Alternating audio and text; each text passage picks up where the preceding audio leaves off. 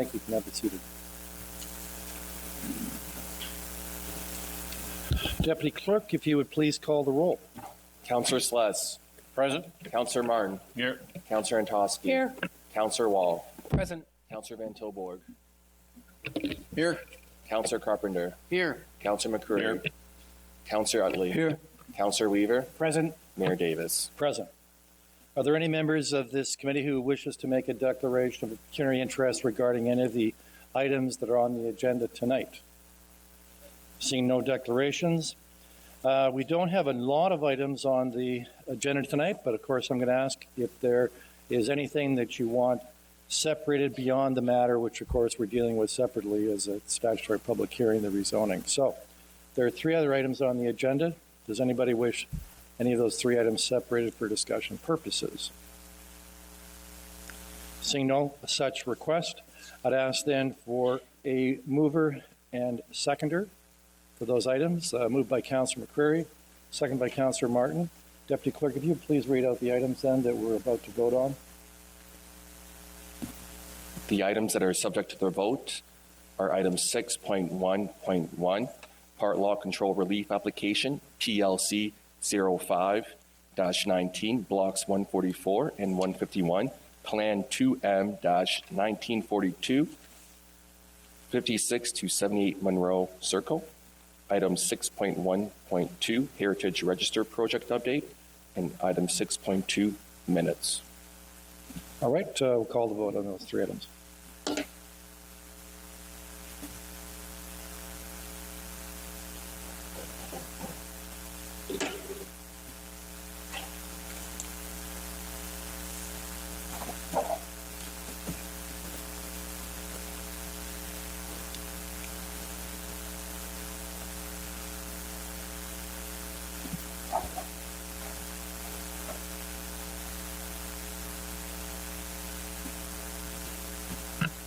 Yes, Mr. Mayor, I just want to clarify in a report. I'm seeing in a subsequent report that the railway is owned by Canadian National Railway, CNR. My understanding was that was owned by Southern Railway. If I get some clarity, if it's owned by CN, I'll have to declare a conflict of interest. My son-in-law works for CN. He's employed by it. All right, I understand you'd like to declare a conflict of interest in that item then? Yep. So that would be item 6.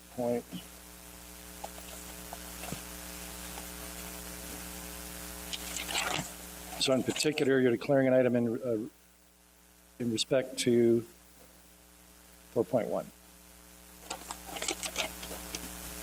All right. Yeah.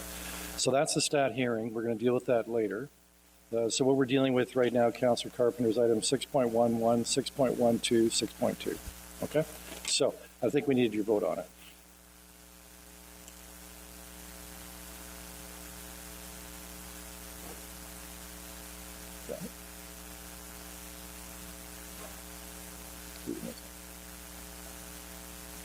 Councillor Carpenter, you just checked again on your vote.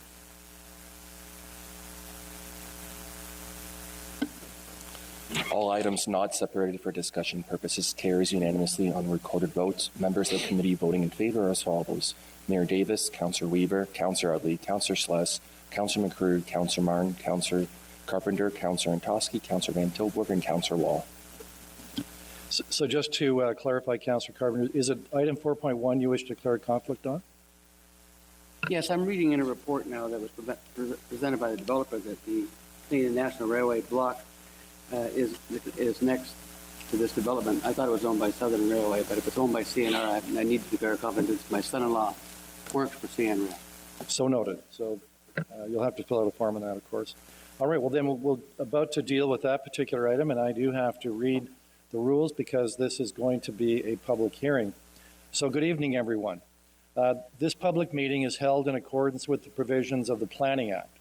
The purpose of this meeting is to discuss planning applications and to hear from the public either in support or against the applications.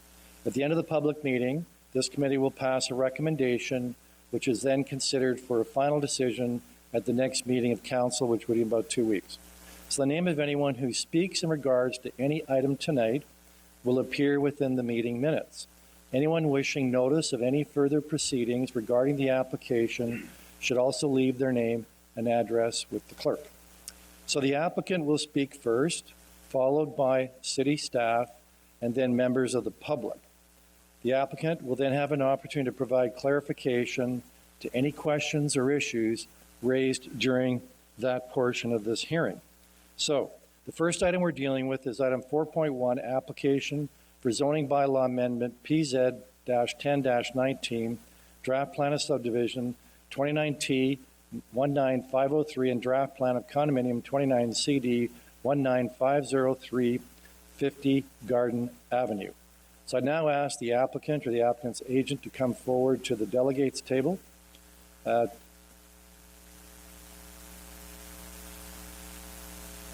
Yes, sir, if you please come forward. I take it you're representing the applicant, or you're the applicant? All right.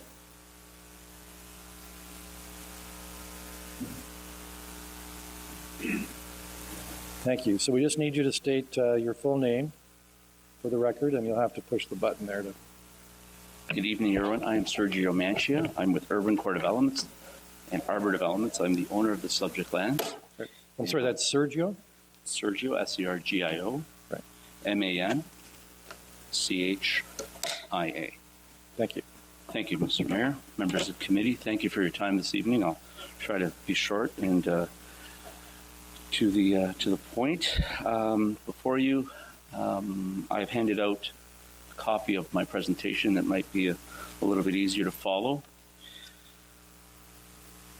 Again, for the record, it's Urban Core Developments and Arbor Developments. And I'm here with my team, and I will proceed on the presentation. But prior to doing that, I'd like to take a minute to actually thank your staff for all their good work. Mr. Moore, I'm sorry, this is probably what I need to, there we are. Mr. Paul Moore, Mr. Joe Muto, and Jeff Medeiros. I just want to take a second. I've been doing this for a bit, and I will say that this is probably one of my most memorable and enjoyable processes with working with your staff. Very professional, phone calls back, sit down to deal with issues. And again, not to age myself, but I will say I've been doing this for almost 30 years. And in this day and age, I can only say keep them because they're great and they're very important to the process. And they're not simply yes, it's how do we deal with things. And I think that's very important. And I think sometimes as politicians and members of the community, you don't hear it enough. I'm not here to put them on a pedestal. I can sincerely say professionally, it's been a really good experience. Thank you. With me today is my group of on my team. So the team is simply made up of architects, engineers, specialized engineers, landscape architects, noise and vibration experts, and that's who's here today. Now with me is our partner, Mr. Enzo Carabelli of Caro Custom Homes. And he's here with me, and he's working with Urban Core Developments to develop the subject lands. Also, Mark Biggin, our architect. Richard is stuck in traffic, is on his way. Richard Pernicke, Nexus Engineering, he's our traffic engineer. Leanne Seeley, who's a White House Design Group. And Mr. John Coulter, our vibration expert. The reason I wanted to have these people here is that I'm not an expert in that field. And I know that the public may have some questions or we may have missed something. We certainly want to make sure that the public and yourselves are informed and we give you the information that's required for your decision this evening. I will move on to page 4, I believe, the subject lands. Mr. Mayor, members of the committee and staff, as you're aware in your report, the subject lands is approximately 1.4 hectares. It's referred to as 50 Garden Avenue, located at the northwest corner of Garden Avenue and Gray Street. It's currently vacant, and it was formerly owned by the Roman Catholic Corporation. Urban Core Developments and Arbor Developments purchased this approximately last summer, and with that, we began our dialogue with your staff. I also want to take this opportunity before I go any further to thank both councillors. I appreciate the councillor's situation regarding the conflict, and the other councillor we've spoken. But I thank you for your help and assistance. We also had an information meeting with the public, and I'll get into that in a few minutes. Again, to the north and south of the subject lands, sorry, to the north is CN's lands, let's say their tracks, which they sub out to another company, which is, I believe, Southern. And this is not your typical, as you're probably aware, railway track. It runs a couple times during the week and carries loads, but not a high velocity track. And that's very important to what I'm going to be explaining and how we propose our development. To the south is semi-detached dwellings and single detached dwellings. To the east, we have some townhouse blocks, and of course to the west, some more townhouse blocks. Before you is what the initial proposal was, Mr. Chairman, Mr. Mayor, and members, where we started with 73 units. And this property, you can see it's not perfectly square.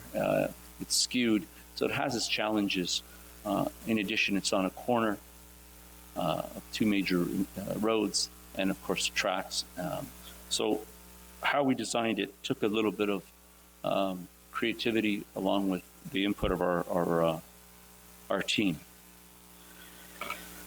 We did have our public information meeting, and upon that public information meeting, there was a variety of changes that we submitted back to Jeff and Joe. And again, these were all revisions as a result of trying to balance a development and at the same time take into consideration good planning, good development, and the public. As a result of it, there were a variety of changes. Sorry. We increased, my apologies, I think I jumped. Oh, it doesn't go backwards. My apologies, Mr. Mayor.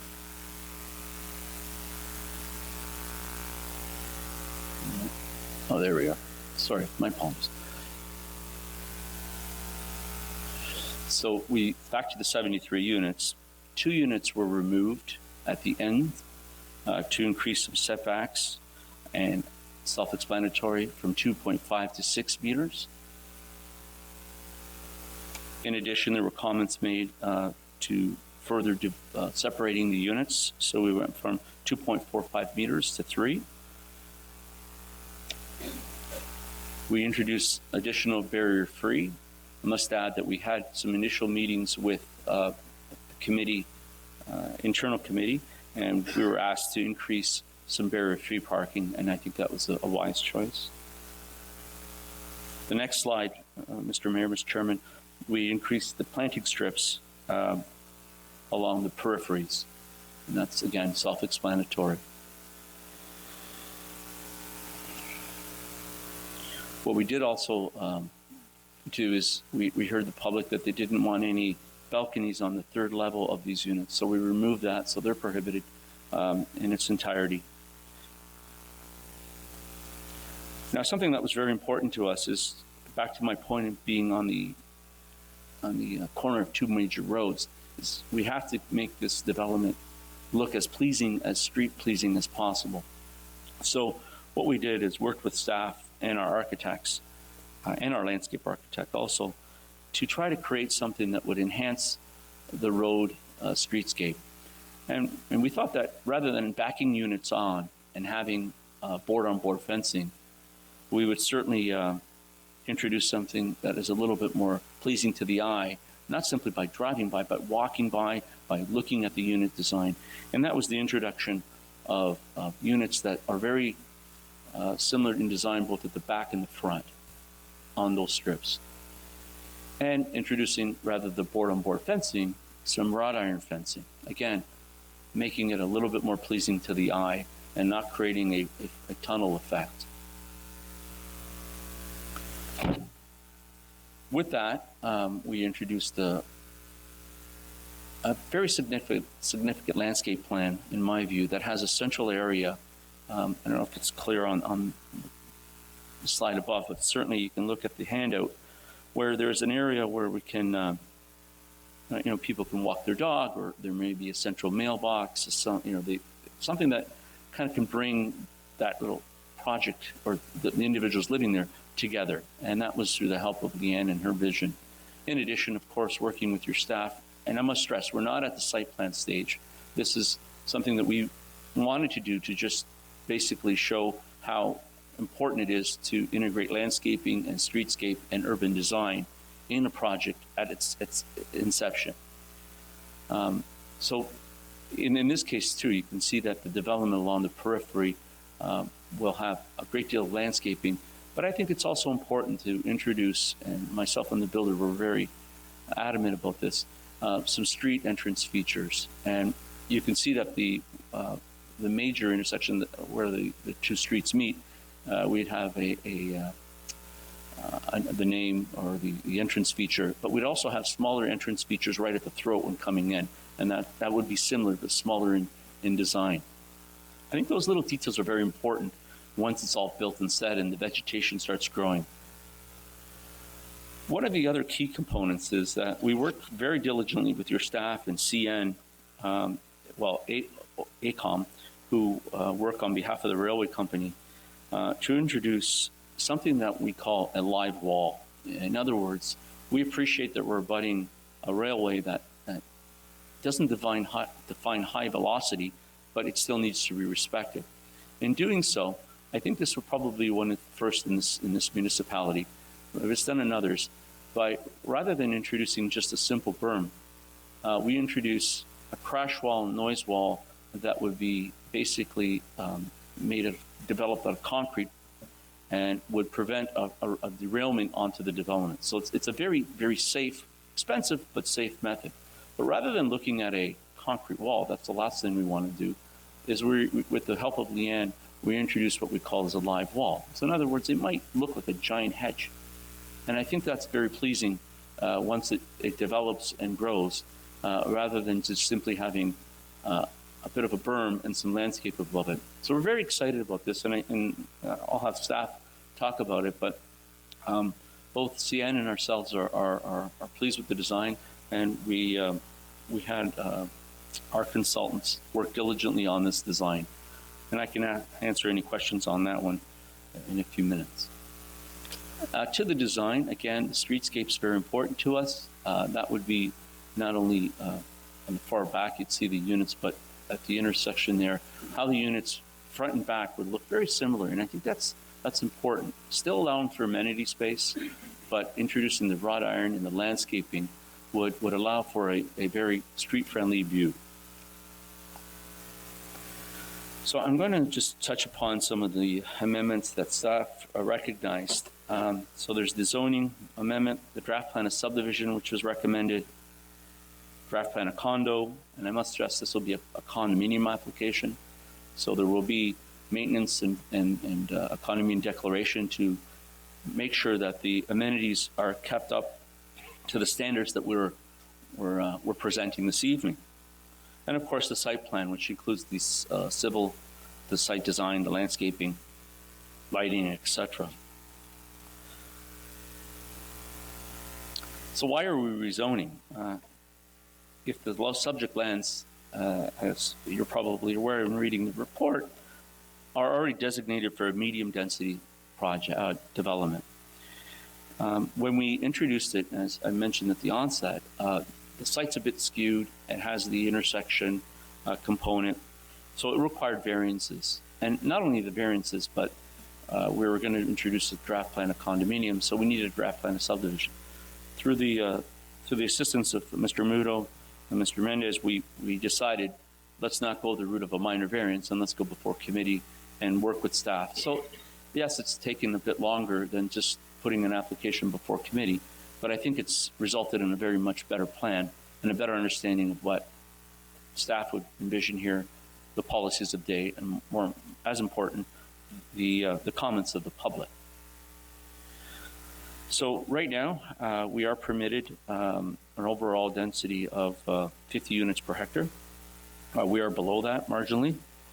I apologize, I don't have that number with me for some reason.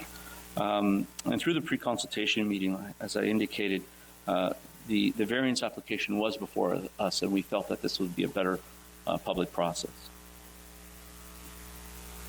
The supporting materials, which were added during this process that wouldn't have been during the minor variance process, is again a draft plan of subdivision, draft plan of condominium, a site plan, building elevations, floor plans, the geotechnical, landscaping plan, tree management, traffic impact, functional servicing report, noise and vibration report, crash wall report, and of course an urban design brief. I won't bore the committee with the chronology, but it's certainly there for your viewing. The only comment that I will add that we're concurrent with the, we're in favor of the application, the report before you, and we're pleased with that recommendation, and we'd hope that the committee would do so, endorse it. Only one comment that we do have is the request for a road widening along Garden Avenue. The road was simply, or has simply just been, has been resurfaced recently, along with the construction of the railway crossing. The result is that there's been, let's say, ultimate development on both sides. And we feel that if the committee would consider that the 3-meter road widening not be taken, and that we would incorporate further landscaping at the rear of the units along the streetscape. Again, we will look for direction and questions, comments on that particular matter. And there's the actual sketch of what the existing right-of-way is 20 meters, the proposed is 26, and you can see probably a little better on your handout that little sort of shaded area we feel would be better used for green space and landscaping and amenity rather than another truck lane or an exit lane. But for the record, Mr. Chairman, Mr. Mayor, and members, we appreciate that staff has an official plan that they need to recognize, and we're asking. We don't want to be debating an OP matter before you, but we think if there's consideration here by committee, we would be grateful. I think that's it, Mr. Chairman, Mr. Mayor. Again, I want to thank you for the pleasant experience that we've encountered here. We look forward to doing further work in this community. And again, we'd like to thank staff for all their help. Hopefully I've clarified a bunch of points. If there's any questions, I'd really appreciate having them. And again, we look forward to starting the development, Mr. Carabelli and the team very shortly if this is endorsed. Thank you so much. So are there any questions anyone wishes to ask? I have Councillor Wall and then Councillor Antosky. Thank you for your presentation. Thank you, sir. Trucks. Are you talking about transport trucks, semis, or when you say truck traffic? Well, I meant traffic, volume traffic, increasing the width of the... Yeah, could you elaborate a little bit on that for me then, please? I used the term maybe a little too loosely. I meant more, to me, wider lanes, more asphalt means a lot more. But again, there's the policies that look to the future and why the road needs to be wider. Mm-hmm. That's our feeling on that. Okay, and then could you just elaborate a little bit further upon changes made to the project at this point that resulted from the public consultation? Sure, absolutely.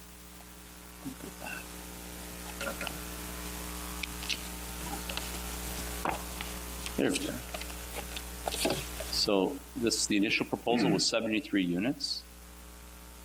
We then had some concerns on the side yards, more so on the existing development to the west.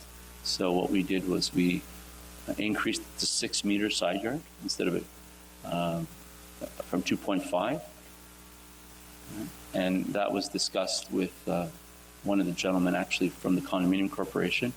We also increased, we basically shifted, Councillor, through you, Mr. Mayor, the development over further. And that resulted being closer to Grays Road.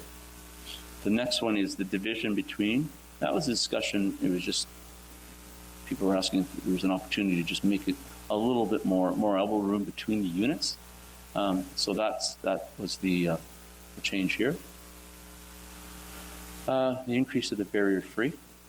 We went from 2 to 5. The planting strip along the north side lines now total 4 meters. So we introduced a complete planting strip within that 6 meters of 1.5. Now that will be a site plan matter that will hopefully flush out material type with our landscape architect and your staff. And of course, enhancing the beautification of the site, in particular the live wall and along the existing townhouses, some type of trees. Now we have talked to the abutting residents on the type of trees, and we'll continue to do that because we haven't finalized that yet. Okay. This balconies, there was concerns on the balconies. Now, I will say that this was removed for these particular 2 blocks, but if there is an appetite for council because the report indicates that we can have it elsewhere, but if council feels, committee of the whole feels that it should be throughout the development, I have no reservations about that either, so that would be eliminated. And then just introduction of wrought iron and the streetscape and how we're bringing that to the actual existing right of ways and making it a little bit more streetscape friendly. And that's what we're doing. So how many units and how many parking spots? Oh, it's right there. Sorry. Thank you. No problem. It's right here. That's okay. So we have 71 units now from 73. I just want to take a step back and just, we weren't simply just eliminating units or for the sake of eliminating, just trying to make it a little bit more design better featured. That's it. This might be, I know you can't predict the future. Yeah. The people you're expecting to move into these units, do you expect them to be still people who are getting in their car, leaving, going to work every day, coming home? Or do you expect it to be like an older population that maybe isn't leaving every morning at 9 a.m., coming home every day at 5? If I were to guess, I'd probably say a combination of both. There could be also people that rent that are looking for, getting into the market, the ability to, downsize. A lot of people downsizing. Yes, commuters are there. I'm not gonna say no to that. You're certainly right. So again, we're in conformity with the bylaw on how the numbers are for parking and the requirements. So we hope that we've accommodated what we can. I don't see this as like a subdivision. I must stress through you, Mr. Mayor. Subdivision where you have a double car garage or a single car garage doesn't mean they're going to have one car. They could have up to 6 cars. In this case here, they're pretty limited. In fact, in a condo, you're going to have your driveway, your garage, and a visitor parking. So we hope that this reduces the number of vehicles in per household. So, I mean, you're aware that we have a number of concerns from the community in front of us here today. Do you have a history of building projects like this? Have you done it in other communities? Yes.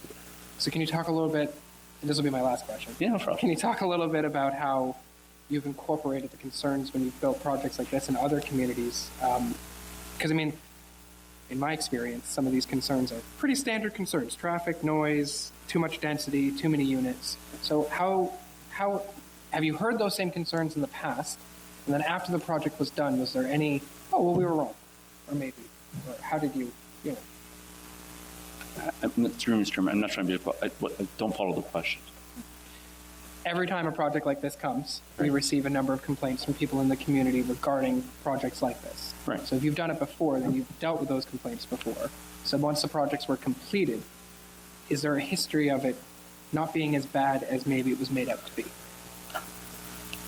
I think it's very important to listen to all these concerns. Do we have a crystal ball to say they're all going to be mitigated? No, that's the honest truth. But we try to mitigate as much as possible and take the practical approach to it. So in this case like this, traffic was an issue. I think noise, let's take a step back. The zoning, through you, Mr. Mayor, the zoning permits this type of use. In fact, it allows for a church. It also allows for up to a 4-story apartment building. So our actual units per hectare are below on the official plan. We try to accommodate, and then that next level, which is site plan, is where we want to continue to work with the councillor and staff to try to mitigate some of those issues that maybe we're not seeing.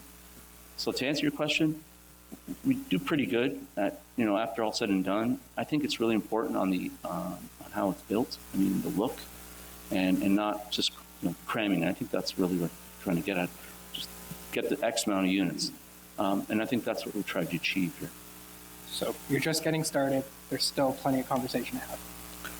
I think we're getting started, and the site plan is a very important component. Yeah, I think you're absolutely right with that. Awesome. Thank you very much. Thank you very much.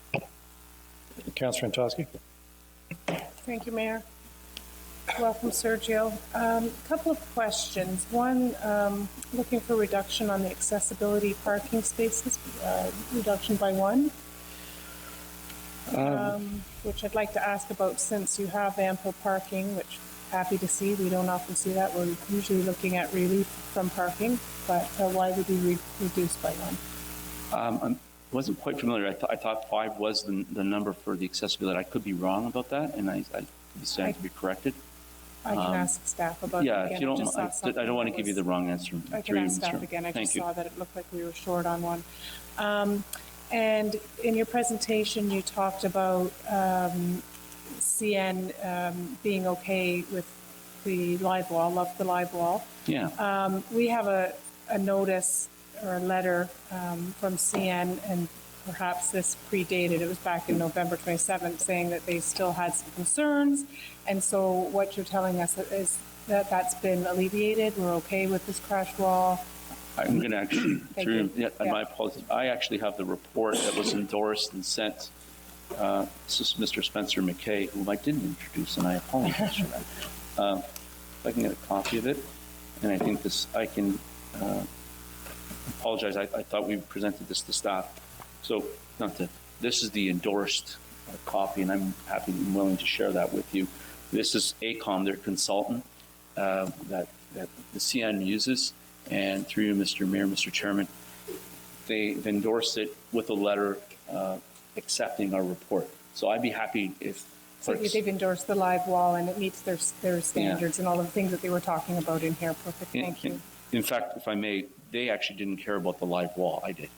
I just wanted to make it very clear that I think it's important that any fence sometimes becomes a little bit too mundane, and that we could add a little bit more. It costs a little more, but I think it's really going to make a really neat feature here. So this report says, yeah, you can go ahead and do what you want to do. We just went that extra step with our landscape. Well, I guess my question for this is the crash wall versus the berm, and the live wall is great because it deters graffiti. So that's a great thing. I think those are my 2 questions for you right now. Thanks. Thank you. Councillor Martin? Thank you. Will these townhouses all be the same size? Right now, I think if I can have the architect speak to it, our end units are going to probably be, they always tend to, through you, Mr. Mayor, Mr. Chairman, they're going to be a little wider. And then they tend to gradually internally be, but we're talking not a great deal of square footage, but marginally. How many bedrooms will they have? Right now, it's 3 bedrooms. Will be 2 bedrooms, and the lower level one can either be a study, an exercise room, or a gym. Or a library. Okay, so it's 2 bedrooms plus? Correct. An extra, so it could be 3 bedrooms if somebody wanted to? Yeah, but ideally, it's 2 fairly sized ones with the lower level one. Is that the elevation? If I may. I'm just going to go to the rendering. Sorry about that. So, if you can see the bedrooms, 2 bedrooms on the upper level, the main kitchen and dining room on the 2nd level, and the lower level would be garage. And you can see on the far right, there's the doors there. That can act as a bedroom, like I said, a study. Be the choice of the homeowner. There's a little more flexibility. Okay, thank you. Thank you, sir. Councilor McCurry? Mayor, thank you. Welcome, guys. Thank you, sir. There was a question earlier about accessible parking spots. So on the main floor, you have some living space that'll be finished out when you build? Correct, sir. Okay. Through you. Washroom? Main floor washroom? Main floor, there is 3. You mind if I just bring the architect beside no. me? If you don't, I don't want to No, give go ahead. committee come. Ground floor has a washroom. Okay. So in fact, at least the bottom floor is accessible for folks that might move in a wheelchair. Absolutely. So then the parking stalls do have significance with respect to being provided, Yeah. right? Mr. Spencer just advised that 5 was the requirement for accessibility, so we're not implying that the counselor was incorrect, but maybe we're missing something. So we'd be happy to address it. Okay, so you are in compliance then with the number of accessible parking stalls? Yes, absolutely. Okay, thank you. That's what we're through you. We're of the understanding, and we can bring it into compliance if there's a problem. Mr. Manchin, I've got a couple of questions for you. If you can go to slide, I don't have a number on it, but it's the initial proposal slide. So I'm looking at, right.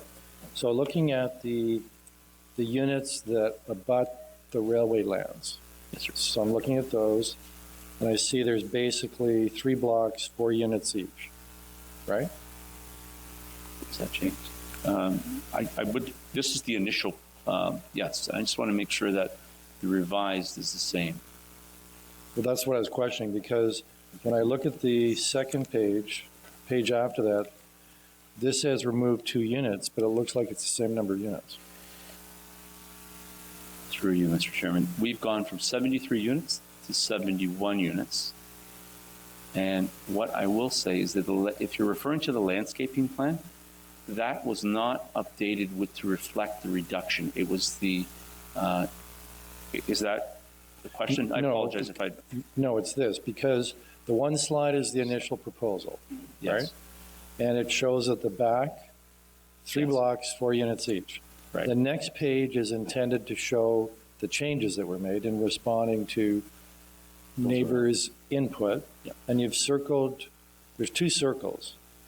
At Those, the end sorry. of each, right, at the end of each of, They're gone. all right. So those are out then. That's correct. So what you have at the back then is 3, 4, and 3. Is that 8, 6, and 8. 8? All right. Do you have a diagram that shows the reduction? Mr. Chair, if you give me 1 second. This is not in. I have it here, sir. Can I pass that along to you?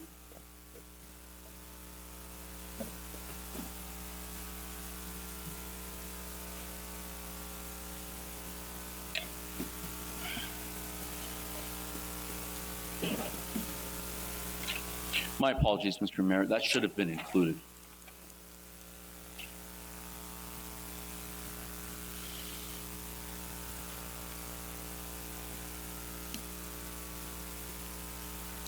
Is that right?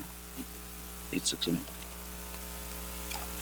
So you've taken the 2 units out of that inside block. Yes, sir. And we've just increased the side yard requirement on the ends. Yeah, because I can see here that on the initial proposal, the side yard is pretty narrow to the adjoining condominium development. And yes, it does show it being expanded, thanks. Just we didn't have it in there, so I wasn't seeing it visually. You can keep that, Mr. Mayor, if you would like to, for the record. So the other question I have has to do with your concern about the 3-meter road widening. So it's not on, I don't think there's any contemplated widening of the road at this time. It would be giving us as a city the flexibility if necessary at some time in the future to be able to widen that roadway if traffic volumes require it. That is correct. Right. So I didn't quite understand the concern about if there's a 3-meter road widening allowance, then you wouldn't be able to landscape it, but you'd be able to landscape it anyways. It would be in the public realm. Right. We would certainly accommodate landscaping it for you, but we wouldn't be maintaining it as a condominium, or the condominium Right. wouldn't. But chances are they probably would cut the grass, so you are quite correct. Right, okay. All right, so those are questions. Thank you, sir. Any other questions for the applicant? If not, I'd ask that you return to your seats. We may need to we'll give you a second chance to come back after we've heard from staff and the neighbors. So Thank you, sir. Thank you, committee. if staff would please come up. Mr. Mayor, did you want a copy of this for the record, or staff does have it, so we can leave it with staff? That's the CN, ACON endorsement. Well, if you've referred to it during the hearing, we should have it. So, That's fine. Yep. I'll pass along the stuff. all right, thank you. Might even mark it Exhibit 1 to this hearing.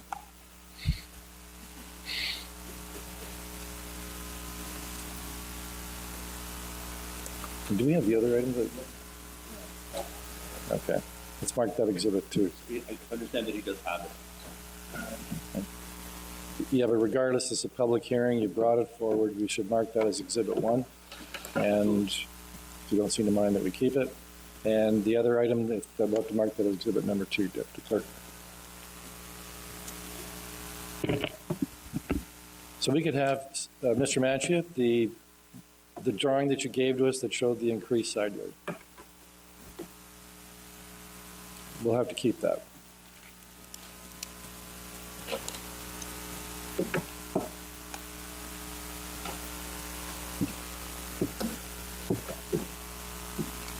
So I'd ask the staff to please identify yourselves, and if you could provide us with staff input on this. Through you, Mr. Mayor and members of council, my name is Jeff Medeiros. I'm an intermediate planner with the city. Okay. So what you have before you tonight, as the applicant agent has indicated, 3 separate applications, zoning bylaw amendment, draft plan of subdivision, and an application for draft plan of condominium. The end result, or the intent of those applications, is to facilitate the construction of 71 block townhouse units. I'm just going to brush over this. The applicant did a very good job going over it. It's obviously a neighborhood in terms of its context, residential, singles, semis, towns. It's quite diverse. Employment uses further to the north. Okay, the development proposal is for 71 units, consisting of blocks between 4 to 8 units per block. There's a large central amenity area, visitor parking spaces throughout the site. I do want to acknowledge the fact that each unit does have technically 2 spaces, one within an attached garage as well as a surface parking space. In addition to that, there are 27 visitor surface parking spaces located throughout the site.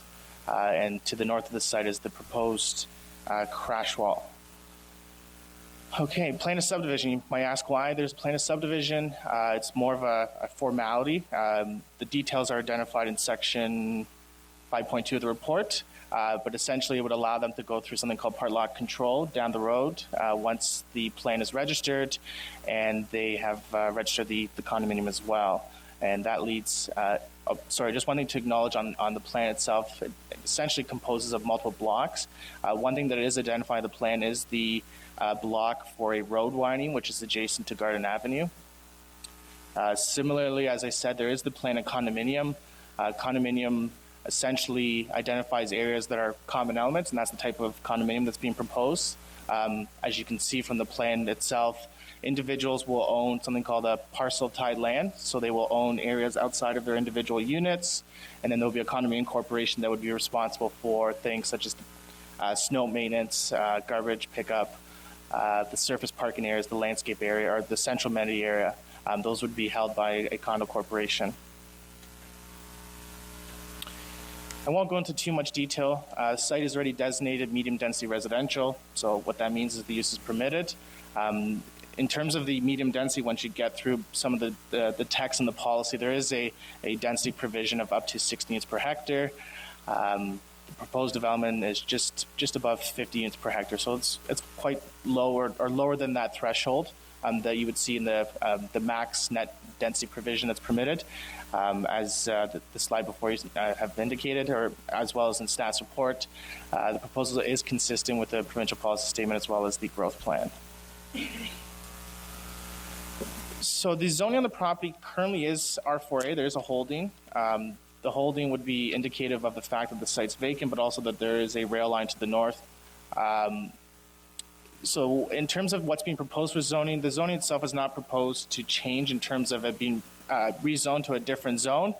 Simply, it's a matter of modifying some of the provisions in the bylaw and creating an exception in the bylaw that identifies some of the site-specific provisions for the property. So the R4A zone does permit the use, but what's being proposed with the zoning is, which I'll go into detail right now, is some of the site-specific exceptions. So the zoning is unique in the sense that there's regulations created for the block, and then after registration, there's regulations that are created for the pottles. So that's why there's a number of variations or provisions that are being modified in the zone. It's a sort of a function of having an older zoning bylaw at the city. Just a few things to identify of significance, the parking requirements. So the zoning bylaw as of right requires 1.5 spaces per unit. Since the applicant is proposing a attached garage as well as the surface parking space, planning staff are recommending that each unit actually provides 2 spaces per unit. And that would allow them to have 2 spaces per unit, which exceeds the minimum requirements in the bylaw. In addition to that, the zoning will recognize the visitor parking spaces, so that would be the 27. Similarly, one of the questions previously about the accessible parking space requirement, the zoning in Brantford requires 4% accessible parking spaces. Previous plan had indicated 4 spaces, but the bylaw requires 5, and staff are holding that requirement. So the applicant has provided an updated plan, which is on the screen here, and there's 5 accessible parking spaces, which are located throughout the site. I won't go into all the specifics, but as you can see on the screen, the zoning provisions for the block really look at the outside elements of the property. So your setbacks to your property lines, to the rail line, things of that nature. Similarly, in some of the policies regarding encroachments are also being modified through the zoning. As I said as well, the zoning is structured in such a way that once the condominiums register and the pottles are created, there'll be regulations for the individual pottles. So a lot of the provisions really are internal to the site. So your setbacks and some of the discussion in the report that you'll see regarding the pottles, they deal with internal setbacks for the most part. So things such as your side yards, your minimum lot area requirements, your lot width, those are all being modified to recognize the proposal that you have before you this evening. Some of the staff recommendations I want to point out, specifically the planting strip, the applicant has provided some details to that already. It's a staff recommendation that there is a 1.5 meter planting strip. That was partly in response to some of the input that was received from the public, but also to ensure that there is that buffering of the proposed crash wall to the north next to the rail line. Similarly, staff are recommending limiting accessory buildings and structures in the 2 areas identified on the screen, which would be next to Garden Ave and Gray Street. The intent behind that is to really discourage backlotting. Although those technically are rear yards, we really want to emphasize that streetscape and give that sort of presence. And that lends itself to the type of fencing. So the applicant has indicated a wrought iron black vinyl fence, non-issue. If it were something like an opaque fence, it really gets away from the design that is being presented to committee here this evening. The other unique provision that deals with the rail line is the setback to the rail line, which is also an interior side yard. The bylaw as of right requires 15 meters, and that's basically the minimum requirements. It's 15 meters to the rail line in this specific location. Applicant has asked for 7 meters.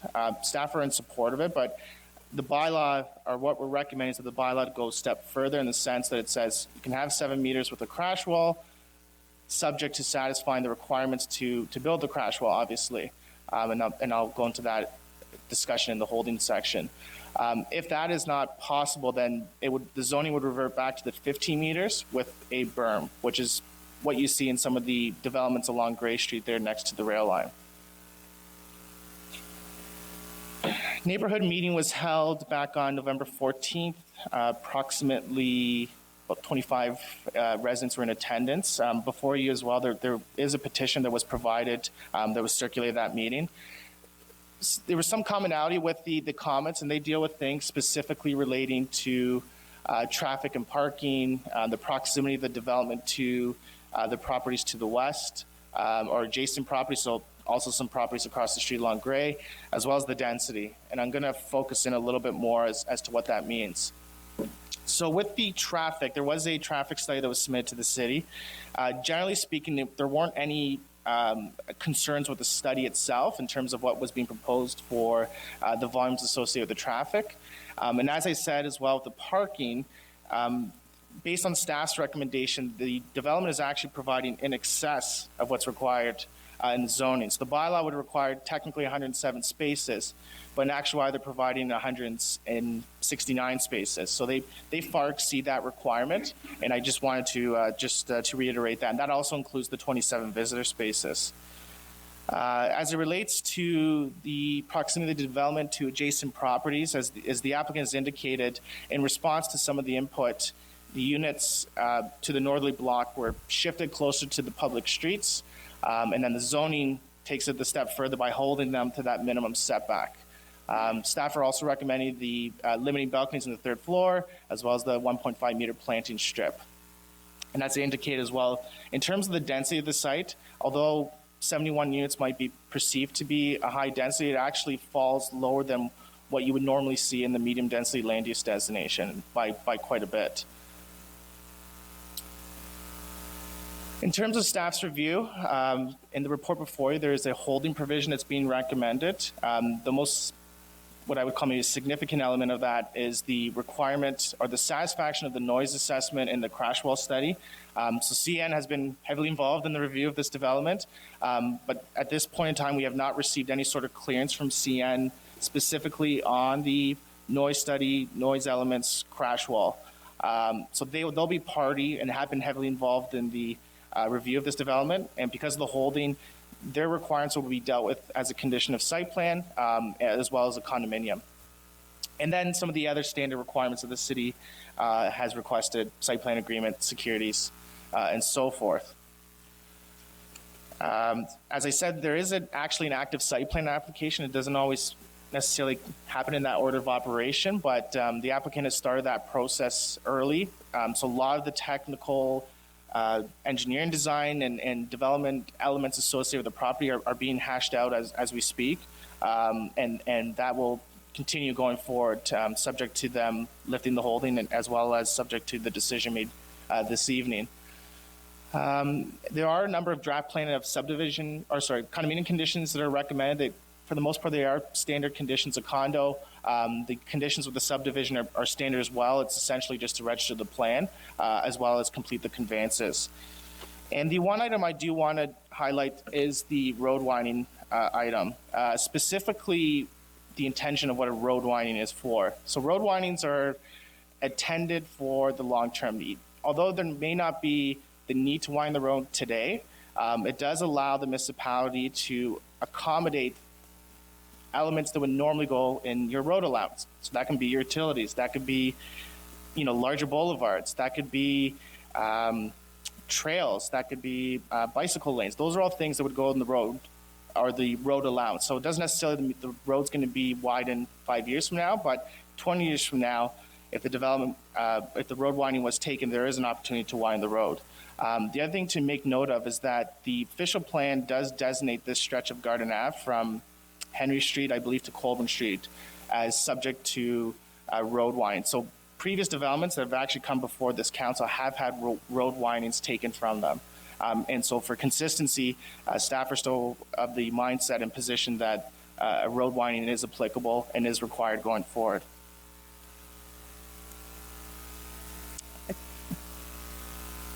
So in conclusion, we are recommending approval, staff are recommending approval of the zoning, draft plan and condominium, and draft plan of subdivision, subject to conditions. The development represents good planning, consistent with the PPS growth plan, and we, planning staff, feel that it is appropriate for the neighborhood. So I'd be more than happy to take any questions. Thank you, Mr. Medeiros. We do have, I've got Councillor Sluss, then Councillor Antosky, then Councillor Wall, and then Martin. Thank you, Mr. Mayor.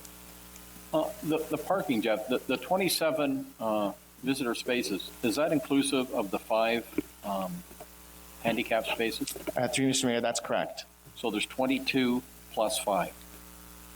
Yes, correct. Okay. It seems to me that most times when you count the garage as a parking space, it either ends up being developed into living space or storage space, and a car cannot get in it. So really, well, technically, it's 2 spaces, but in reality, is it really 2 spaces? Through you, Mr. Mayor, based on the requirements in the zoning, it is classified as 2 spaces, and what that basically means is they'll have to meet the minimum dimensions.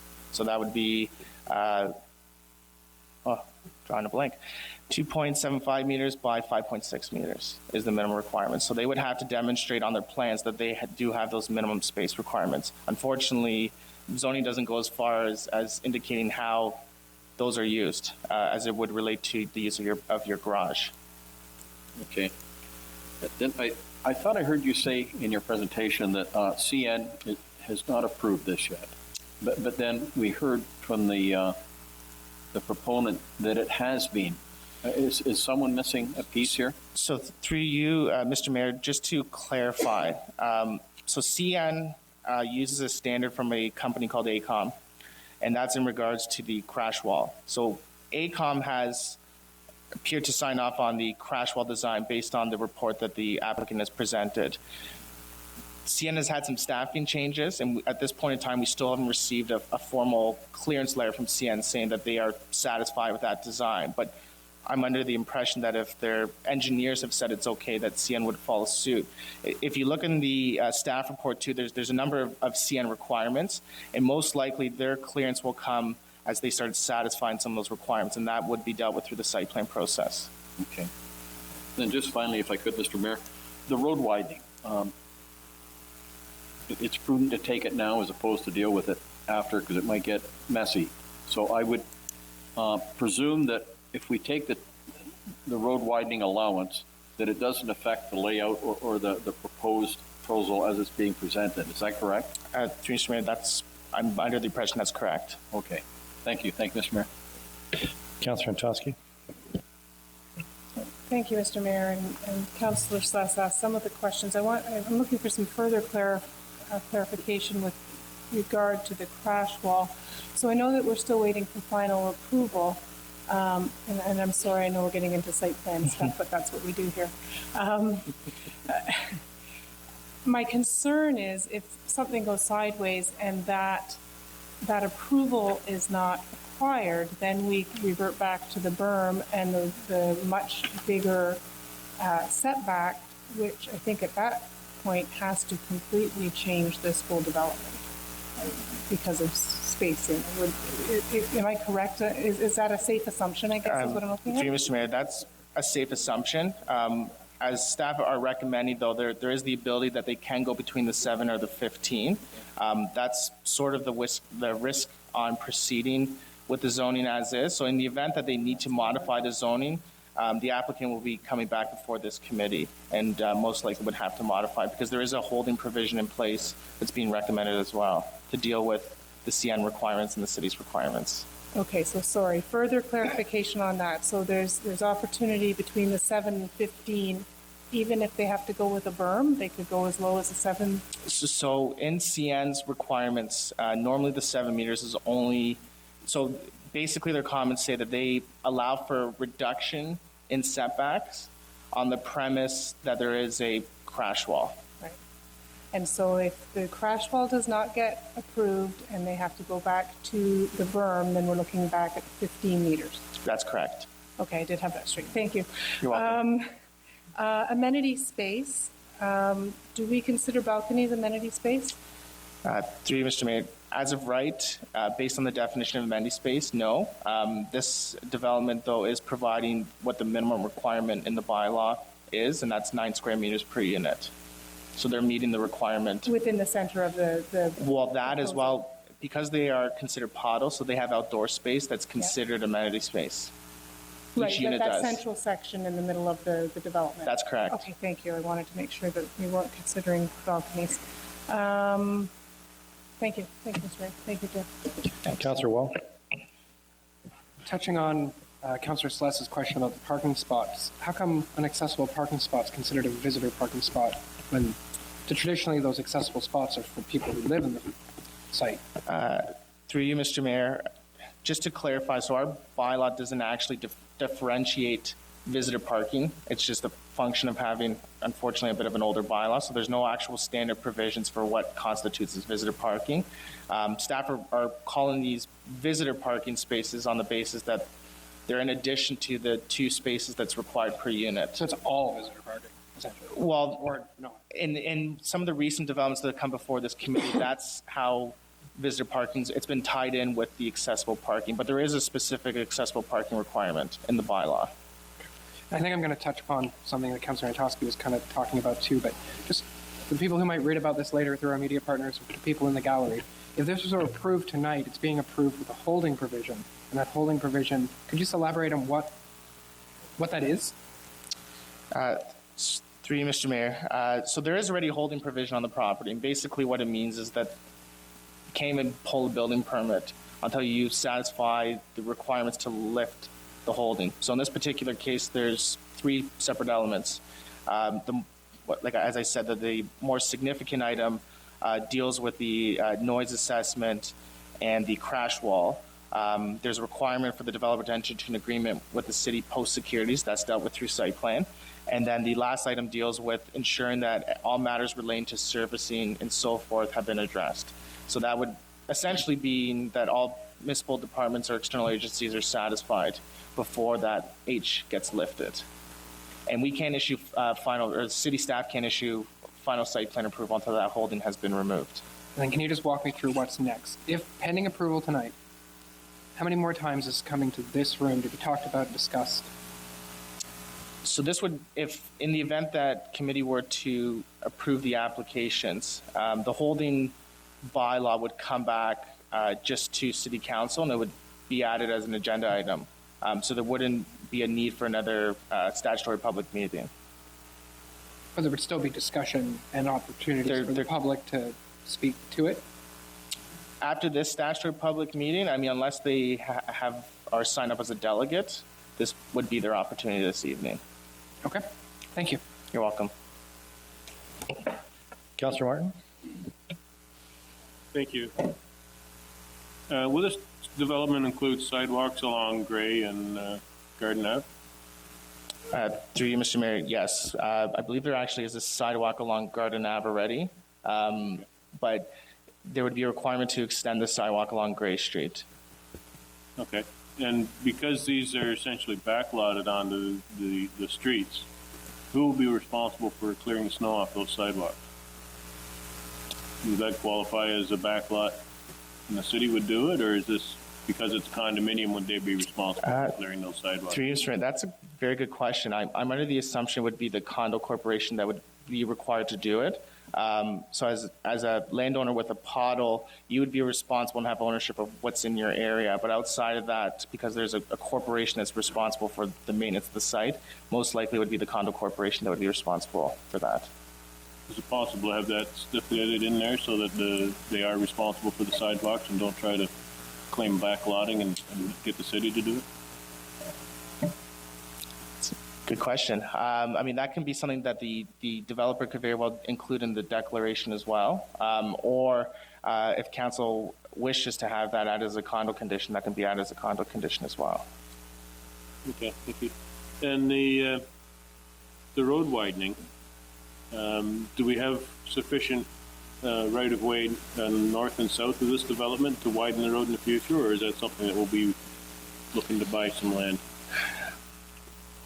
Through you, Mr. Mayor, so the Planning Act gives municipalities the ability to take land for public purposes, so being in this case road windings. So a lot of the more recent developments in the neighborhood have had road windings taken for them. The townhouse development actually across the street conveyed about the 3 meters as well, so that's the one at 41 Garden Ave. The live developments to the north have conveyed road windings as well. In the event the lands to the south or to the north have not had road windings conveyed, city staff would have to look at the actual road allowance because it might be larger in certain sections. But as I said, the official plan stipulates 26 meters, so 3 meters on one side and then 3 meters on this side. So in the event that additional lands were to be required to be expropriated, for example, then that would be the avenue that lands would have to be acquired, would be through expropriation. Okay, thank you. Jeff, I got a couple of questions. The applicant mentioned that there was a discussion about dealing with this through a minor variance. Was that seriously considered? For you, Mr. Mayor, that is correct in the sense that, they could very well apply, but they were subject to a public process under the Plan Act for the plan of subdivision, which made more sense to come before this committee. In addition to that, previous common elements condos that we have seen in the last couple of years, they don't have specific regulations for pottles, and a variance wouldn't really do that. Like the only way to establish zoning requirements for the pottles, for example, would be through a zoning amendment. Okay. And so you generally go a minor variance when the change from the zoning bylaw is pretty minor and thus doesn't need to go through the statutory public hearing in front of council. Is that? Through you, Mr. Mayor, that's correct in the sense that the minor variances are subject to 4 tests in the Planning Act. So how they are evaluated is a little bit different than a zoning bylaw amendment. In the event that the applicant is not able to satisfy even one test, then planning staff would not support the application. But the minor variances, as you're probably aware, do go to the Committee of Adjustment, which is a committee appointed by council. Okay. And you mentioned the provincial policy statement. I know we've heard that many times in this council chamber. Just repeat for us, what that means in the context of this application. Sure. It's a policy document from the province. It looks at land use planning in the context from various different avenues. So in this particular case, it looks at contains policies that would encourage a mix of housing types, promotes intensification. This proposal fits into the mold of that policy direction. In fact, the official plan in Brantford is entrenched in many of these provincial policies as well. Okay. Well, can we go offside of provincial policy? Do something other than what's in a provincial policy. Fair enough. So through you, Mr. Mayor, so our official plan, as I said, mimics provincial policy. So if we went against the official plan, we wouldn't technically probably be consistent with the provincial policies. So what are the consequences? Staff wouldn't most likely be able to support the application if it wasn't consistent with provincial policy. Right. Okay. I think I've got Councillor Antosky. I think you want to go for a second round. Thank you, Mr. Mayor.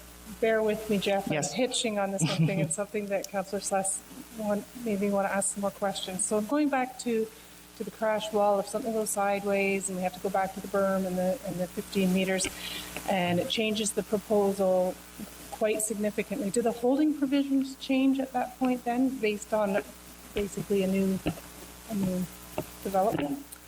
Through you, Mr. Mayor, that's a very good question. At the end of the day, as the holding provisions read, the applicant needs to satisfy CN and the city with respect to both reports. So in the event that CN is not in agreement with the crash wall but is fine with the berm, then that would be enough rationale for subject to satisfying the noise requirements that a berm would be required in that instance. Okay, thank you. I'm feeling like we're a little bit of cart before the horse on this one. Okay, thank you very much. You're welcome. Councillor McCurry and then Councillor Weaver. Mayor, thank you. Could you explain what you mean by pottle, spelled P-O-T-L, for folks at home? Through you, Mr. Mayor, It's an acronym for parcels of tied land, and those are essentially, I'm going to call them lots. They're lots within a registered plan of condominium. You mentioned earlier that there were some outdoor elements which would be owned by the individual property owners. Could you specify what those are? So through you, Mr. Mayor, that would be, depending on the type of condominium, so this is a common element. So a standard condo, you would essentially own everything within your from drywall to drywall inside the unit. With the common elements, you're responsible normally for elements out of the actual unit itself. So that would be, replacing windows potentially, your grass, if you have grass. Those would be the outside elements that I was referring to. So in Outdoor this space. instance, folks would have to cut their own lawns, That's correct. replace their own roofs? Could be. It depends on how the declaration's set up. When one looks at the air photo of the neighborhood, it looks as though this development's going to be quite a bit closer to the railway tracks than anything that's been built since about 1950. Can you comment on that? Through Mr. Mayor, that's a good question. Most likely, standards with rail protection have changed quite a bit. I think a lot of that stemmed from the incident that happened in Quebec a few years ago in regards to some of the regulations with developments in proximity to rail lines. It appears as though this will be built closer to the rail line than most of the other development around it. But I'm just wondering if regulations have become less stringent.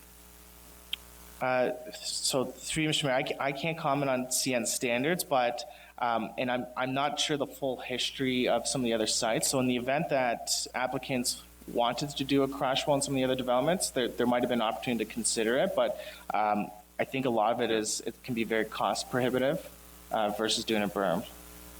I would think for the purpose of selling units, they may wish to attach another name rather than crash wall. Just a comment, and can you comment on what you might know about the rail traffic that goes up and down that corridor, the speed and the frequency and the cargo? Through you, Mr. Mayor, I would probably defer that comment to the applicant. I don't have any of those figures in front of me, unfortunately. Okay, thank you. Councilor Weaver? Thank you, Mr. Mayor. I'm a little confused about, so it's a condo corporation, and you stated that they're going to be cutting their own grass and shoveling their own snow. Is that correct? So through you, Mr. Mayor, I'm probably going to defer that question as well to the applicant. It really depends on how the condominium is actually set up. With common elements, there is the ability to do that, but it really depends on the declaration. And they'll know a lot more of the specifics as to how they're going to set up the condominium itself. Okay.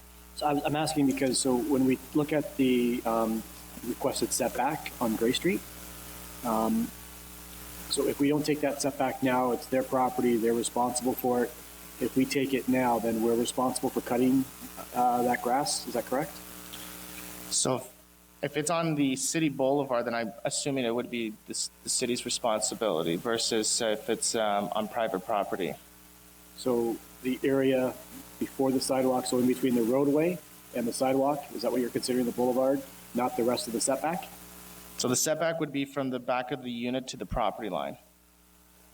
Okay. So who would be required to maintain that property? Would it be the city or would it be the... Well, in this particular...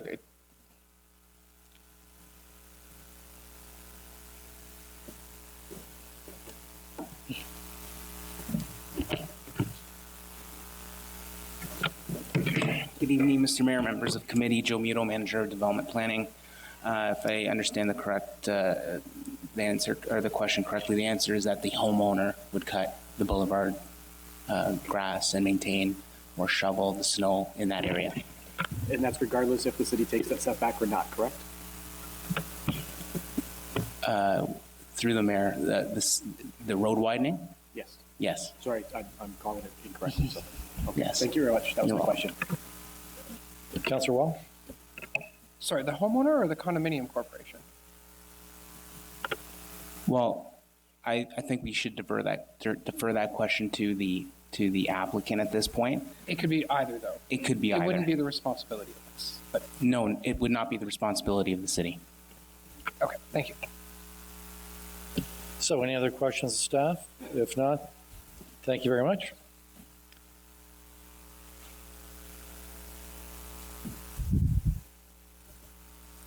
So I'd now like to invite any members of the public who would like to come forward and speak to this application. Sir, if you would please come forward and take a seat where you saw the staff member sitting, please.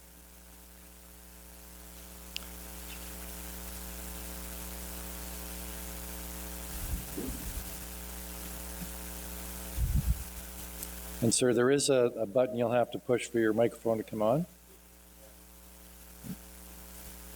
Big one. And if you'd first start by stating Okay, your name. Mr. Mayor, members of council. So you have to state your name, please, and your address. My name is Simon George. I live at 694 Gray Street, Unit 9. I'm the president of BCC 47. And I probably live closer to the rail tracks as anybody. When I bought my unit, someone forgot to even tell me that there was a train track there. It was so well hidden by trees that I didn't even know there was a train there until move-in day. The trains go by. There's at least 2 trains per night. I think there's one about 11:30 p.m. There's another one at about 2:30 a.m.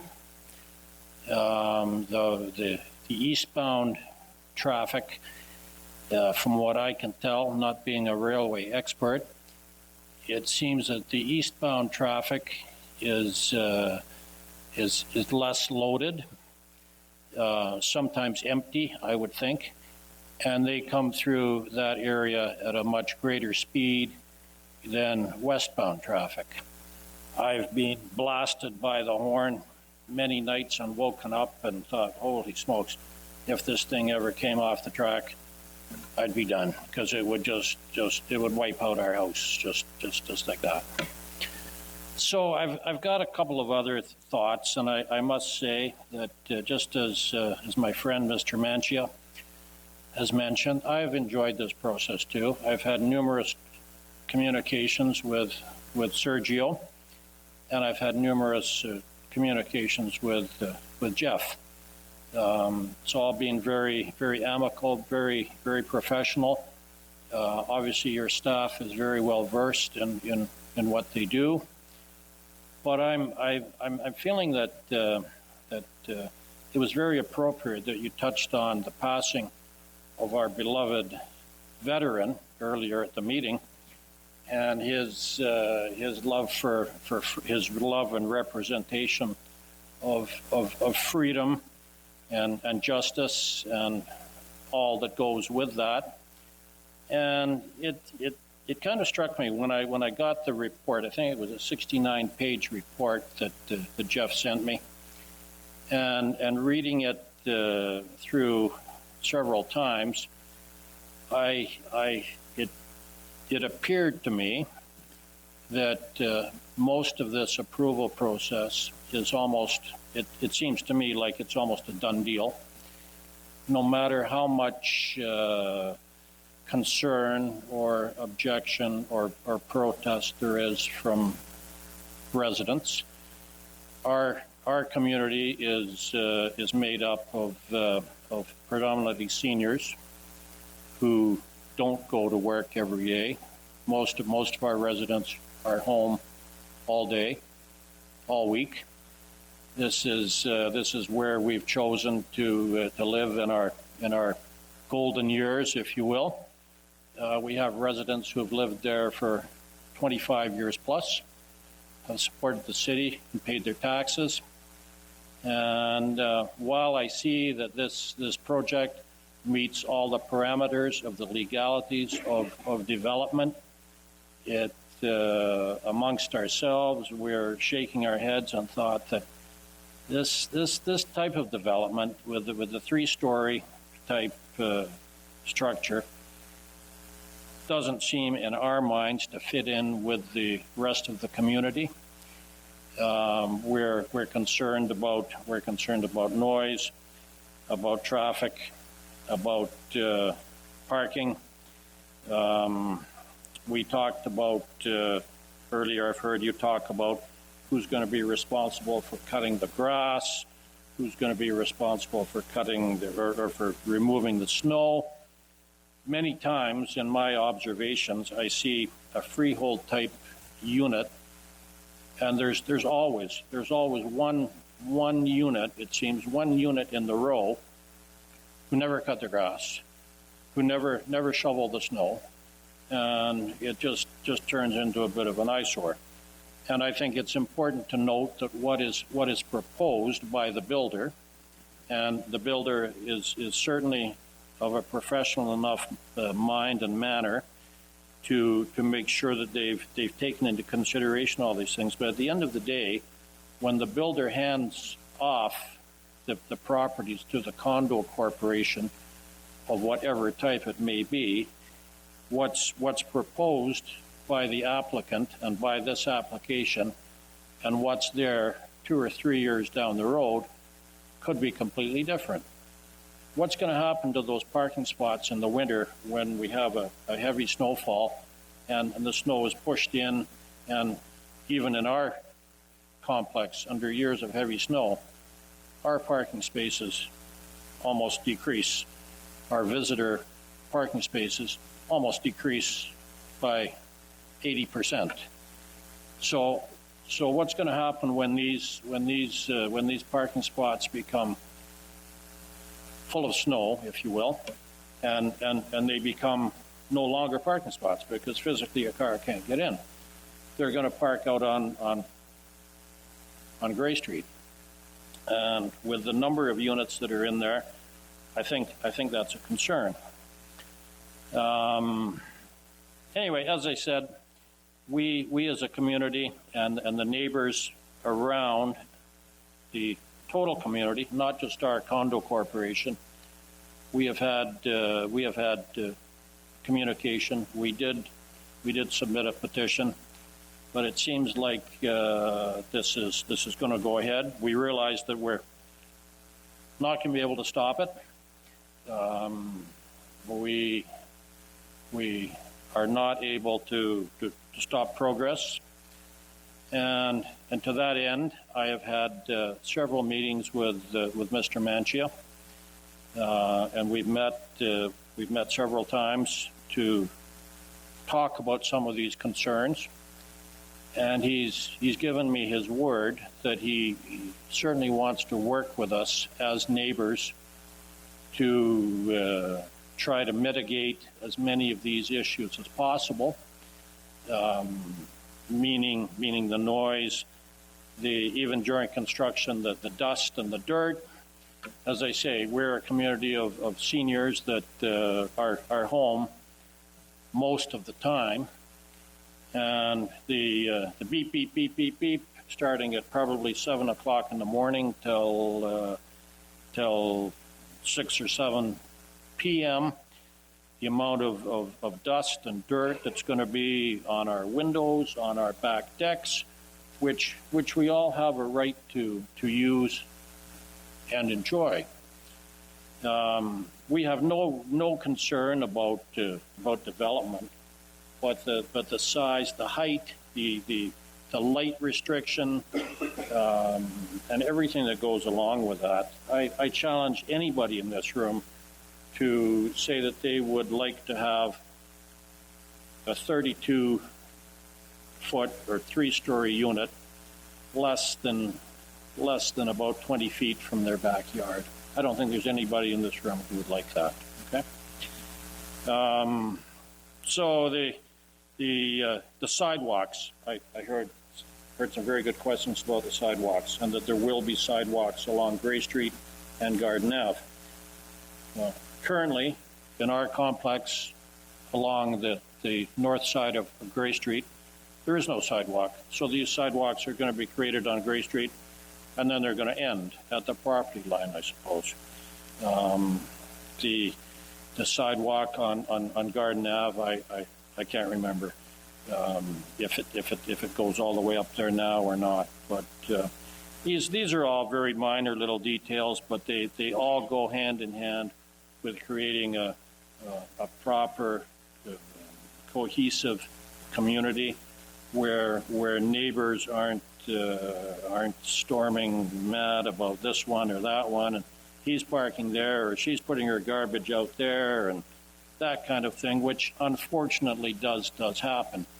We do have on the westerly boundary of our complex, we do have an Ontario housing complex, and we've had numerous issues there: noise, garbage, destruction of fence and property, and that's been ongoing.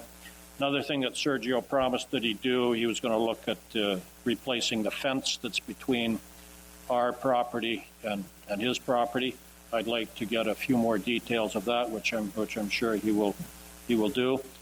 And again, after conveying my thoughts to you all, I'd again like to say that Sergio has been very forthcoming and very professional and very sincere on his desires to work with us and to try to be a good neighbor. Okay? I could go on forever. There's all kinds of issues. The thought of a crash wall, as I say, when a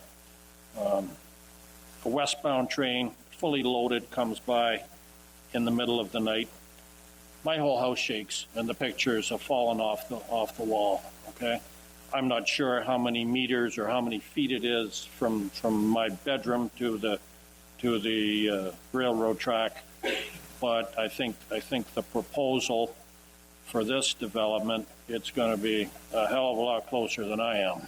So that's. Does anybody have any questions of me as a community member? That's what I was going to ask, sir. Does anybody have any questions for this president? Yes, Councillor Weld. Thank you for coming out. During your presentation, you said that the developer and the builder of the site have been open and transparent. Absolutely. So you believe that they're going to do everything they can to try to alleviate as many concerns as you can without not doing the development? The concerns that we've raised, Sergio did ask me. He said, "Is there anything else that I could do to make you happy?" So I said, "You could cancel the whole project. That would make us really happy, but we know that's not going to happen." But as I say, I will stress, Sergio, we've met several times. We've had good communication, and I believe Sergio has given me his word that he wants to work with us. And it's not his first rodeo. He's been in this business for a long time, and he's done this before. He's come up with many of the same questions as you asked him. You pointed out that in these applications, there were very often similar questions that one had to deal with. And in his experience with his staff and with his team, I'm sure he's gone above and beyond to meet the requirements that are laid out. But what is laid out in process and what happens in reality long after the builder is gone and the property is turned over to a condo corporation, those are two different scenarios. There's some very good condo corporations. There's some condo corporations who pride themselves in their maintenance. I would like to think that we would be in that category. And of course, there's some condo corporations that possibly fall a little short in maintaining their properties. It's all about property values. I think when this project was first announced, I know I was excited. I thought this is going to be probably a good thing for the community, that it was probably going to help to increase property values over the next years. But that was before I knew these were three-story structures. And I'm sorry, but in my discussions with with my fellow community members and Mr. Manchia. I've said that, and it's a shame that this project wasn't more similar to the type of condominium development that was on the west side, our complex, and the brand new complex that I think it's 71 Garden Avenue. So, You mentioned during your presentation a condo corporation. yes, Are you affiliated with the condo corporation? I'm the president of our corporation. Yes. So then, either as yourself as an individual or as a representative of the corporation, knowing that we're going to have another opportunity to ask the developer questions, is there anything in particular you want any member of this council to ask the developer here at this meeting, on camera, recorded in the minutes? Is there anything we can do for you? As I say, I certainly take Sergio's word. We had a great, we've had some great discussions, and as I say, he's given me his word. You could ask him about all those things, about the fence, about the dust, about the noise, about the working hours, about the sidewalk, about the. But there's, as I say, there's many items that the applicant can answer at this type of meeting, but what happens 2 or 3 years or more down the line, it's someone else's baby at that point. Thank you very much. You're welcome. Thank you. Councillor Antosky? Sorry, Mr. George, I just have a Mr. quick... Georgia, we still have some more questions Just a for you. quick question. Yeah. Thank you. Just a quick question of clarification. So a number of people from your condo are on the petition. Are you speaking tonight on behalf of yourself or as the president? Are you speaking on behalf of the... All of the above. Okay, thank you. All of the above. Thank you. Okay. There may be some more questions for you. I've got Councillor McCreary. Welcome. Thank you. I wonder if you might be able to tell me how many units are in your development? 18. And could you take a guess as to what the average sale value would be for something that might sell there today? One of our units just sold in the last week, I believe, and it was the listing price was 407,000. 407? Yes, that's correct. Thank you very much. Okay. Any other questions for Mr. Georges? Thank you very much, sir, for Okay. attending Thank and you. answering all the questions. So are there any other members of the public who would like to come forward? If so, please come to the chair, and if you'd state, first of all, your name and address, and then tell us what you'd like to say. It's on. Okay, good evening. My name is Frank Camola. I live on 5 Marcus Court on the south side of Elgin Street Extension. And I have a few concerns with the development. They're planning on building a 40-foot, 3-story building.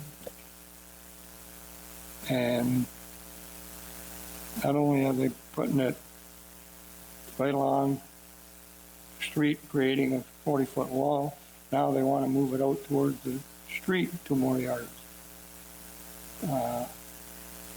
It's going to create quite a nice tunnel for all these cars that are going to come out of the project and flash their lights on the back of the 4 houses, which I haven't heard anybody address that at all. There's going to be about 100, 150 cars coming out of there going to work in the morning, and every one of them is going to shine the lights on the windows of the 4 houses. To me, they're trying to shoehorn too many units into the proposed project. Thank you. So there may be some questions for you, Mr. Mola. Thank you. So, any questions for Mr. Mola? Seeing none. Thank you very much, sir. So are there any other members of the public who would like to come forward to speak to this matter? Yes, sir. If you can come forward, please. And again, if you would tell us your name and address first of all, please. I'm Scott Little, 694 Gray Street, Unit 18, and part of the Brantford Condominium Corp 47. Real quick history. moved back to Ontario. Happy to be here. Moved in that condo in 1997. Bought it under the idea that the Catholic Church owned that, and there'd be a church and or a school going in. Thought my investment was pretty sound. Pretty pleased about it. Enjoyed beautiful cornfield and soybeans for 23 years, and I'm now dreaming about a development that's 3 stories high. I'm going to be able to walk out of my back deck, look 30 feet in the air, and see house. It may be 20 feet away from our back deck, which is intruding on our privacy. Unfortunately, a year ago, I doubled the price into my house by doing a major renovation. Obviously, one of my first concerns is protecting the investment, and I'm a little concerned about that. Simon did a very well at articulating a lot of our concerns with regards to privacy, dirt, dust, parking, value of the properties, etc. And I guess in addition to that, I have probably more questions beyond the issues that he mentioned. And I guess number one is, should the event get approved and proceed, how long would we see this construction period, which is going to cause all this dirt in our backyards and houses, etc.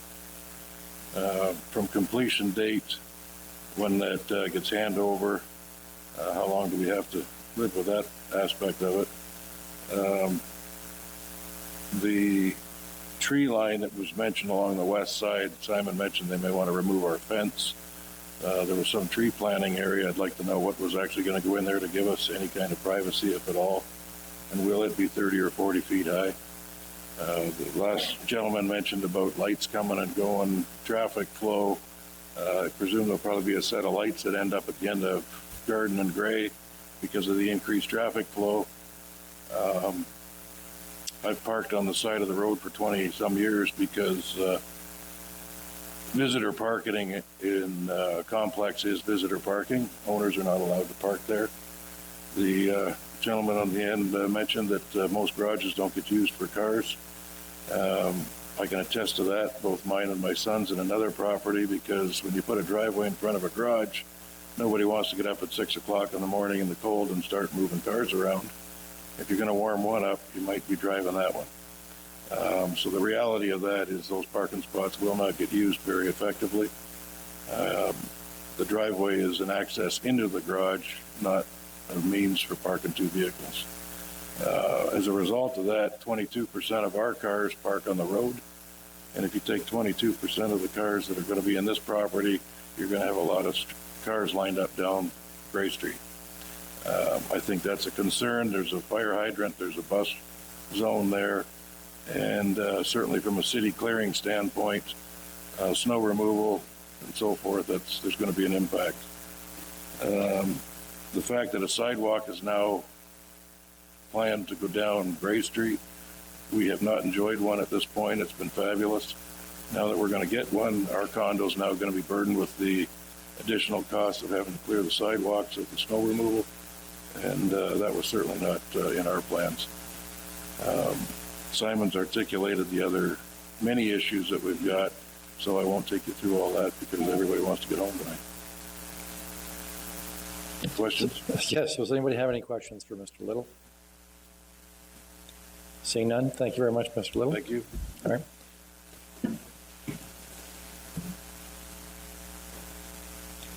So are there any other members of the public who are here tonight who wish to speak to this matter? Please come forward now. I'll ask for a second time, are there any other members of the public who are here tonight who wish to speak to this matter? So I'll ask for a third time, are there any other members of the public who are here tonight that like to speak to this matter? All right. Looks like we don't have anyone else that wants to speak to it, so now Mr. Manager, do you want to come up? Yes. For Ms. Manager, do you please come up? Yes. Thank you, Mr. Mayor. And I would like to also thank this committee on the process of allowing applicants to come back to try to address issues and mitigate issues. A lot of communities or municipalities don't do that. I applaud you for that. It's an exceptional process, and I will be bragging about it on a few occasions. First of all, I think there's a bit of clarity that needs to be addressed, and I'm going to try to take very little time, but I think there's a couple pressing ones. With me is, and I'll call him down as Mr. Coulter, who's a seasoned engineer that deals with vibration and noise and how we dealt with CN. I think that's very important because there's a bit of uncertainty on why we're doing 7.5 and a crash wall versus a berm. It's not simply because we want to add further units. We feel that it's a more modern, better, more expensive mechanism of derailing or dealing with potential, God forbid, problems. But before I do that, I think that's probably one of the more complicated ones. If I can, Mr. Mayor, through you, the issue of potholes versus condominium, and let's get that out on the table. This is going to be a condominium. We will make certain that the conditions, if not addressed through your staff conditions of draft plan, will be through the declaration, which I have no problem with our builder to disclose. A condominium, a declaration of condominium, when created, should be basically the law of that particular development. Let's be very clear. So, garbage, long-term maintenance, grass cutting, that's come up a few times, snow removal, not allowing for snow to pile up, it has to be trucked out. Those are important key elements. Now, with all due respect to Simon, and I really appreciate his nice words, he's a gentleman, I will say it was a pleasure working with him, we're going to continue to work with him. But the condominium declarations of past, they've evolved to become a lot more stringent and a lot more or less flexible. So you'll see condominiums fees going up a bit, but the long-term effect is more positive in the sense that the burden isn't left upon a municipality or individuals. So will we address the color of paint on one garage versus another, or the shingles on one versus another, or the bad fence, or something along that line? Absolutely. I will test that, and we'll put our words and paper to your staff. I've done enough of these to say that's pretty common these days, and it should be stressed in that declaration, so there's no discussions. With regards to why we're doing potholes. Now, potholes isn't simply because there will be freeholds. It allows the builder, and simply I want to stress, our builder is a custom builder. He's not here for a production of 70 units and away we go. So he stressed when we discussed this to be able to finish blocks and close on those particular blocks rather than finishing the entire project, because he is more of a custom builder, and address those particular blocks and move on to the next one. That's the objective of a pothole, okay? It's not to undermine the long-term maintenance or liability of that corporation, okay? So I hope if there are any questions out, maybe Mr. Mayor, I'll stop, because a lot of perception is that potholes are simply just freeholds. There's a bit more to it. So what I'd ask you to do is, because you're now responding to the questions raised by members of the public, and so if you would please complete that, Sure. the comments you wish to make, and then I'll call for comments or questions. I'll call for questions by. I appreciate the direction. Okay. With regards to the question by the councillor of the ward regarding if we will, I now get into the crash wall. If CN decides to go against, which is very rare, and it's their own consultants, and we've been at this for about 7 months with them, and maybe I can ask Mr. Coulter to step down here for a moment, if you the committee will allow. The process is rigid and very intense in the sense of trying to demonstrate safety and public good. The key issue here was the holding provision is still in place. If by chance CN decides to go against its experts, yes, there will be an adjustment. But if I may, I don't know if I can bring up the plan again, what will happen is we would lose units and simply step it further south. We wouldn't be basically redesigning it. The road configuration is quite simple. And I want to stress that to committee. So through you, Mr. Chairman, to the councillor, Will there be a reconfiguration? Yes, but not of the road. And that's very critical. It would be, thank you very much, it would be taking, let's say, 3 units, or 1, 2, 3, 4, and eliminating that. And I'm just guessing here because I don't have the AutoCAD in front of me. We'd be moving it down. But we're confident through the experts that in this day and age, a concrete, basically 6.5 foot high, X wide with steel and very deep footings, which I have on one of the I believe we have on one of these, is far more safer, and I'll let John speak to that, than simply a small hill. Okay? I'm going to pause that one. With regards to our condominium friends and what we've discussed, both in meetings with staff and the public, we still feel that this process isn't over. The process has just begun. And when I mean process, not simply bylaws and declarations and so on, but during construction. I have over the years learned that it's always good to create an ad hoc committee with a few representatives.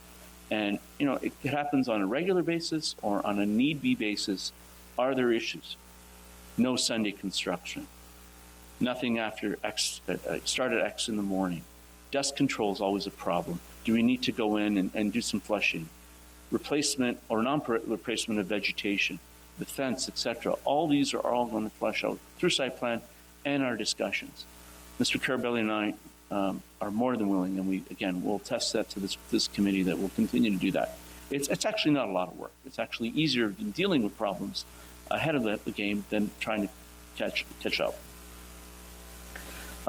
Mr. Mayor, there's probably a few other matters. There was the issue with our friend here with respect to lighting. I've never met the gentleman. We'd be more than happy to sit down with them and mitigate them. Yes, will there be lights coming out of that access? That's one of the reasons we eliminated 2 access points and we went to 1, consolidated, and trying to do our best to mitigate. Will there be some lighting? Absolutely. We can't sit here and say otherwise. We're not trying to shoehorn units. In fact, as your staff has indicated, we are below the 60 units per hectare, we're closer to 50, and we're not attempting to, again, shoehorn units. We're trying to find that balance. With respect to the height, I want to stress that your bylaw is very clear, and I can bring out the particulars. 3-story is a permitted use. We're not going and exceeding that as a request to vary in the bylaw. I wish everyone to understand that, please. And maybe through you, staff can attest, and we can answer some of that information. With regards to values, I think that this development will not only enhance the values of what's around. I've learned over the years that uncertainty of what is occurring, might occur rather, is more problematic for values abutting than certainty. And we can attest that Mr. Carabelli and his company, Care Homes, builds quite unique and nice homes. And I think that's something we all should be proud of. And I want to take my name to that also. Mr. Coulter, if I may, and I don't know the process, Mr. Mayor, how you wish, if there's any questions regarding the noise and vibration, but we certainly have new modern mechanisms of dealing with those. The type of construction that occurred in 1980 versus 2020 is a bit different. And Mr. Coulter, I don't know if you just want to, we don't want to keep the committee all night, but we certainly would like to address any of these issues through you, Mr. Mayor. I haven't heard of this one.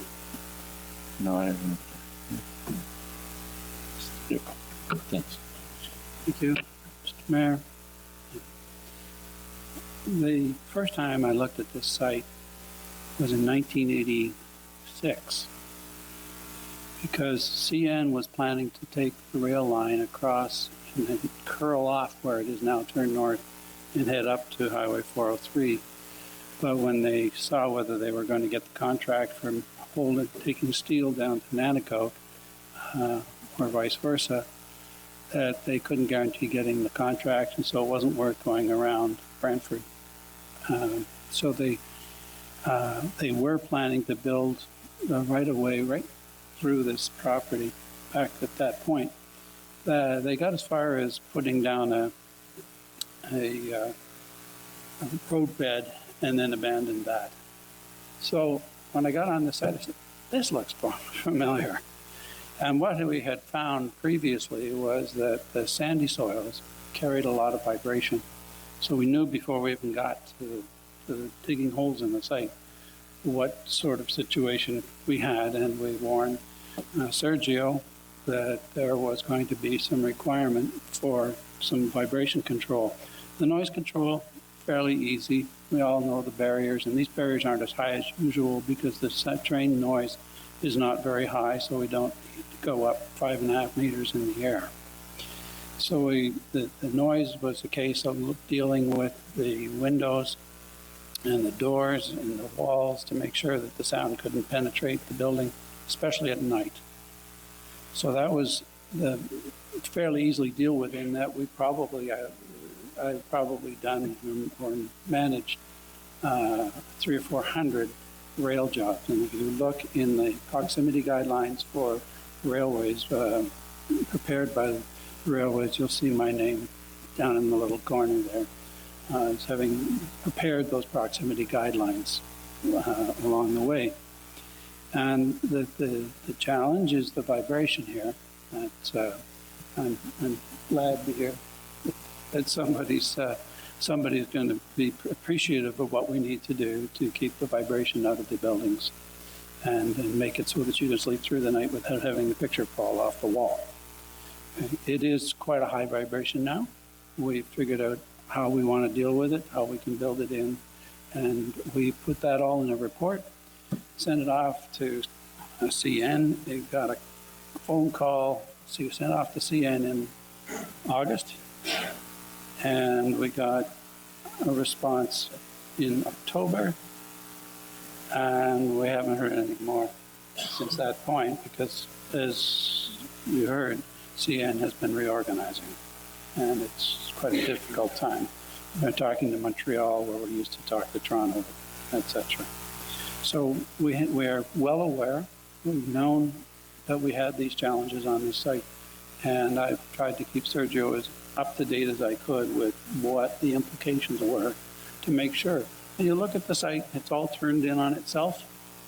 So it's there with a lot of quiet. There's a big part of this site that's screened all the way around. And that's part of the acoustics that went into this. We don't have salt by this method with the green fence. Salt kills them. And because we're along the railway, not the roadway, we're going to be able to do that. Has anybody got any questions? Well, first of all, you have to, as the applicant, tell us that you're finished responding to the questions raised by the residents. Then I'll call for questions, right? Mr. Mayor, I'm sorry, my apologies. And I apologize on the protocol. It's my first time here. So, yes, I think we've tried to address, and again, I want to stress two important points: that we want to continue to work with the neighbors and the councillor, and that the declaration is going to be very thorough, and the studies need to be finalized. They are finalized, just checked off by CN, and then we're at that level that we're comfortable moving forward, again, at the site plan stage with your engineering folk and planning. Thank you, and thank you very much for listening to me tonight and my colleagues. All right, well, thank you both of you. So there may well be questions. In fact, I have three: Councillor Wall, Councillor Sless, Councillor Antosky. So Councillor Wall. So I think you addressed nearly every concern that was brought up to the mic today. So thank you for doing that. You seem really committed to it. My two questions are, one of the questions that I don't recall you answering is timing. So I think there's some concern that, okay, so we approve this goes through site plan, but I mean, how long in approximation do you think from this getting all approved, how long are they going to be dealing with construction and noise in their backyards, and how long? Through Mr. Mayor, I think it would be safe to say if we're moving forward within the next few months, we like to get all the dirty stuff out of the way in the next 4 to 6 months. In fact, I've already discussed with engineering, if all goes well and we come to site plan, we would do the scraping before summer, because that's where the dirt comes in. And we're more than happy to commit to do that. And our partner, Carroll Homes, has had overwhelming, response. for people wanting to buy. So technically, we could be, let's say, 14 months if we start right away. Not from today's date, from start date. I'm sorry. Again, pending. We've had an awful winter. I'm not going to hold you to it. I just looking for an answer. Yeah, we'll do our best. Okay, and then the second question, because I just don't know if I was hearing things. You said something about a committee. Were you talking about, like, not obviously a city committee, but like a citizen committee of people who are, like, could you elaborate on what you meant by that? So, and through you, Mr. Mayor, what I've done in the past, when we do developments and their concerns, because all infills have a tendency to be a bit more sensitive to greenfield. And I don't mean to create more layers for your staff and yourselves, but we would initiate with Simon, who's a perfect candidate for this, to just have, and the councillor would be welcome, have regular meetings, get invited to construction meetings, have a list of, in this day and age, communication simple. It's an ad hoc committee. And Say that again? In this day and age? An ad hoc committee is easy. Through email and communication, we can easily, find out if there are issues on a daily basis and address them. It doesn't cost much more. And I'm just I'm more concerned that they've been there a whole lot longer than I have. And I think it's not simply just giving you a line here. I think it's not hard to just get a committee going of 3 or 4 people with the developer, with the contractor, and say, hey, look, because if we don't deal with it, you'll get the calls, and you'll be calling me, and we know the drill. Kudos. Thank you. Thank you, sir. Councillor Antosky. Thank you, Mr. Mayor. Through you, we talked a lot about the crash wall. The study, Mr. Coulter, that you provided also, so it indicates that the sound and vibration levels are expected to exceed the recommended provincial limits throughout the day. And so you've made some recommendations here in terms of inclusion of air conditioners, forced air heating, upgraded materials, glazing, masonry. Sergio, are you committed to follow these recommendations? Dear Mr. Mayor, we have no choice but to do those. And those mechanisms, or sorry if I may, that Mr. Coulter indicated to us and designed for us, they go far beyond construction that occurs in a regular site. So we'll have to have an engineer on site until such time as we're out of the ground and the mitigations are actually incorporated in construction. We have no choice but to do that. And how is that inspected after by the city? How is that enforced? We would bring on the city if this committee requires, but Mr. Coulter's stamp and his liability insurance and our reputation and us being sued would all be on the line. So we would have to make sure that those mitigation measures are met. Okay, thank you. And so what I'm hearing from you and what I'm hearing from the citizens that come up, certainly some strong concerns. It sounds like you've been working very hard to address them. Councillors always want to be a big part of the site control process because, we continue to talk with the residents. So it sounds like everybody wants to be reasonable, and I like the idea of the ad hoc. I want to make sure that we're keeping residents apprised all the way through, because if we're doing all these things to mitigate all of these problems for the new people moving in, we need to do whatever we can for the residents that are already there. So I'm glad that you have committed to that. Thank you. Mr. Mayor, we are committed to that. And again, this is not our neighborhood, it's their neighborhood, and it's just not aligned. We find that it works a lot better when we just continue to communicate. I will disagree with my friend Simon. It's not a fait accompli, it's not a done deal. We have another layer that's very important. And the bylaw, as indicated from the onset, we are a permitted use of medium density. It's just defining it and how we get there. And so thank you for your words, but it's not a done deal just yet, by no means.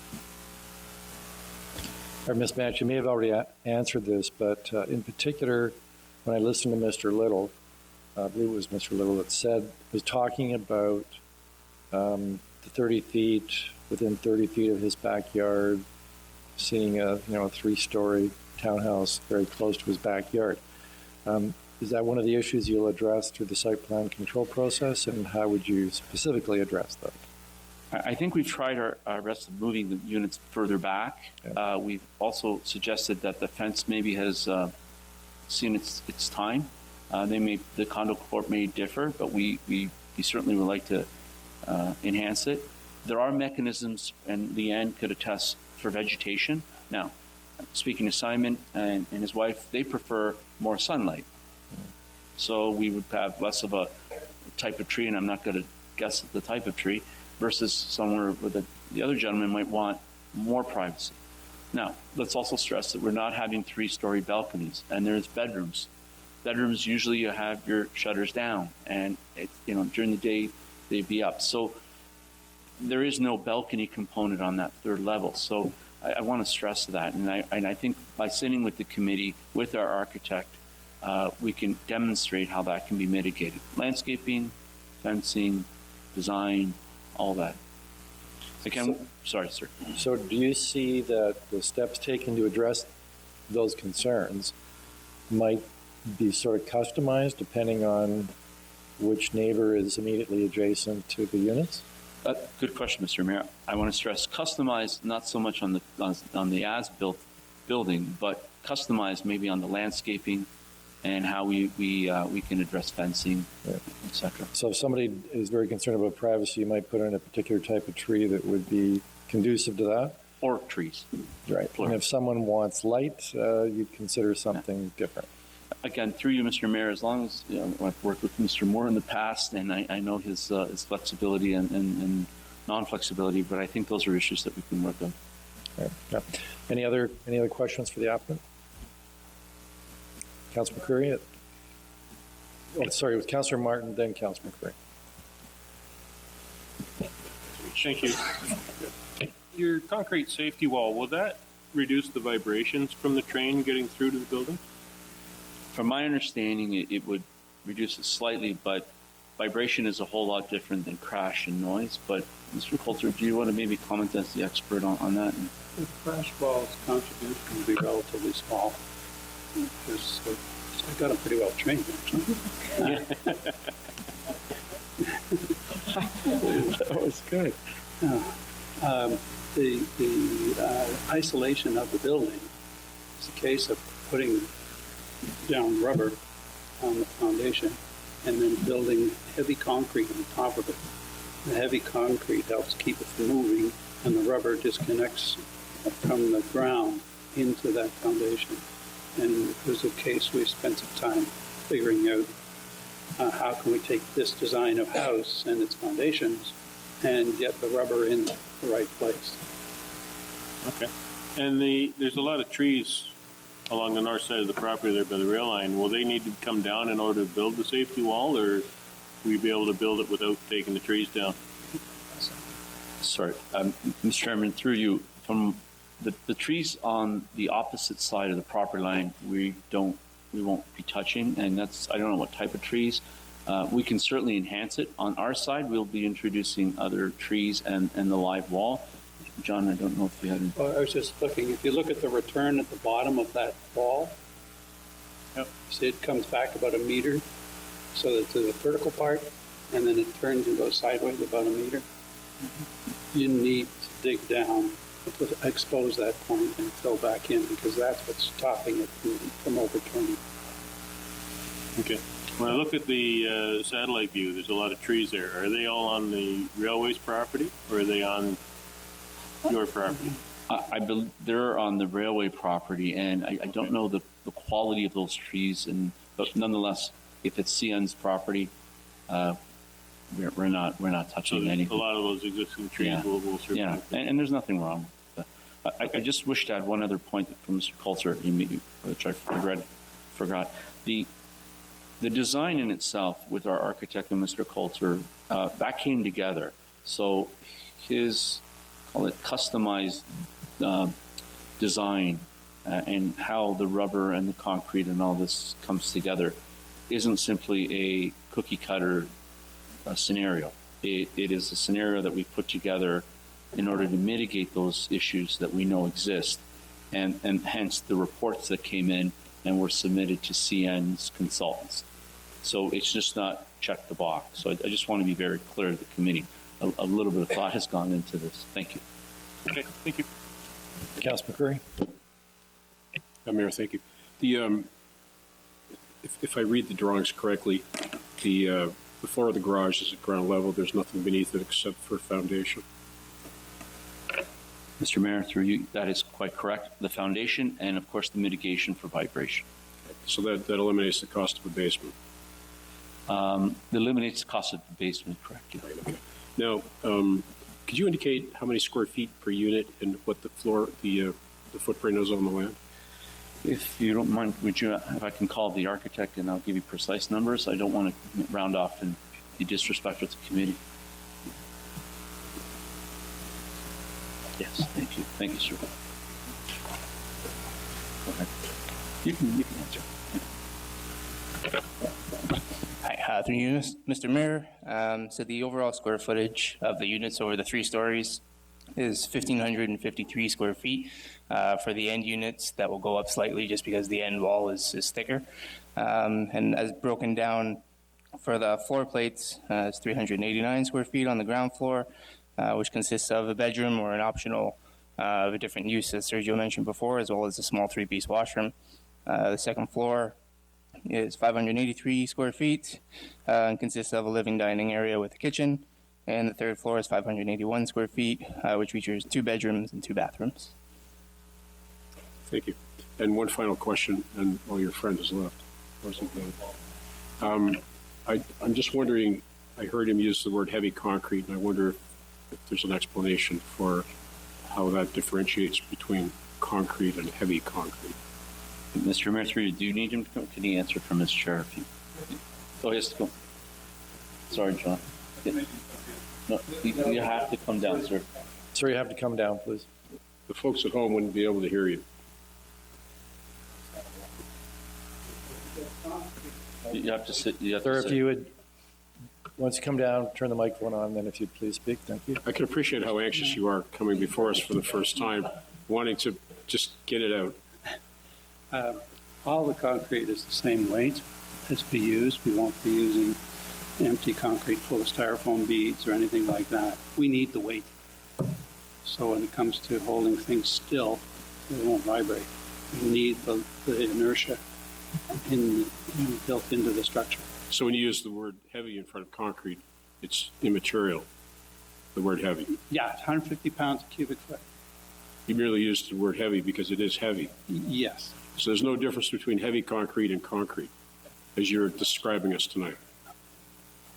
To be absolutely truthful, there is concrete mixed with styrofoam, so there's light concrete. Okay. Okay, but I won't be using it. What a relief. Thank you. Any other questions for the applicant? Seeing none, thank you very much, Ms. Manchin, your group. Very much appreciate responding to some of the residents' concerns. Thank you, Mr. Mayor. Thank you again, committee. It was a pleasure being here, and I hope to be here again. Thank you. Another project, I mean. So now ask for a mover and a seconder for item 4.1. Moved by Councillor Wall, second by Councillor Martin. Discussion. So I got Councillor Antosky and then Councillor Wall. Thank you, Mayor. We often struggle with these because we know that our residents are struggling with a lot of the issues here. And I think that I heard from Mr. George that they have some issues, but they understand that development takes place and they've spoken about their concerns. And I think that I'm hearing that Sergio is taking those very seriously. And I feel comfortable that we will be part of the process all the way through to make sure that we are addressing all of these, and to make sure that we have ongoing meetings with our residents to mitigate anything that might be a problem. I think that we're going to see a lot more of this coming forward. It's an infill development, it's intensification, and that is hard for all of us to do, get the best that we can for the people, as I say, that have been living there and paying taxes and are worried about the impacts. But I'm happy to hear that they want to work together and they want to be reasonable. And I think what I'm hearing is they're saying, you know, we don't really like it, but let's work together and let's make it the best thing that we can. So I'm happy to hear that that level of cooperation and that we keep moving that forward that way. Councillor Wall, did you wish to speak to this? I mean, surprise, surprise, I'm excited. I'm always excited when there's people in the gallery and they come out and they, tell us what they want and we ask questions, and I'm excited about development because Brantford's a continuing growing city, and I really want to thank the people who came out from the community to speak about this development, but I also want to thank the developer for, addressing the concerns and the idea of an ad hoc committee, that they're willing to do something outside to be able to have the community's opinion actually be an integral part of the project. I think that that's something I'm probably going to bring up the next time somebody's sitting in that chair pitching a project to this community. I think we still have a ways to go. I'm excited about the project, and I can't wait to hear more about it. And I hope that the community feels that their voice was heard, and I hope that you'll take the developer up on his suggestion that there will be an ad hoc committee. And I'd love to hear if that ends up coming to be, because that's awesome. So, thank you. Councillor Curry. Mayor, thank you. We hear a lot nowadays that the council doesn't listen.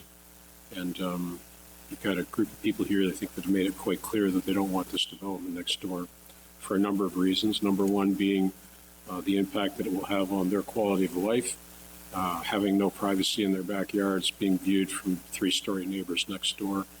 And I think the explanation of a planting strip doesn't hold much water for me, because not only these folks, but most of us will be in retirement homes by the time those trees are big enough to provide any sort of screening.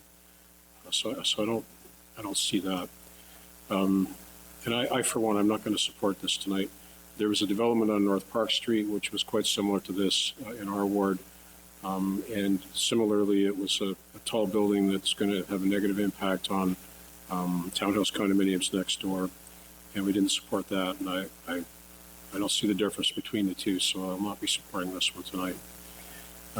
If you do the math, 71 units at 400 and some odd thousand, it's $32 million they'll take from this site if they build 71 units. I asked the gentleman who is the neighbor to give us the value of his development, and 18 units, and their development sale value would be about $7.3 million. And if you look at the site could accommodate 2 of the townhouse developments like the one next door, which I think would allow the developer to pull enough money out of that to justify the expense that they'd be putting forward on that site. We've seen a rash lately of Burlington and Oakville type developments here in the city of Brantford, and I don't share the enthusiasm that some have with respect to that. I see parking problems in every one of these developments. I see the city of Brantford relaxing our own regulations to allow them to happen. On this one, for instance, we're reducing, my numbers may not be exact, but I believe we're reducing the front yards from 6 meters to 4 and 2 in various portions of the site. The rear yards being reduced from 7.5 to 6. The reduction from the setback in the rail lands from 15 to 7 meters, even though it has a concrete barrier. I think that's a bit much. And we're also permitting balcony encroachment by an extra meter. So I think if you consider the application of our own rules would seem to think that we only get developments this intense if we relax the regulations that we have before us. I really don't see the need for us to begin to look like Burlington. If you've ever been to Burlington, it's kind of the last thing I think we want to look like, especially when you consider the parking issues they have there. I'd like to run counter to what the folks in the gallery said tonight. This is not a done deal. I won't be supporting it, and I would hope maybe there's some other folks at the table that would agree. Anyone else wish to speak to this before I call the vote? If not, I'll call the vote.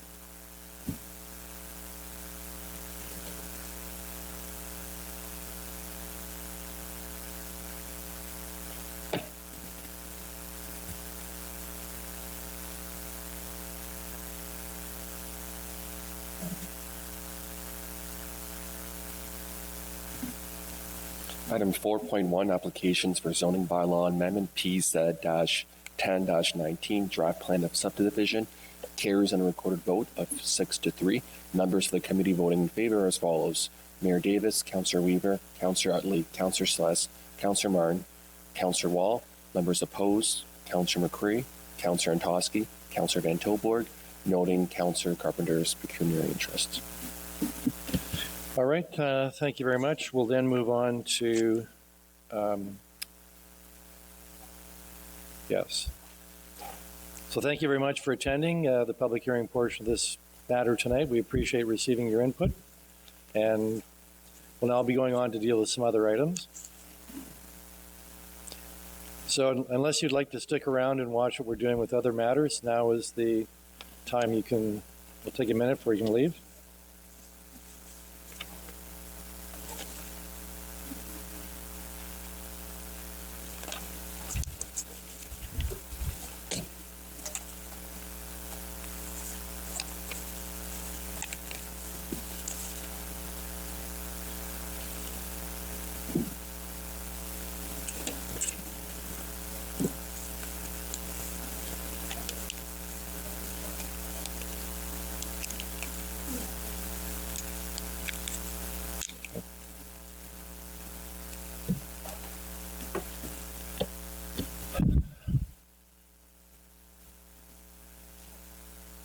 All right, so we'll now move on to resolutions. There's a resolution Councillor Utley would like to bring forward, but prior to that is bringing a motion to waive the rules, which of course requires a 2/3 vote. Thank you, Mr. Mayor. Moved by myself and seconded by my ward mate, Councillor Sless. Motion to waive the rules that Section 15.11.5 of Chapter 15 of the City of Brantford Municipal Code be waived in order to introduce the following resolution without notice of motion. 7.1, renaming of Northridge Municipal Golf Course and Learning Centre. Whereas Northridge Golf Course was established in 1957, is situated in the north end of the city. Property occupies 144 acres of land. And whereas Northridge Golf Course offers affordable and challenging golf to people of all ages. And whereas a number of improvements have been added over the past 10 years, which include a full-size practice range, new pro shop, new maintenance shop, automatic irrigation system, improved sand traps, tee jacks, and whereas a new clubhouse and parking lot are being constructed for the enjoyment of members and green fee players, and to increase revenues with a new banquet room, commercial kitchen, and a members lounge. And whereas the junior golf camp program has increased significantly since 2011, which is building a strong future for golf and family golf. And whereas Walter Gretzky, the Lord Mayor of Brantford, worldwide ambassador of hockey, world's most famous hockey dad, and coiner of the phrase Brantford, the center of the universe, has contributed significantly to youth sports. And whereas the scheduled timeline for completion of the clubhouse and parking lot is May 2020. Therefore, this resolution is time sensitive. Now, therefore, the Council of the Corporation of the City of Brantford hereby resolves as follows. A, that Walter Gretzky be recognized for his significant support of youth hockey and sports in the City of Brantford and Canada by renaming the Northridge Municipal Golf Course and Learning Centre to the Walter Gretzky Municipal Golf Course Banquet and Learning Academy. And B, that the application of Corporate Policy 023, Corporate Naming Policy, be hereby waived to permit the renaming of Northridge Municipal Golf Course and Learning Centre as set out in Section A above. And C, that Councillors Utley and Sless be designated as the primary contacts between the Gretzky family or their representative and city staff to approve and formalize the name change. And D, that a portrait of Walter Gretzky and plaque commemorating the renaming event be commissioned and placed in the clubhouse reception area. And E, that staff be directed to work with a professional designer to create a new golf operations logo. And F, that staff be directed to determine the cost of designing, manufacturing, and installing 2 signs, 1 electronic at 2 locations, for maximum exposure allocated from the Council Priorities Reserve account. And G, that the City Communications and Communication Engagement Department be directed to explore interest from local or national organizations who may be interested in sponsoring the signs. And H, that golf operations staff be directed to print scorecards and golf apparel incorporating the new golf logo and name, if at all possible, for the 2020 season startup. And I, that staff be directed to incorporate a renaming ceremony into the grand opening of the new clubhouse in the spring of 2020. And J, that staff be directed to provide council with an estimated budget and source of funding for the renaming ceremony and portrait. And K, that Walter Gretzky and his family be invited as special guests to the renaming and ribbon cutting ceremony. And L, that members of the media, MPP Will Boomer and MP Phil McCorman be invited through the City Communications and Community Engagement Department. Talking to the waiving the rules and the timing is tight with a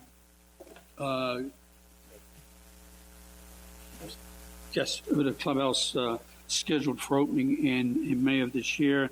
There's some urgency to get the scorecards and the golf apparel ordered as soon as possible so that we don't end up with maybe a lot of scorecards and apparel that may be outdated by the new name. We thought that the renaming ceremony would be a good fit with the grand opening for the clubhouse. This has been a very short time in the making, but I can talk to that later. Right. So is there any further discussion regarding the merits of waiving the rules only? Okay. Seeing none, I'll call the vote, and just to confirm that a 2/3 vote will be required.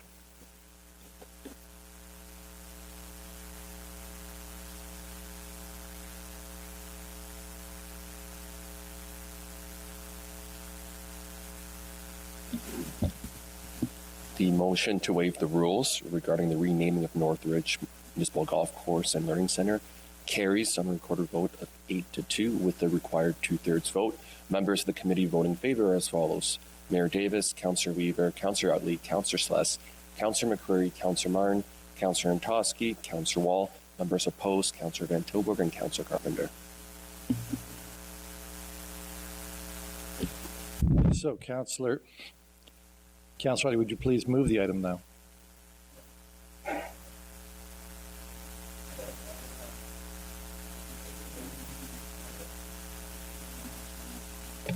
The renaming of Northridge Municipal Golf Course and Learning Centre, Mr. Mayor. I do have something I'd like to add, if I may.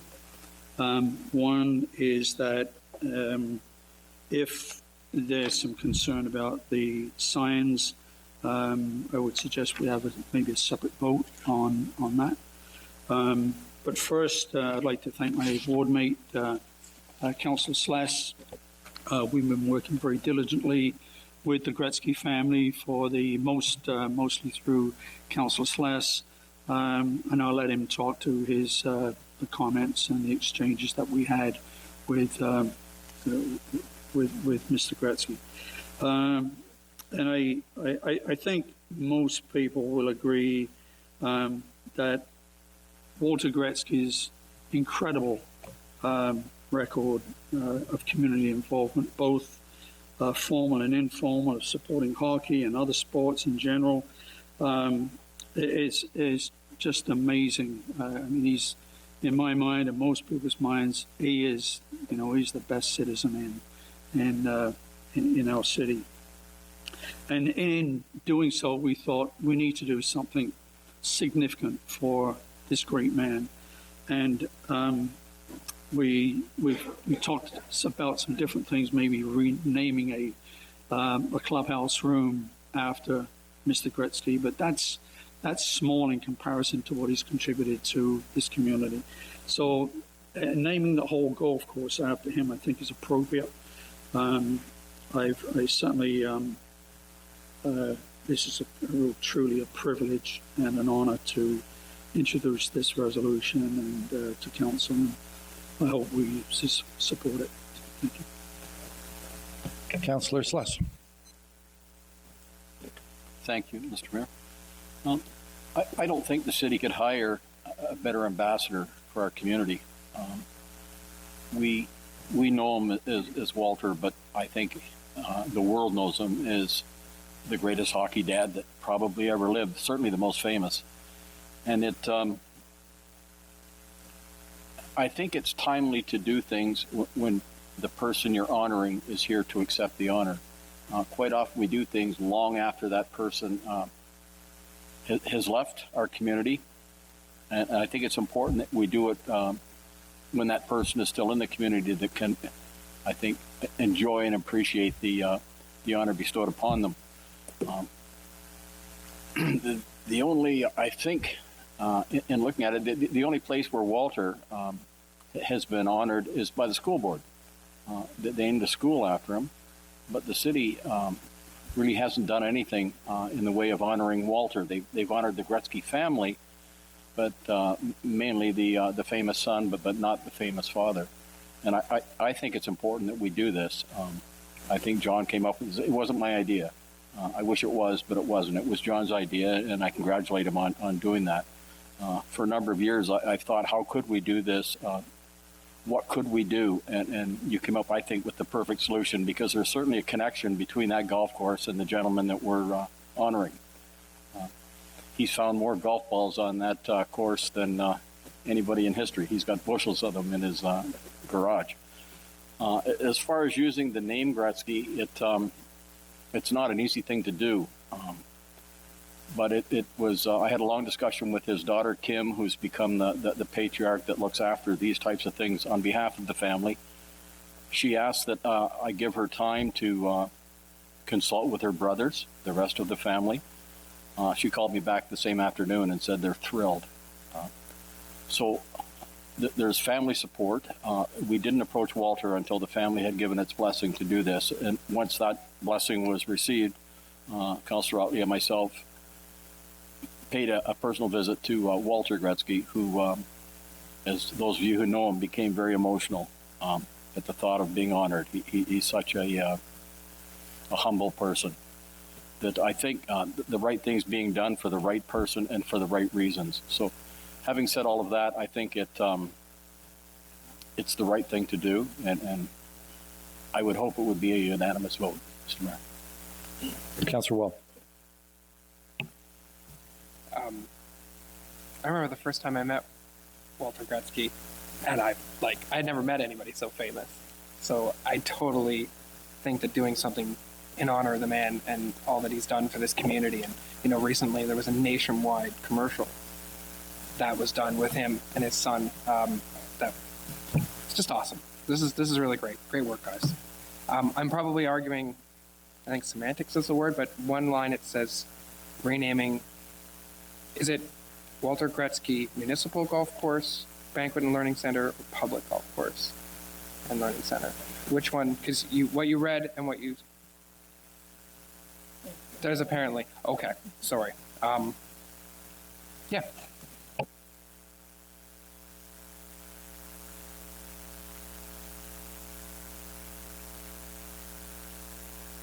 So is there a friendly on that one, or?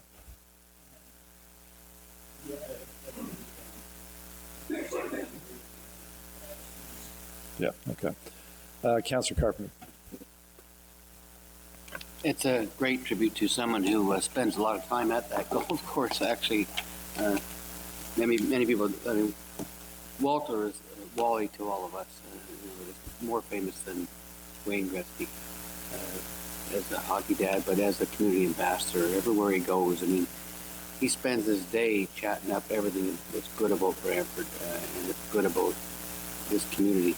And everywhere you go, you see people surrounding him. And he takes the whole day or whatever it takes to have a conversation with those people and to talk about what's good about this community and any interest they have. I remember a story that was told to me some time ago about Walter, and it was told by someone who used to work back in the day when Birch was still here. And the inmate vehicle was coming in through town, and And the driver thought, he thought, just take him by and show him where Wayne Gretzky grew up. So they drove by Wayne Gretzky's house and they stopped to take a look, and Wally came out and said, "What are you doing?" And they said, "Well," that guy said, the guard said, "I'm just showing the inmates where Wayne Gretzky grew up." And Wally says, "Come on in." And he showed them all, everything in the basement, all the trophies. This, of course, they're not there now. They've been moved since the Hall of Fame, but just to share the story. And then Wally's telling us the story, and he said, at the end, the guard lined them all up to shake my hand and thank me. And I noticed this one fellow kept sticking his head out. He said, because Wayne taught me to watch my peripheral vision. He said, this guy, and when I got to him, the guy was crying. And Walter said to him, "What's the matter with you?" And he said, we've all made mistakes. We're all criminals, and we're serving time, and you bring us into your house. And Walter said to him, "You just made a mistake, man. Everybody makes mistakes." And that's just one piece of the kind of person that Walter is in the community. He's well respected everywhere he goes. Naming Northbridge after him is apropos because he's always out there hunting for golf balls. Does he need golf balls? No, but he likes to find golf balls. And I know that most members of council have the family phone number. I know I do, because Walter, he roams around the city from time to time, and sometimes he needs assistance, and where everybody in the community knows, they call us, and then we call a family or we go help Walter.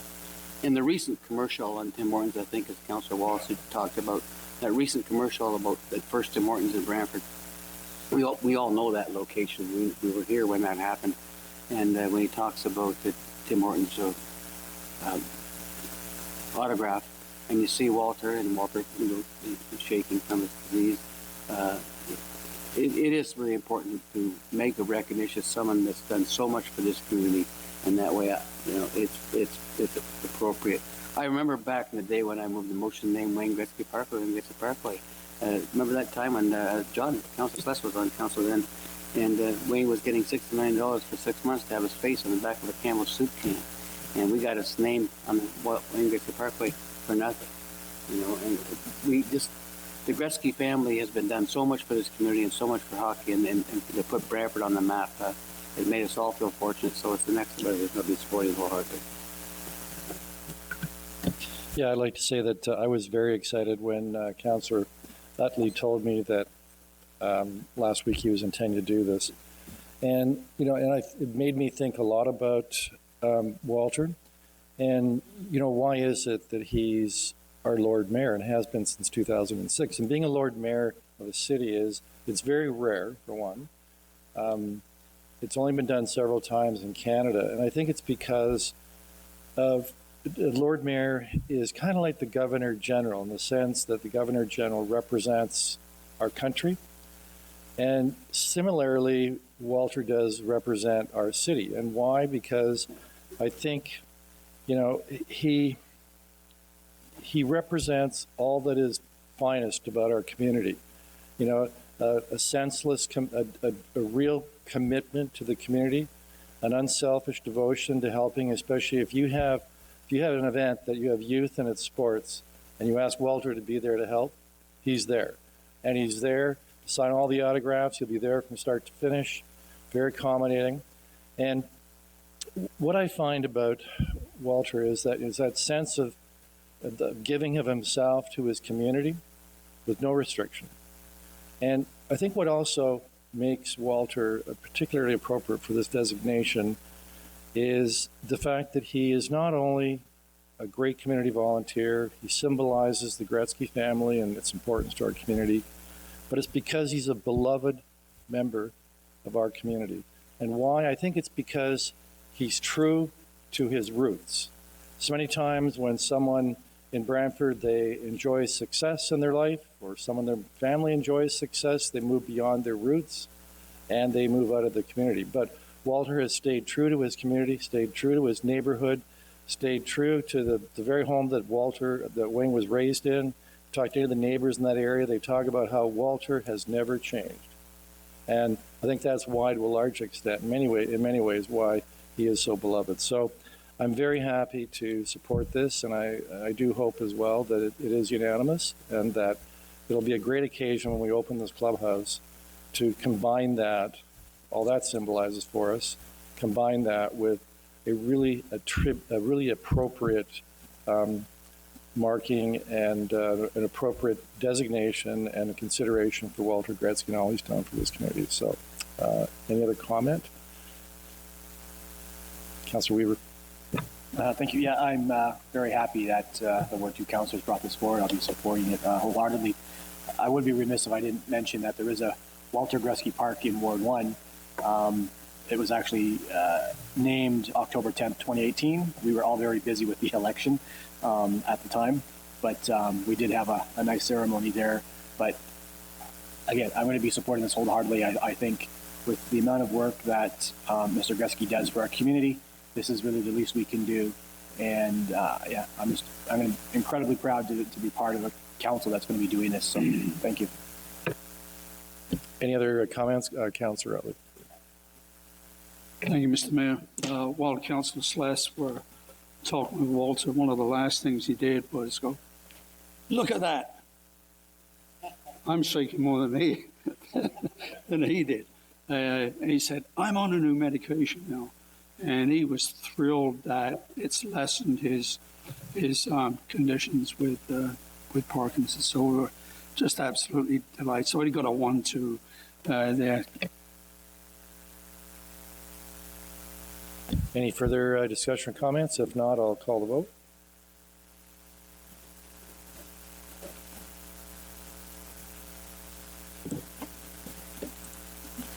Item 7.1, renaming of Northridge Municipal Golf Course and Winning Center, carries unanimously on recorded votes. Members of the committee voting in favor are as follows: Mayor Davis, Councillor Weaver, Councillor Utley, Councillor Sless, Councillor McCurry, Councillor Martin, Councillor Carpenter, Councillor Antosky, Councillor Van Tilburg, and Councillor Wall.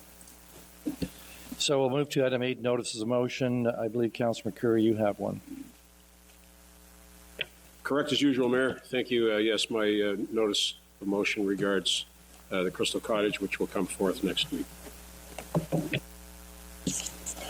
All right, then. I think that concludes our business, and the meeting's now adjourned.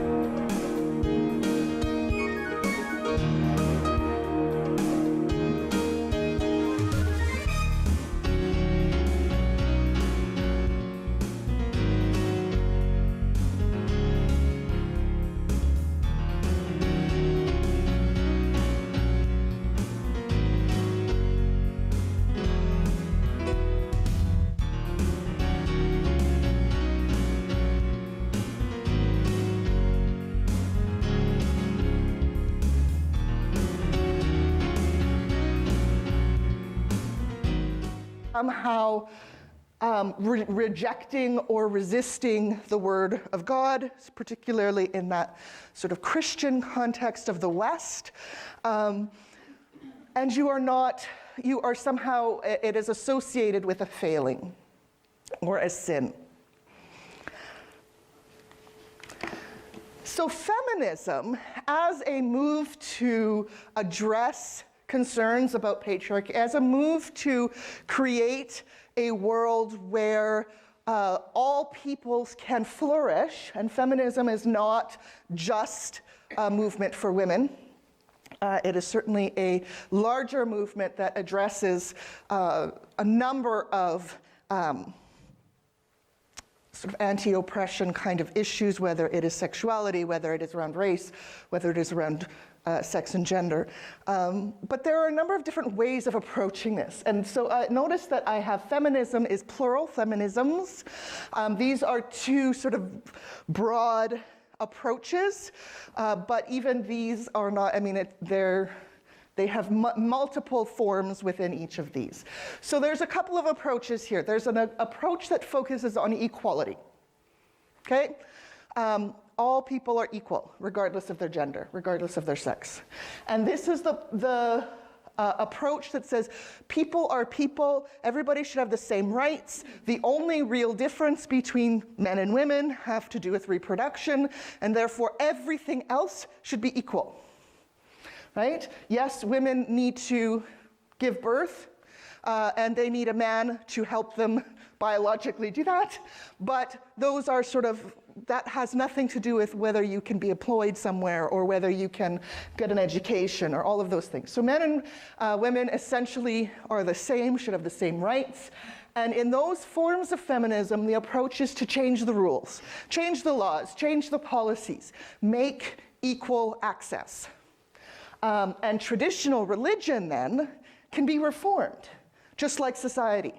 We just need to change the rules a little bit, right? We need to rethink who qualifies to be a leader. We need to rethink how we talk about God in ways that are, that emphasize the full equality of all people. On the other side, we have the folk that are interested in liberation, which is slightly different, because liberation, in this model, often men and women are still seen as different and having different needs, and that women have been, men have used their needs to usurp women's needs, right? So men's needs have been put higher. So here is an approach that we need to actually, the whole system is based on what is good for elite men. So let's disrupt the whole system. We don't want to change the laws, that's still part of the system. We want to get rid of it. And so here we have, at least in looking at religion, traditional religion is inherently patriarchal, inherently oppressive. Let's get rid of it. And in this approach, what I'm interested in is what do people then do for their religion, for their spirituality, because those spiritual needs don't necessarily go away just because you're not happy with institutional religion. And so this is where we often see the creation of new religious movements, such as feminist witchcraft, which we will talk about. Certainly some in both camps simply leave religion. They see religion as a problem. So that is certainly sometimes happens, although that's not so much where my interests lie in terms of understanding how people address gender and religion.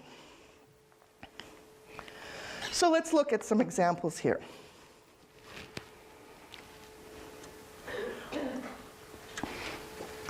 So when we look at Christianity, Christianity is based on a very long history, right? It has sacred texts that are understood to be authoritative in some way. It has a long history of church doctrines, different church doctrines, a long history of conflict within itself as well as with others. And so when feminists are addressing issues around gender within Christianity, they have to take into account this whole history and think about how have the different rules and assumptions about gender been built up over thousands of years. And so one of the first tasks that Christian feminists have is to deconstruct their inherited oppressions. What does this mean? This means that they go to the texts, they go to the history, they look at what language is used, they look at the rituals that have been in place, and they say, what can we keep and what do we need to get rid of? Okay, so in terms of looking at the sacred text, the Christian Bible, there is what is called a hermeneutic of suspicion that many feminist theologians will use. What does this mean? Hermeneutics is just a way of interpreting a text and interpreting a text with suspicion. So they approach the Bible not as literal, not as sort of inerrant, so there's no errors and it's the literal word of God and we have to take every single word as it is.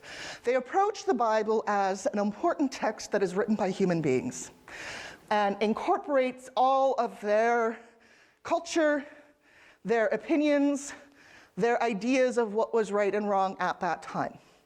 And so when they look at the Christian text, they say, okay, our understanding of Jesus is that he fought for, or he advocated for, probably is a better word, he advocated for those who have little power. Okay, so anything in that biblical text that is oppressive, anything in there that advocates or reinforces oppression of other people, whether it's women, whether it is people of other religions, whether it has to do with sexuality, all of those things do not fit the message of Jesus. Therefore, they must be part of the cultural background that the writers brought in. So we need to recognize that cultural background, but the primary focus is, well, what does Jesus have to say about this? Right? Did Jesus actually believe that women had less power than men, or should have less power than men? And looking at the gospel stories, many Christian feminists say no. Jesus was about liberation, or Jesus was about freedom, or Jesus was about accessing the kingdom of God for all people equally. So they deconstruct pieces of that history to say this is core to Christianity, this is not. We can get rid of that. We don't need that. That's not what Jesus was talking about. We will follow Jesus' message. But how do we do that? Well, we need to search for alternative wisdom and suppressed history. So in this task, much of what Christian feminists do is look to women's history. Because there's all sorts of women in the biblical text that don't necessarily get talked about in your average sermon. There's all sorts of women in Christian history that have challenged the church, challenged gender norms, challenged assumptions of what women could do.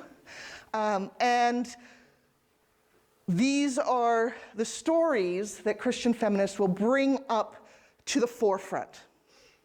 Right? So if you're looking at Hebrew Bible or Old Testament stories, someone like Judith. How many here have heard of Judith from the Old Testament?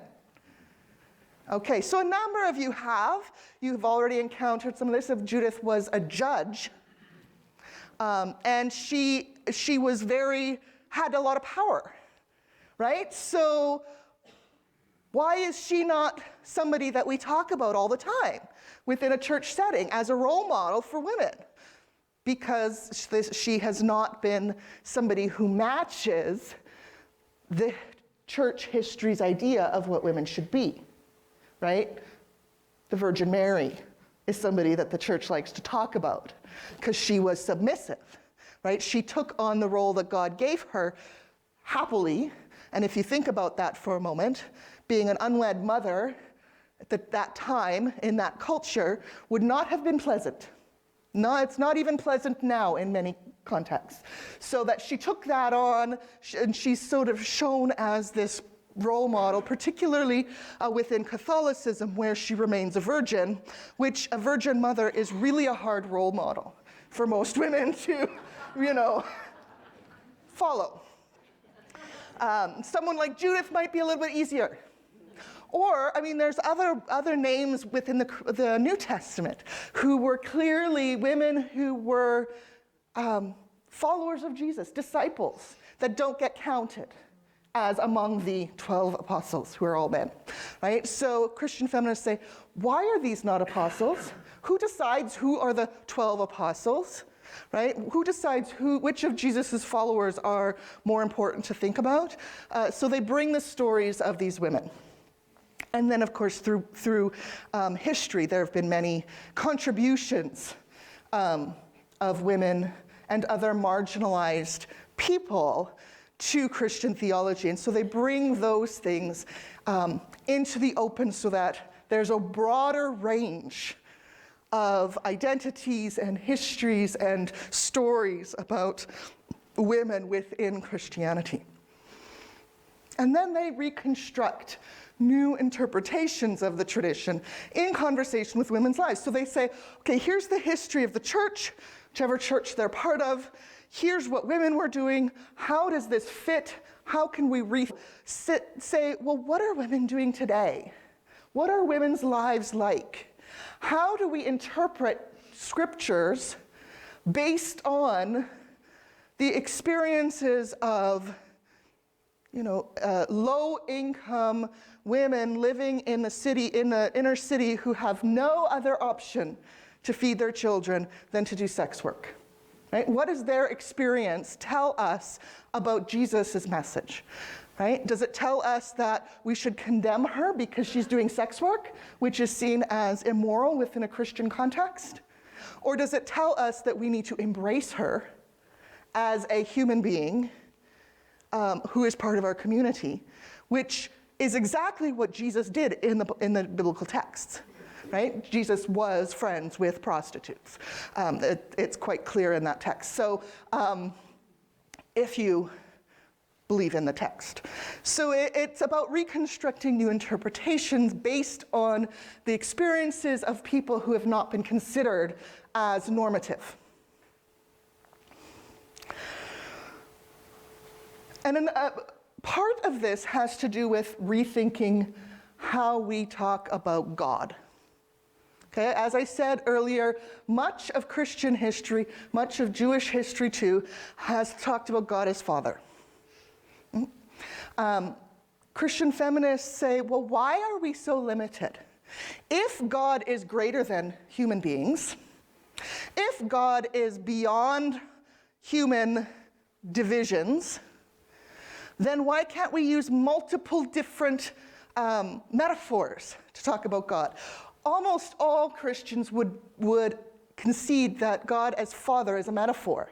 God is much greater than any concept of fatherhood that we have within Christianity. So why can't we have multiple kinds of metaphors? God as mother and father. God as, the birds that we see. God as spirit that is not personified. Right? So they look for, they don't necessarily say we got to get rid of all the male language for God, but we need to increase it to include multiple metaphors that can be meaningful for different people. One metaphor does not match the needs of all people. We need many different ones. And interestingly enough, the sacred scripture of Christianity provides many of those. Right? God is talked about as a mother bear. Right? So there we have the gender as well as the species metaphors that allow a different kind of interaction or relationship with God than you would have with just the God as Father.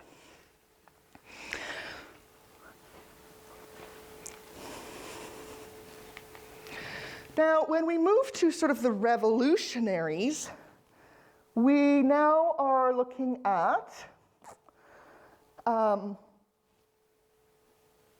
a creation of new traditions. Although those who are part of the feminist witchcraft movement, you really can't see that very well, can you? Sorry, the light is. Those who are part of feminist witchcraft, which is what I'm going to talk about, as well as some other movements focusing on goddesses, take the approach that Christianity is broken. Christianity cannot be redeemed, or Judaism. And the majority of people who come from a religious tradition moving into something like feminist witchcraft are coming from Judaism or Christianity. And many of them are particularly coming from European-based versions of those. Okay, so a lot of white women and white men and white people of other genders are interested in moving into feminist witchcraft because they see very little within Western society, Christianity and Judaism, that matches their needs. So they focus on then this idea that women need empowerment through a female divine. Now, as I said, when we look at sort of the revolutionaries, there often is still an idea that men and women are different and have different needs. And so many forms of feminist witchcraft are actually women only. And certainly a critique of that is that you're just sort of switching the binaries. You still have the boxes, but you're just creating different ways of understanding what the gender means. But the central ideas within a tradition like feminist witchcraft is that the deity is female or feminine. That female empowerment is the primary aim of spirituality. Nature is alive. Nature is not just a creation of the goddess. Nature is part of the goddess, as are all human beings. And so much of the problem they see with Christianity particularly is that it has separated people from nature. In its doctrine of humans being created in God's image, makes humans think that they are somehow different from the rest of the natural world. So within this tradition, nature is the goddess, right? The world outside, we can look at, that tree there out the window is goddess, right? And it can provoke spiritual awe. But then so can all of you, right? So it's very much the divine is within the natural world. Humans are part of the natural world. And the idea of non-hierarchy. Hierarchy is seen within many forms of feminism as itself a problem, right? That some people would have power over other people. Most feminist groups, particularly when we look at feminist witchcraft, most of them are very much sort of congregationalist type groups. They work on consensus. They don't have necessarily one leader that would always be leading. They might rotate leadership of particular events. So recognizing that sometimes you need somebody to step up and take leadership, but that's not always the same person. And people have different ways they can contribute. Now, I do want to point out that feminist witchcraft is part of a larger umbrella movement that we call contemporary paganism. And contemporary paganism is a movement that, for the most part, looks to pre-Christian European traditions as inspiration to recreate ritual and mythology today. None of them are going directly back to, it's very difficult to live in the way that people lived in pre-Christian Europe, but they're taking those stories and rituals and reforming them for today.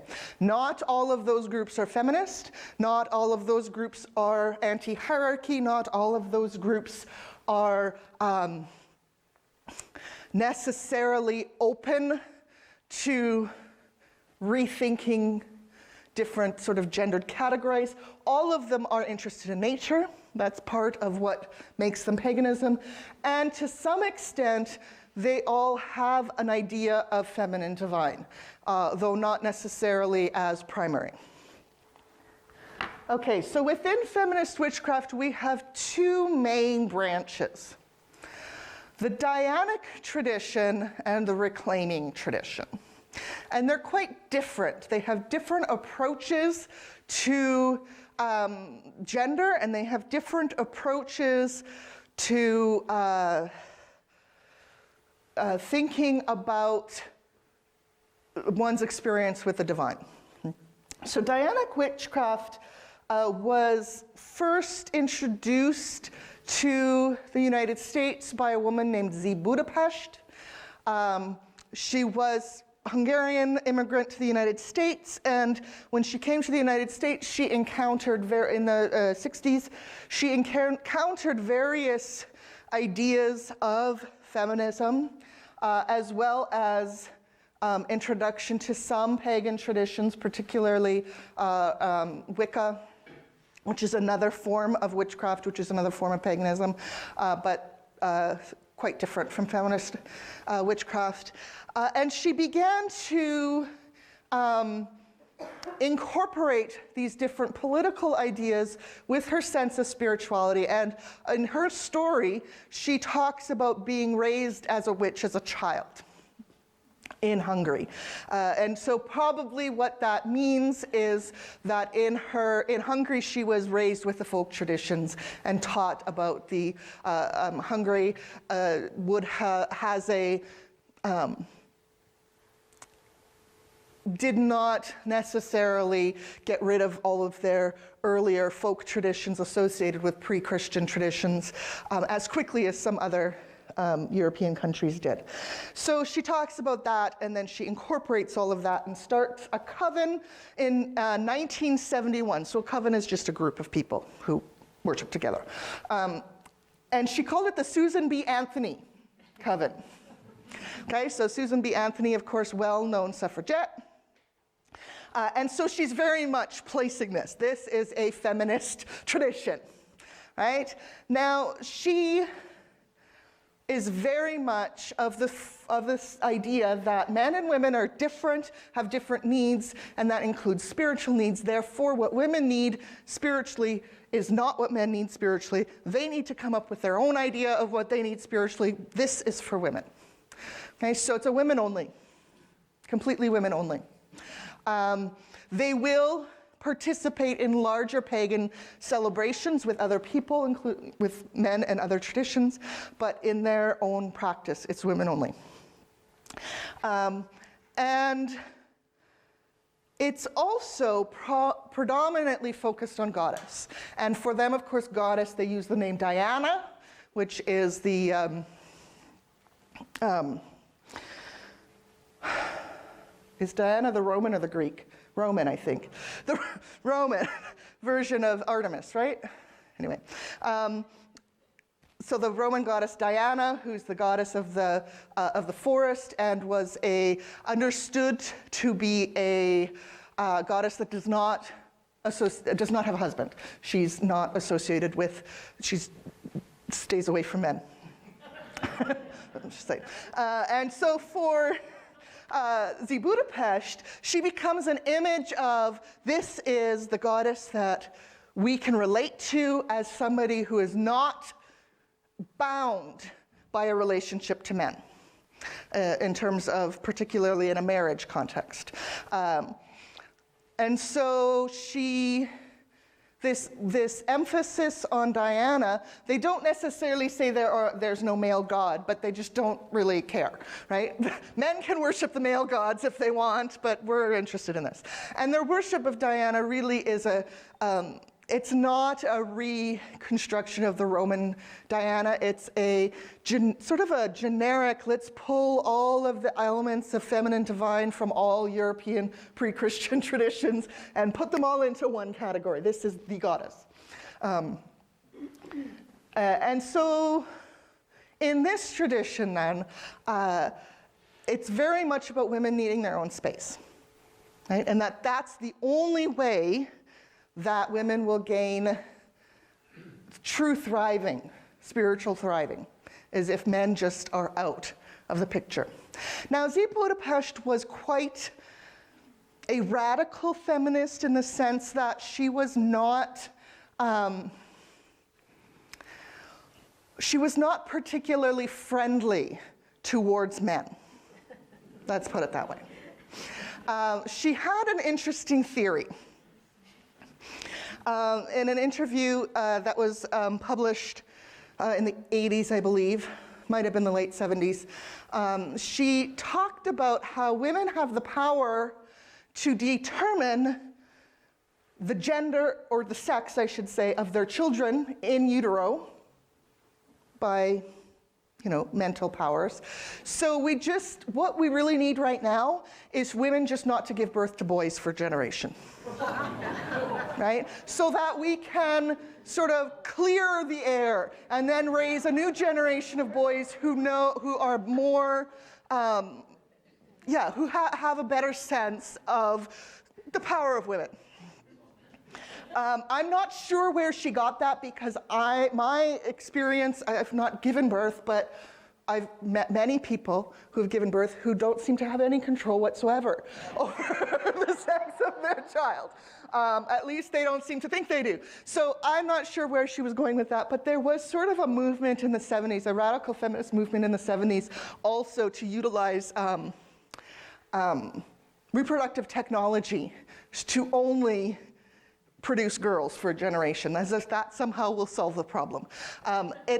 It has been certainly charged with, and not incorrectly so, with just reversing the discrimination, right? Well, this is a sign that we perhaps don't think men are very important, and that doesn't really solve the problem. That just switches who is lacking in power and who can't thrive. So Dianic witchcraft actually is not overly common anymore. I know a few people who might associate themselves with Dianic witchcraft, but not very many. Dianic witchcraft also Z. Budapest also believed that women in general would be more satisfied in lesbian relationships. That was the natural position for women, to be lesbians, and it was only societal pressure that had them move into heterosexual relationships, which again is a very narrow understanding of sexuality.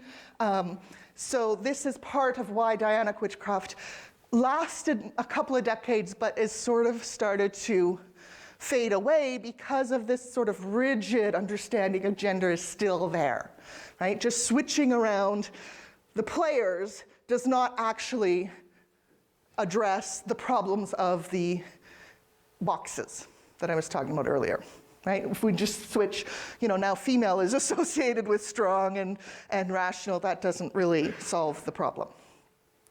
The reclaiming tradition started off as certainly thinking men and women were different, but compatible, and different in a sort of Jungian sense, right? So women had a strong feminine side, men had a strong masculine side, and these were sort of natural things. But the advocacy was for men to develop their feminine side and women to develop their masculine side. So it's, men and women are different, but we can broaden ourselves to become more whole people. Actually, they have altered their position somewhat to rethink gender as a binary. So in the reclaiming tradition, they now, if you read any of the literature or go to any sort of reclaiming celebrations, you're much more likely to hear about a variety of gendered metaphors for the divine, not just goddess or god, and the people that are involved are a variety of gendered positions. I have encountered at least one person who is part of the core of the reclaiming tradition when it started, who has left because she is uncomfortable with the number of transgender people, right? So she's more still in that idea that you're either male or female, and there's, you can broaden your sense of whether you have your masculinity or femininity, but these things are still, it's a binary. Whereas the newer members are much more likely to see gender as fluid and flexible. And so they certainly have multiple deities that they will call on. They also tend to talk about deities, the language they use for deities metaphorically. So yes, we may call on Persephone for some particular reason. That doesn't mean that Persephone is a physical, actual being that we are calling on, as much as the aspects that we associate with Persephone are aspects that we want to reflect on at this time. Another time we might be calling on the spirit of the forest, right? So it really depends on where we are, what we're doing, what metaphors are beneficial for that particular issue. And anybody is welcome. So in a reclaiming context, often it's open to the public, often it is, whoever wants to participate, as long as you are respectful, there's no real sense of limiting that sort of access. Now, the reclaiming tradition is often associated with the the person Starhawk. And has anybody heard of Starhawk? right? So many, I mean, your generation probably have encountered, many of you may have encountered her because in the 70s and 80s, she was quite a popular writer. Still is in some contexts, but not quite as much in the mainstream. And so her writing is one of the things that sort of informs this particular tradition. So if you're thinking of, well, I've encountered witchcraft and paganism in the writings of Starhawk, this is what you've encountered, right? She's not going to suggest things like we need to just worship goddesses, or women all are lesbians, or men and women have to be separate, right? So that's not where she's going. She's going, and she's focused a lot on nature and the importance of nature, and she's also does a lot of work on anti-oppression, anti-military, anti-globalization, all of that kind of stuff. So both of these movements are actually quite political. In fact, most feminist movements are quite political, Christian feminists as well, where they take their spirituality out into the world to address other kinds of issues as well. So what you have here are some different approaches, right? Different approaches to thinking about gender and religion and the importance of recognizing how gender influences our experiences of religion, and how gender influences how we think about God, or how we think about the divine, if we think about the divine at all. And in some of these cases, of course, the approach is we have this rich history. We don't want to just give it up. We don't want to just, Catholic feminist theologian Rosemary Radford Ruther has argued that she does not want to give up her strong sense of Catholicism to the hierarchy, right? It's not the Pope who owns Catholicism, it's the people. And so for her, she will practice her version of Catholicism, even if it does not match what the Pope says you're supposed to do, or the Church says. And she's part of a movement called Woman Church, which is a feminist Catholic movement in which people get together and they share Mass, Eucharist, together without any priests around, right? Which goes totally against sort of that Catholic idea that you need the priest to intercede for you, right? They say, no, we don't. And women can participate in full levels of leadership, and we're going to create that if the church won't do it for us. That doesn't mean we're no longer Catholic, right? You can't tell me I'm not Catholic just because I don't like what the church says, that I'm going to define it for myself. So that's something that you have happening, that this rich tradition is important.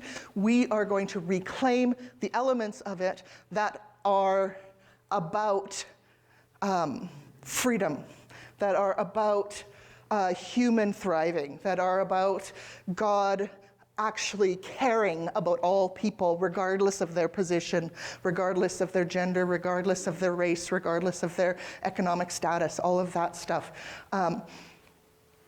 The other approach, of course, being that this rich tradition is not rich, it's horrible, we don't want anything to do with it, it has destroyed our world. And many of the feminist witches would argue that it is Christianity that has shaped a world in which we don't care about the nature, we don't care about each other, we only care about certain rules that help us to get more money, right? So they tie Christianity to environmental degradation and to capitalism, and then say, we can't be part of that system. We need to leave it and start something new. So those are sort of the two main approaches to looking at how we should think about our religious experiences in light of our genders. So thank you for listening. I look forward to your questions.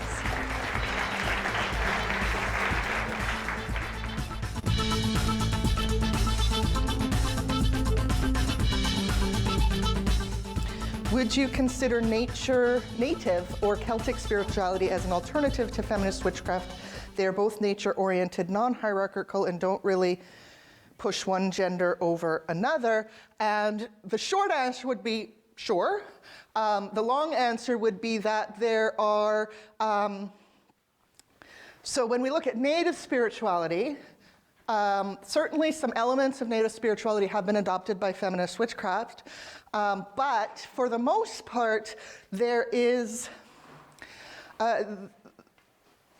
Native spirituality is very much tied to a specific land, a specific place, and a specific history. And there's been a lot of concern in Indigenous communities with non-Indigenous people adopting their traditions without knowing the history, without knowing the land, and without recognizing or advocating for Indigenous peoples, right? So if people are going to, I mean, certainly many Indigenous people are happy to invite you to participate in their ceremony if you are friends, but they don't like people just taking their traditions, right? And so that has been somewhat of a conflict, actually, with some,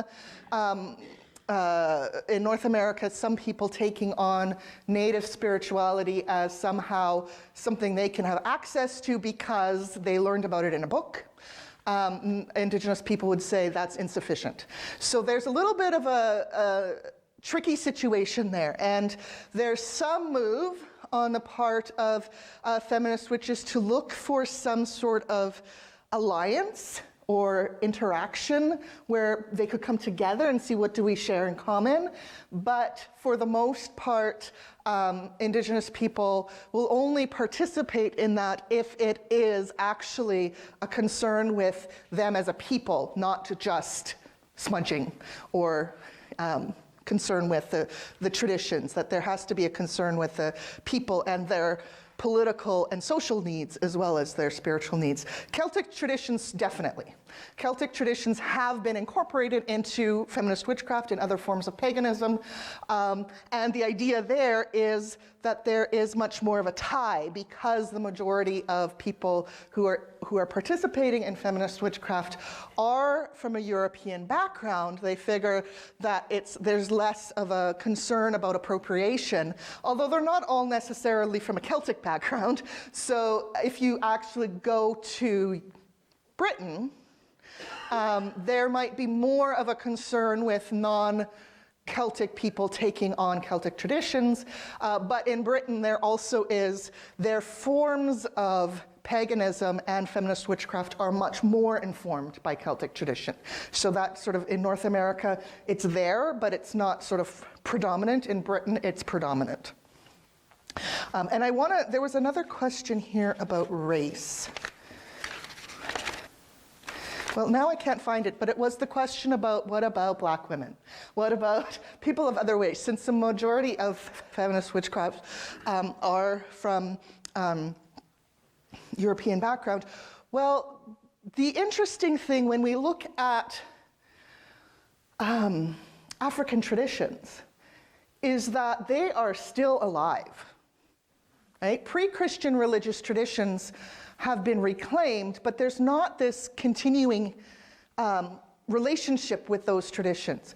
For many people, African American, African Canadian people, they actually have access to African ritual, African mythology in traditions that are still living. And in the American context, that would be often things that are coming from the Caribbean, so Santeria or Voodoo, or from Brazil, Candomblé, are all religious traditions that incorporate West African, the West African traditions that came with enslaved peoples with indigenous traditions and European traditions.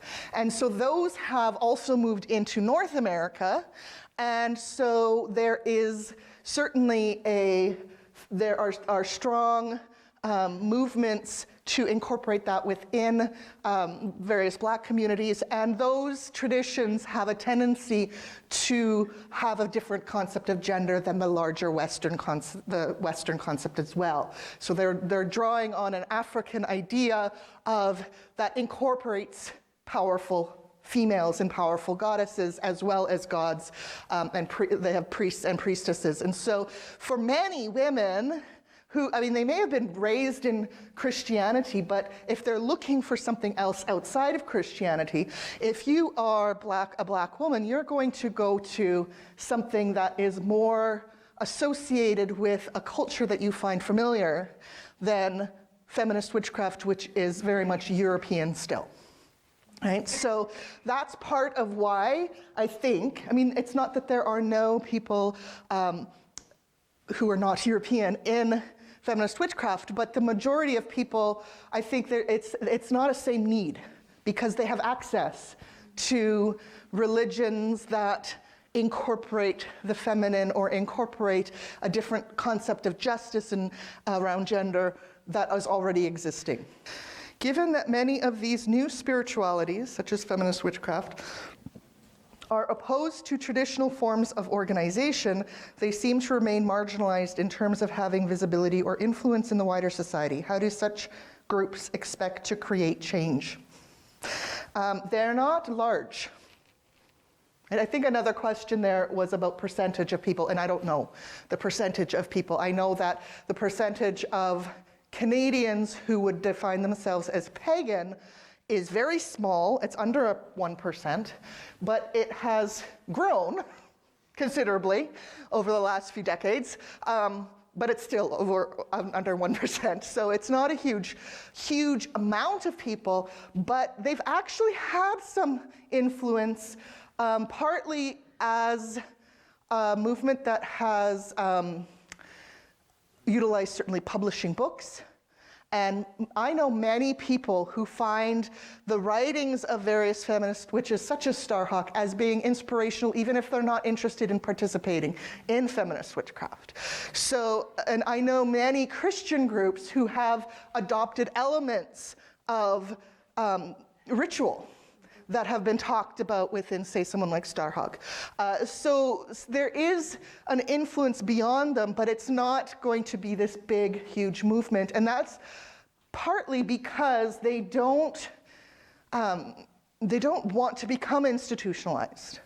Because the assumption there is that it's partly the institutionalizing of a tradition that makes it rigid. Right? So as soon as we become institutionalized, we start to narrow down all of the roles that people are allowed to participate in, because it's, you know, you have more and more people, you need to have control. And so that's part of what institutionalizing does, is create control. They are very involved in political action. So, for example, anti-globalization movements. So I know that when there was the meetings in Quebec, the G8, thank you, the G8 meetings in Quebec, lots of people went out to protest, right? So the anti-globalization. Feminist witches were there, and they were doing ritual in the protest. So small group of people doing ritual, but have an influence on other people. Not necessarily that all the other people protesting are going to, you know, join up with the religious stuff, but they are showing a way to protest that incorporates the whole person, including their spirituality. Right? And so that becomes motivating for others. And in those rituals, lots of people participated who were not necessarily part of the feminist witchcraft movement, but thought this was a good place to do some sort of ritual, some sort of way of protesting that was seen as positive. Okay, polytheistic religions have goddesses as well as gods. Did the move to monotheism reduce the power of women in religion and society? Yes. Unequivocally, yes. When we look at the development of monotheism, I mean, there's a long history of monotheism within, there was a movement in ancient Egypt, monotheistic movement, didn't last very long, but the Zoroastrians within Persia have been monotheistic and probably are the ones who convinced the Israelites to become monotheistic. So when we have the If you're familiar with the history of the history of the Jewish people, the Israelites, there was they were taken over by Babylon and moved off to Babylon, exiled to Babylon long ago. And then the Persians took over the Babylonians. And at that point, the Persians actually had a much more positive relationship with the Israelites than the Babylonians did. And so they really influenced how the Israelites thought about who Yahweh was. Okay, Yahweh is the God within the Old Testament, the name of God. Prior to that exile, Yahweh was a God amongst many. He was the God that the Israelites chose to worship.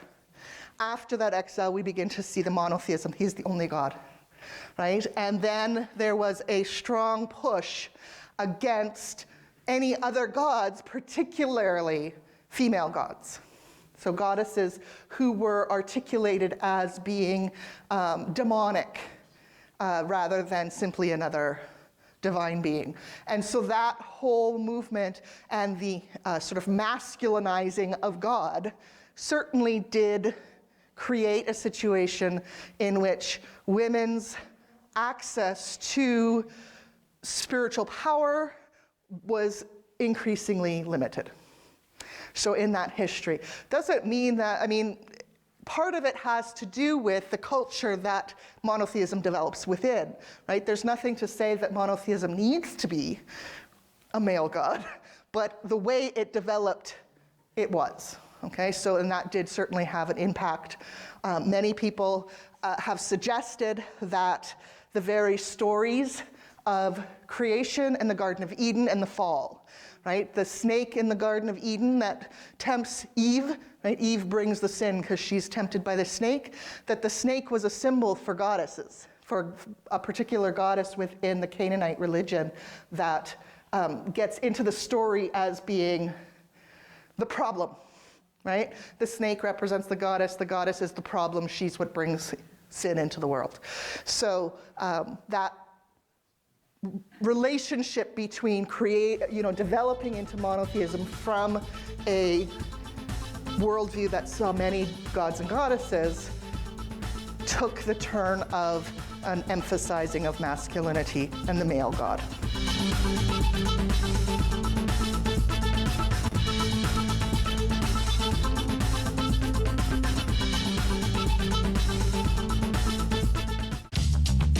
This program is brought to you by Ignite TV. Now you're in command. Visit Rogers.com for more details.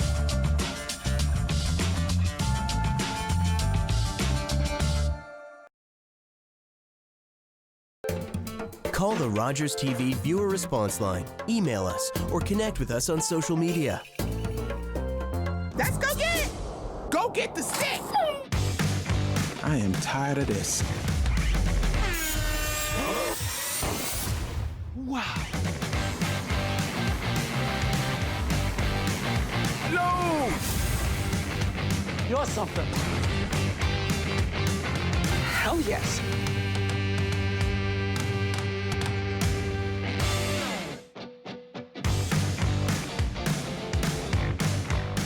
We're the generation that had it all. We're the generation that had the music and the moves. We're the generation that had a dream. We came together to feed the world's children. We came together to protect them. And in this dangerous world, we have to keep on saving them and protecting them, even when we're gone. If we remember UNICEF in our will, we'll be the generation who left a better world for children. Please visit uniceflegacy.ca.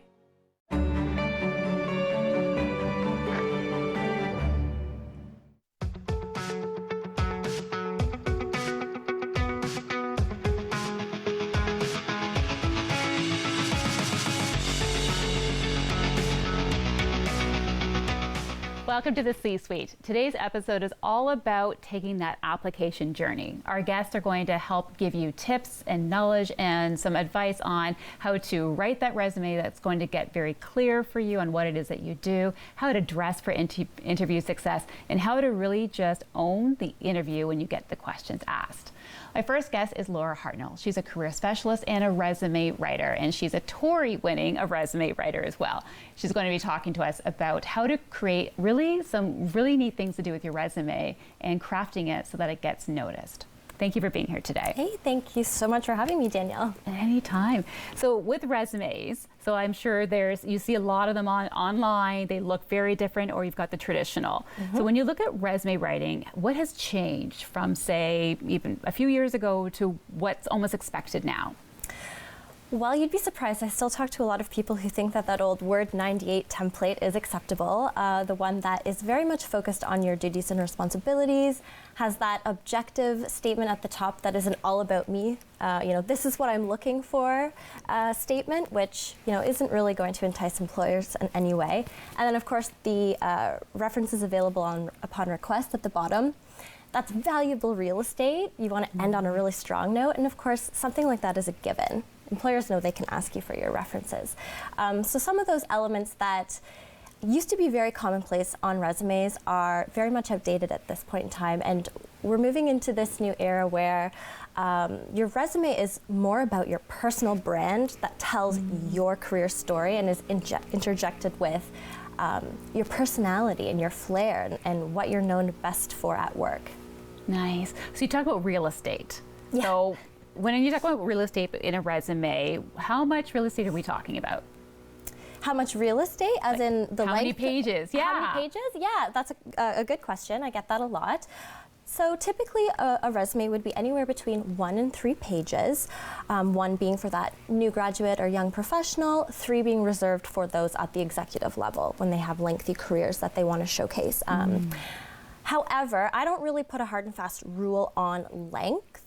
If you need two full pages to tell your story, then take up 2 full pages. As long as whatever you've included in that document is there to support the position you're applying for and adds value in some way, then it's going to enhance your story. It's going to entice the reader.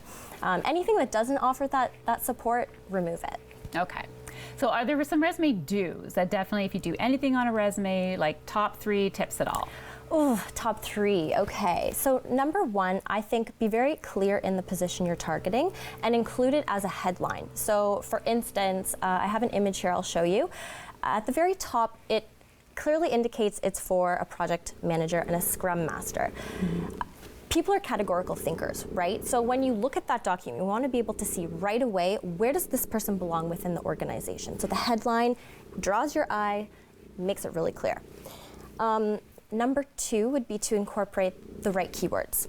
And this can be taken from either looking at job postings that are in the position you're targeting, or talking to people in the field doing the job you want to do, finding out what those buzzwords are that you need to include in the document, because those will get picked up by what are called applicant tracking software, often referred to as ATS.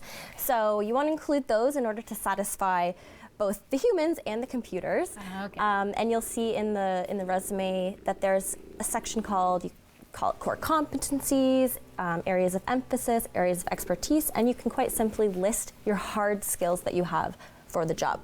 And number 3, and probably most important, is to make sure your resume is accomplishment rich. So a lot of people will, in this effort to try to use as many keywords as they can, create what sounds more like a job description than it does your unique, value, what you've done in order to drive impact in that position and make a real difference, whether that be boiling down to dollars and cents. If you can showcase how you've made an impact on the bottom line, that speaks to employers. Of course, not everything is easy to quantify. Not all your results are easy to quantify and add a number to. So if you've done a really great job at creating a team environment, group cohesion, and people are more motivated and being more productive, that's something that you can incorporate as part of your brand and use as an accomplishment statement. And a good formula to use for creating these achievement statements is situation, so what was the problem you had to address, action, what you specifically did to tackle that problem, and then result. And like I said, if you're able to quantify the result with a number, then that can actually help to add the proof. Okay. So as you're giving that the equation, I was just thinking, so when you're writing this, what tense do you write in? What tense? So I write it in the tense that makes sense. So if it's a current position, I write it in present tense. Unless it's a past achievement in the same job, then of course those would get put in order, so present to past. And then, of course, positions that were in the past, I write in past tense. Some people will write everything in past tense, even if they're still in that role. And that's okay. You can decide what works best for you. Resumes are traditionally written in third person as well. So you drop the I, you drop the me, and you write it as though someone else is talking about you. But in modern resumes, you certainly can talk in first person, but once again, you're still dropping the I and the me. Okay. So what about the cover letter then? Because typically, so what I've always thought was the cover letter is the I, and it would include an I. Does that rule still hold? Okay. Oh yeah, absolutely. You can talk in the first person in your cover letter. Although they do say that leadership profiles, the higher up you are in terms of your leadership capabilities, the less frequently you refer to yourself. Okay, that makes sense because it's all about the team and how you're growing the team and conveying that as well through the words in your resume. Yep. Interesting.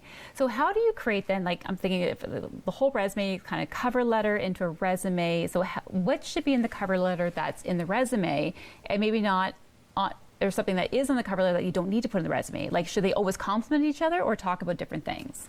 So my philosophy is that the cover letter should always be something different than what's in your resume. Because the cover letter doesn't always get read. It's usually that kind of final straw. Well, we like both these candidates, but who are we going to bring in as our last interviewee? So they'll read the cover letter. And the cover letter can be used to tell a story in more detail about a specific problem you tackled at work, or a chance for you to do research and really understand the company that you're applying to, their products or the projects they're working on. And you can take a very proactive stance and say, hey, here's what I'm going to do within the first 30, 60, 90 days in order to drive an immediate impact. Well, thank you for being here today and sharing all of these wonderful tips and ideas around writing resumes and cover letters. Thanks for having me. It's great. Thank you. We're going to be taking a quick break, and we come back after the resume. You get the phone call or the email to say we'd like to come see you. Come on in for the interview. We're going to be talking about how to dress for interview success right after the break.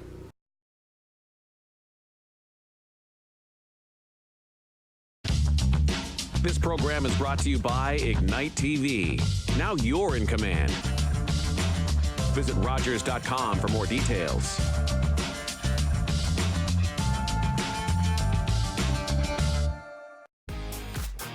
Hi, I'm Dave Carroll, host of Brant Life. Join me every Monday and Thursday at 6 p.m. for a brand new show featuring you and your stories and the things you care about right here on Brant Life on Rogers TV.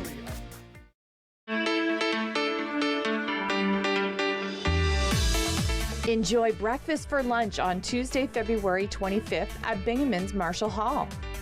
It's the 22nd annual Pancake Lunch in support of Child Witness Center. This event kicks off at noon with a delicious breakfast-style buffet. Tickets are $30 each. Your participation will have a real impact in the lives of children and youth who have been victims or witnesses of abuse or crime. For more information and to purchase tickets, go to childwitness.com. Final deadline for tickets is February 11th. Don't forget to circle Tuesday, February 25th on your calendar for the 22nd annual Pancake Lunch.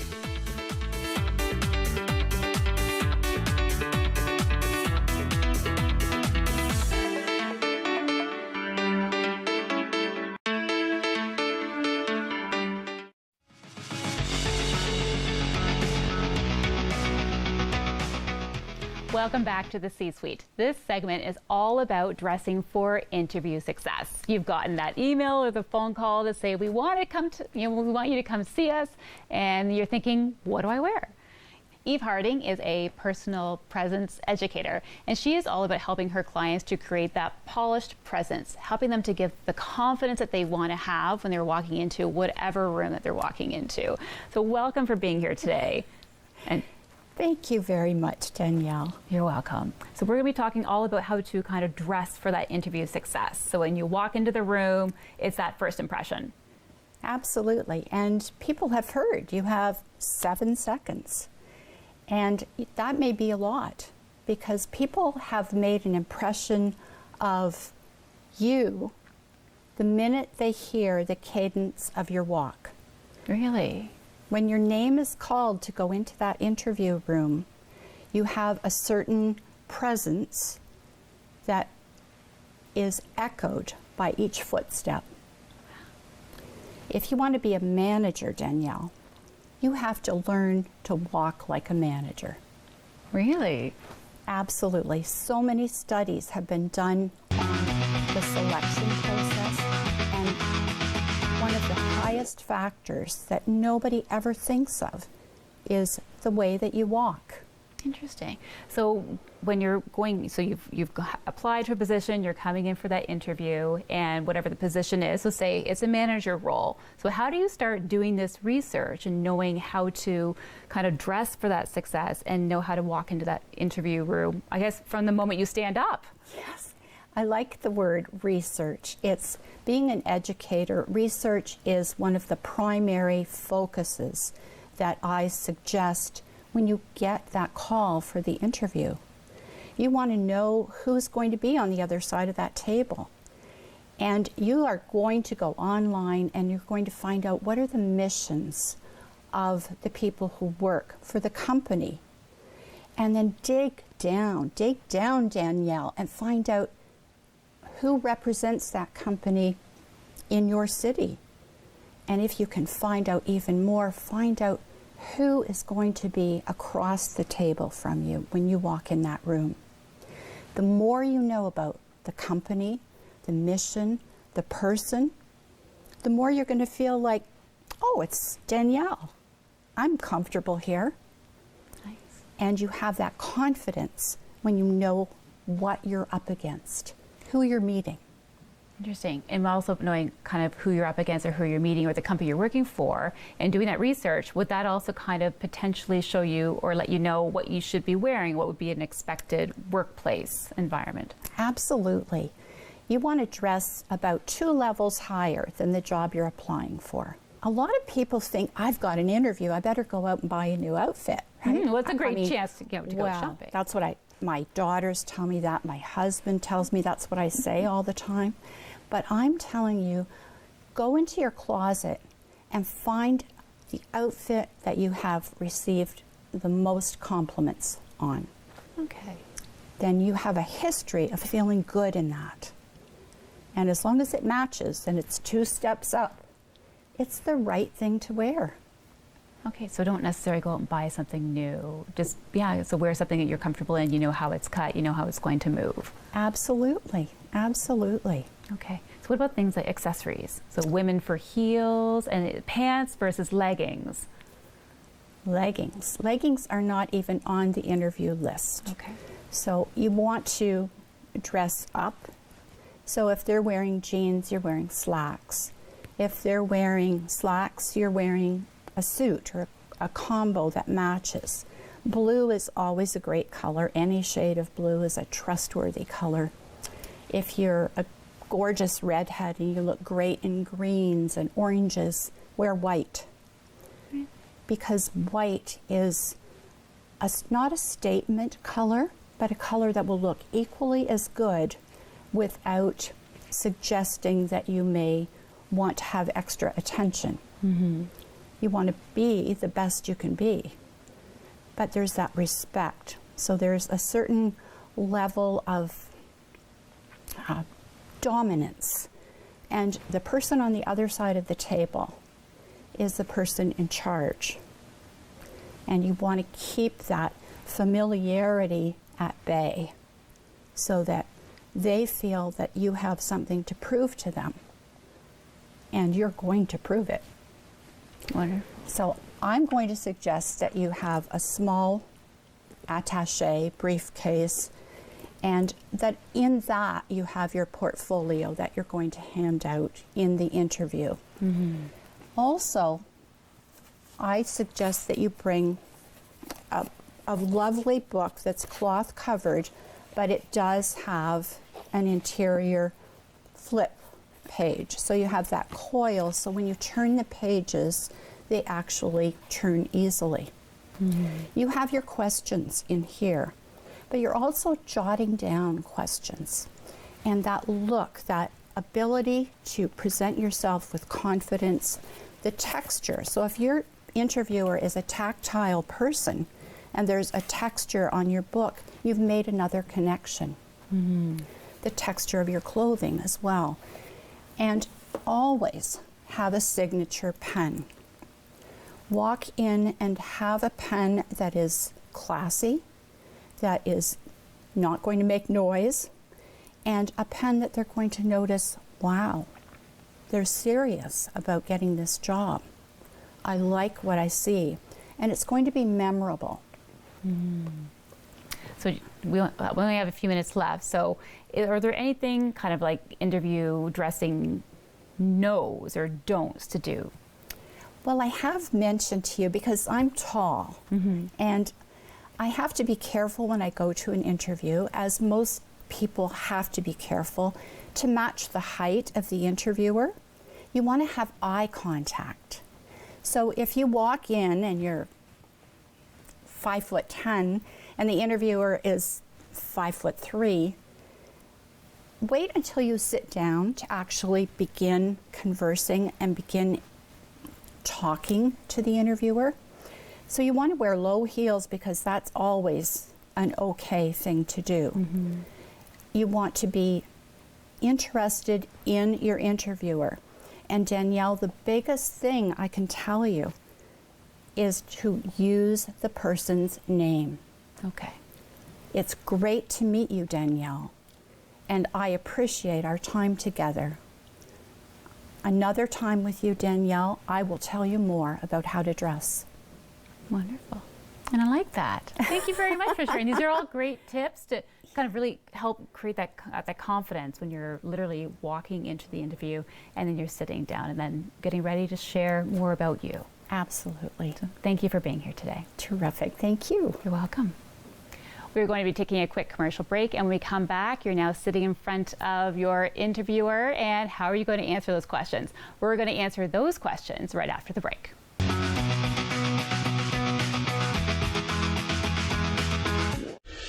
Come home to Hope Valley and see all the faces you love again. Scandalous. There he is. Here we all are. When Calls the Heart Season 7 premieres February 23rd. And watch all your favorite heartwarming episodes of seasons 1 to 6 only on Super Channel On Demand.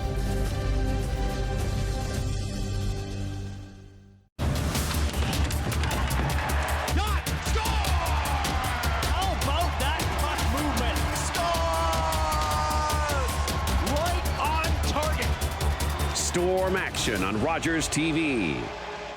Find out what's trending. Join me, Aliyah Ali, as I explore Waterloo Region and beyond, looking for trendy ideas. #Trending, Thursdays at 7 p.m., only on Rogers TV. And he fell. Whoa, I'm not driving. I'm way too stoned. How are you feeling, Beer? Oh, since we had that talk, I'm not driving tonight at all. What about you, Dave? You only had a couple of drinks. And only a couple of puffs. I don't drink and drive. No way I'm getting behind the wheel when I smoked weed, too. How are we getting home, then? Oh, you can drive, Dave. Come on, Dave. Take one for the team, buddy. Don't let weed and alcohol influence your decision to drive. Yeah, I need a ride.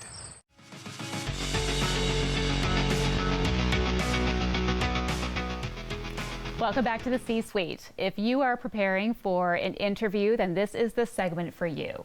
Bernie Chaves-Black is an HR professional, and she works for HR Fusion, helping organizations to create effective solutions to their human resources challenges. And she's going to be talking today all about the interview and those questions that you may be receiving and kind of some do's and some don'ts around what that whole process is about. So thank you for being here today. Thank you, Danielle.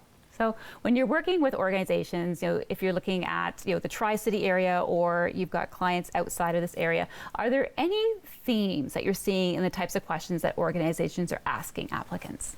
I would say not necessarily themes perhaps, but what I wanted to point out is that we are finding one of the changes is that organizations are realizing the importance of ensuring that they are asking questions that are targeted at the actual position, whereas in the past there was a lot of questions were asked that were sort of very broad-based questions, whereas there's more focus now that really gets down to looking at the competencies required. So that would be a trend, is very much competency-based interviews. Okay, so what kind of a question would that be?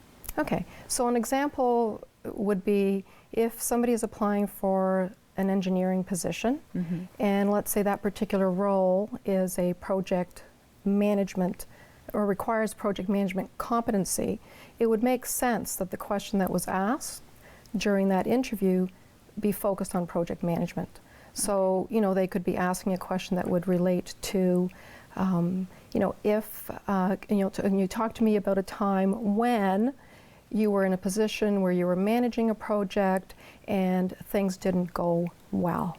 Okay. So that would allow the individual to really talk through the various skills that they would have utilized in working through the project that they were working on. Okay.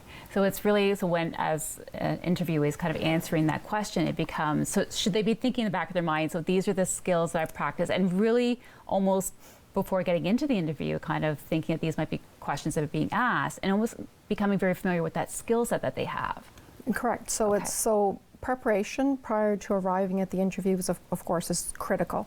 And so that would be part of what they would be preparing for, is really getting to know basically who they are and what they have done, but very focused on the skill sets that they have used, accomplishments that they have had, so that they're able to really focus on the competencies during the discussions with the interviewer. Okay, so it sounds like very outcome-based as well. Absolutely. That's really, really core, and I know as part of the segment we had also heard an earlier guest speak about resumes and the importance of actually really focusing on accomplishments, so it's really no different. So you're taking, what you're really doing is you're going from selling yourself on paper to moving that to selling yourself in person. Okay. And when you're looking at kind of interviews, are there some definite interview do's that you should be doing when you're answering questions, and then on the flip side, some don'ts? For sure. So with regards to the interview do's in terms of how you're answering questions, again, I'm going to go back to mentioning the preparation is key. And the reason being that when you're answering your questions, you want to be able to tell a story.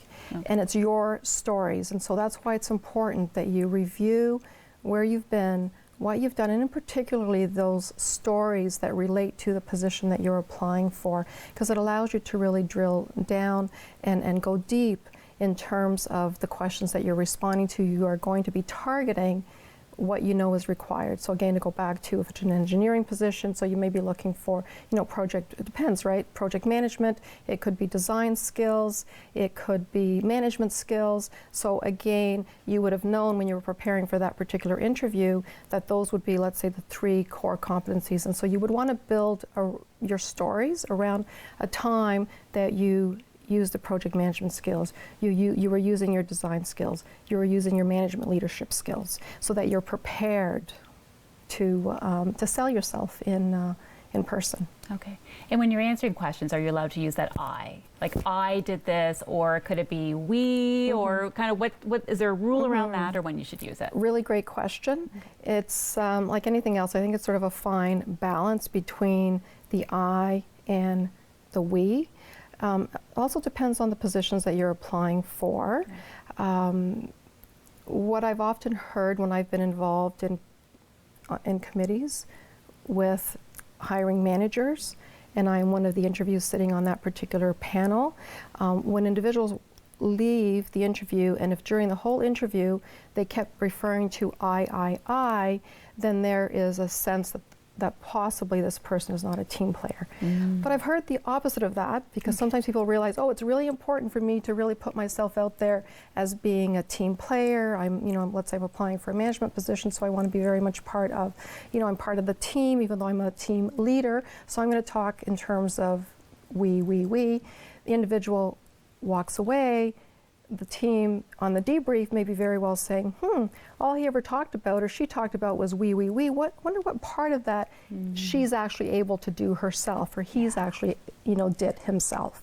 So it is really trying to find that balance in terms of, yes, it is important to talk about the team, but you need to also, the interviewers need to understand what part of that work that you did, part of the story that you're telling, what role did you play? Okay. So it is about we and I at the same time. So it is a balance. A balance, and you're allowed to use them together then. Absolutely. Okay. Then what about that question that typically, you start off an interview with, the tell me about yourself question. So is there a specific purpose and intention behind that question? And if there is, what are interviewers looking for in a response? Okay. I think first of all, that introductory question is really an opportunity, hopefully, to allow the interviewee to relax. However, I find that most don't feel very relaxed with that kind of a question. So again, it's about preparing in advance, knowing that you're likely going to get that kind of question.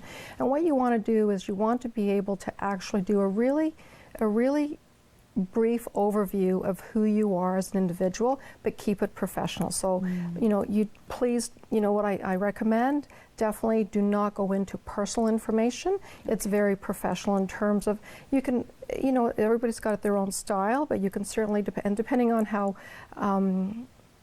far into your career you are, so let's say you're a recent grad, you might choose to start with your education, your recent, completion of your degree, and you can even talk about reasons for, why you chose that particular field of study, 2 opportunities that you had, let's say during summer jobs, or, your early on career. So, but a very, very, very high level. And then also what brought you to the current position that you're in. Okay, so not the personal life story, keep it very professional. Absolutely not. Because if I can add, and this might be a question that you were going to ask, is definitely one of the things not to do during an interview is not to bring any personal, if you will, baggage or personal stories into the interview. That definitely is if you will, a turn off, plus it's too much information. So it may allow the interviewer to actually make decisions, if you will, against you, because you've just shared too much information about your personal life.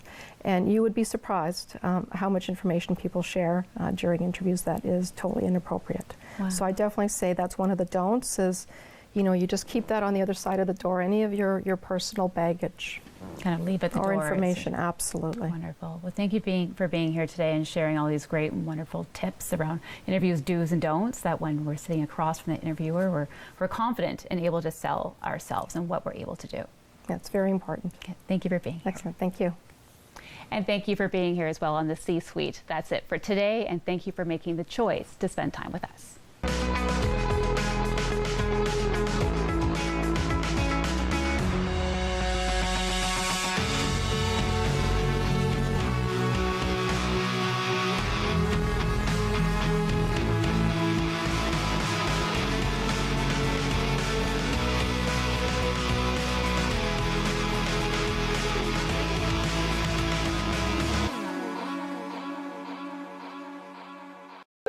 Call the Rogers TV viewer response line, email us, or connect with us on social media.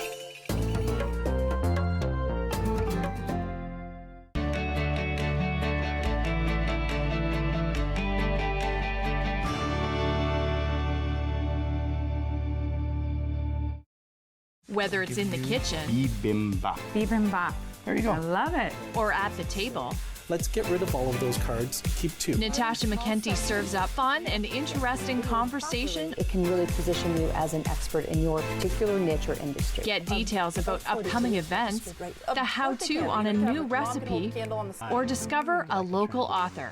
In studio, it's pink.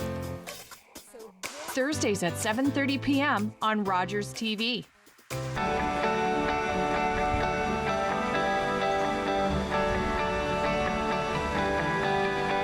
This is Rogers TV.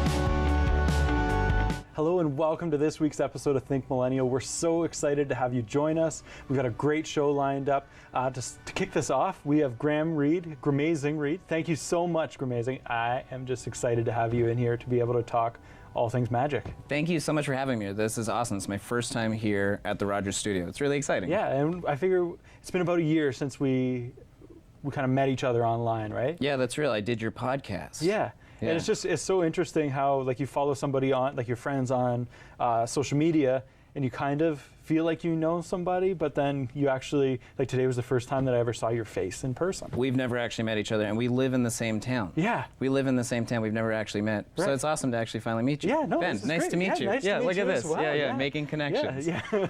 So awesome. Yeah.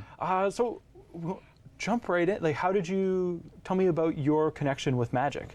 So for me, I always describe the way I got into magic as it's like my guitar or skateboard. So when I was a kid, I saw it on TV, and that's what was really interesting to me, really exciting. So I look way younger than I really am. I'm 33 years old. Right. So back in like the 90s, they'd have these American magic specials called World's Greatest Magic that happen around like the American Thanksgiving. Okay. And they'd have illusionists, card magicians, all sorts of different acts. And that's I'd tape these on like a VHS tape, and I'd play it back over and over again, just watching the acts, and I just wanted to do that for a living. Now, like, throughout my life, I did various things, but I've always done magic as like my side hustle, as kind of like a little job.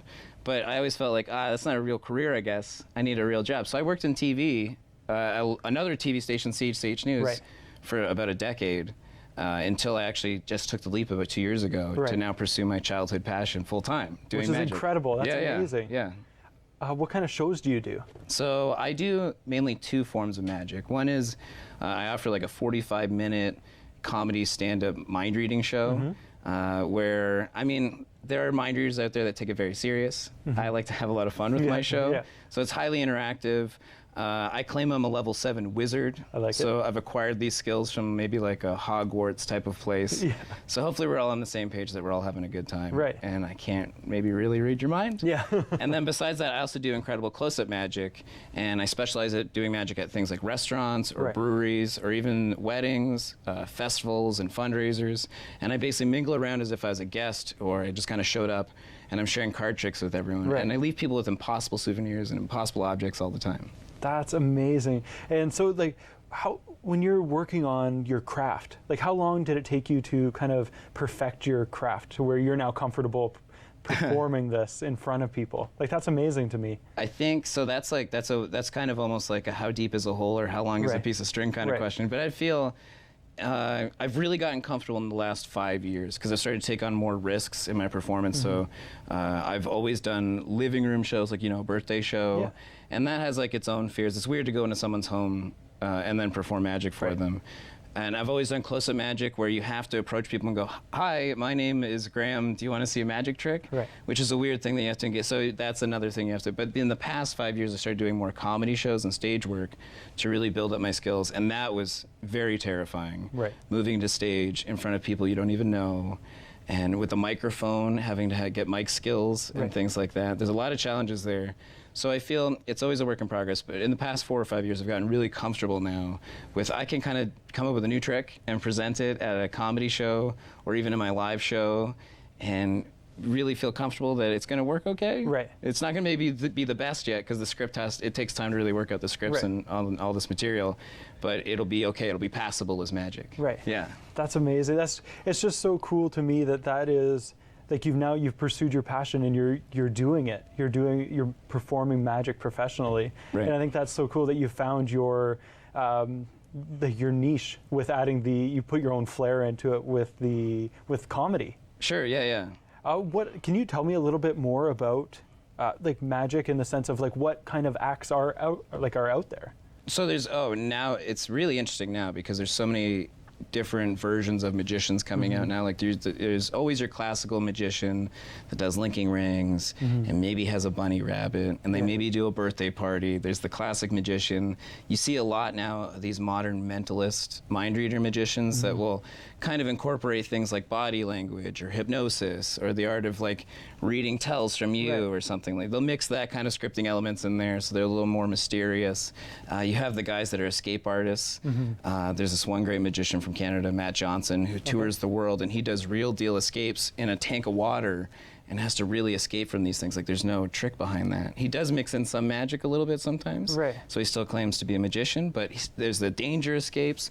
I have a good friend, Ryan Joyce, who also travels the world on cruise ships, and he does big box illusions, the classic illusions, and I've toured with him, and that touring with him was the first time I ever got to see the illusions up close and how they work. I only know kind of card tricks and the tricks that I know, so to see these actual amazing illusions up close and like, that's how that thing really works? That's bonkers. That's really weird. So there's so many different kinds, and there's even now, like there's more card manipulators, people that just do flourishing or manipulate billiard balls and things like that, or multiplying candles. And right now actually happening in Quebec soon is the FISM National Championships for North America and Canada. And FISM, a lot of people don't know what FISM is, it's like the Olympics of magic. So you can compete locally in your clubs and go on to FISM to compete, and maybe even represent Canada amongst all the other magicians in the world, competing for things like close-up, stage show, or there's even a thing of winning the Grand Prix where you win kind of the entire event. Wow. So that's happening in Quebec. But there's so many different layers of magic going on. And even if you go on to Netflix, there's so many different specials. Like you'll see Justin Willman, he's got a comedy magic show right now, Magic for Humans. There's DMC, he's got like the dangerous thing. There's also guys like David Blaine, the scary street magic guy, and Chris Angel, who's like the pro wrestler rock star of magic, right? Right. But we've got a minute left before break. But with all of these different magicians, does everybody kind of consider themselves magicians? Like, is it kind of like a brotherhood that you're a part of when you're doing this, or is there like, do you know what I mean? Like the title, like do we all go by magician or no, I'm an illusionist? Different performers have, it's all a different brand. That's kind of like a branding question almost, because I claim to be a wizard. And I feel like when I say I'm a wizard, we're all on the same page that this is silly. And hopefully a lot of character comes out and just me describing that I'm a level 7 wizard. I know a lot of guys that will say they're just an illusionist. Some people just say they're event performers. From a branding perspective, say like in an SEO search function, then someone that's searching corporate events will find you in a more generic way or something like that.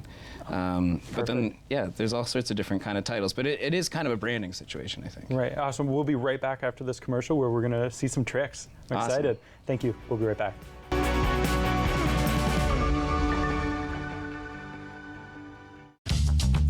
This program is brought to you by Ignite TV. Now you're in command. Visit Rogers.com for more details.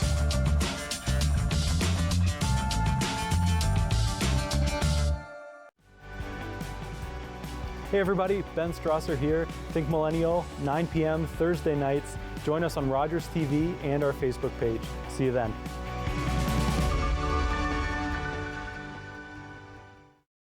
What do you love so much? You're really beautiful.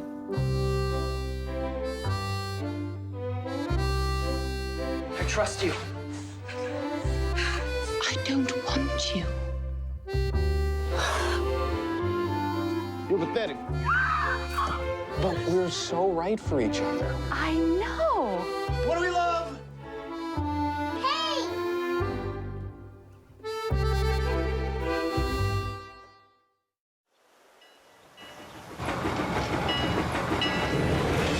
To the rafters in the Edmonton Arena. Everyone is feeling the pressure on the Grabs as they await the American champs. Here's the Cleveland favorite Knits now, and boy, do they look impressive. Look at their uniform. I bet you could sure run in smart shirts like those. Not that. Look, world champs in my eye. Grads, we don't play for glory. We play the game for the game's sake. So tonight, you're going to earn that title by playing your game. Teamwork, passing. Let's show them what it means to play the Grads.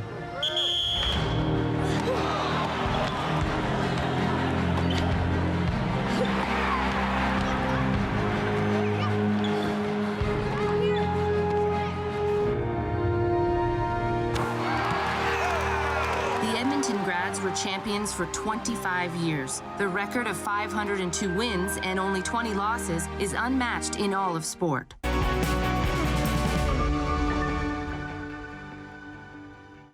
Welcome back to Think Millennial. We have the amazing Reed here. Thank you so much for joining us, Graham. Thank you, Ben. This is awesome. This is so much fun. Yeah, you're going to perform some magic for us. I am going to share some level 7 wizardry. Actually, this is level 5 wizardry, the card stuff. Yeah.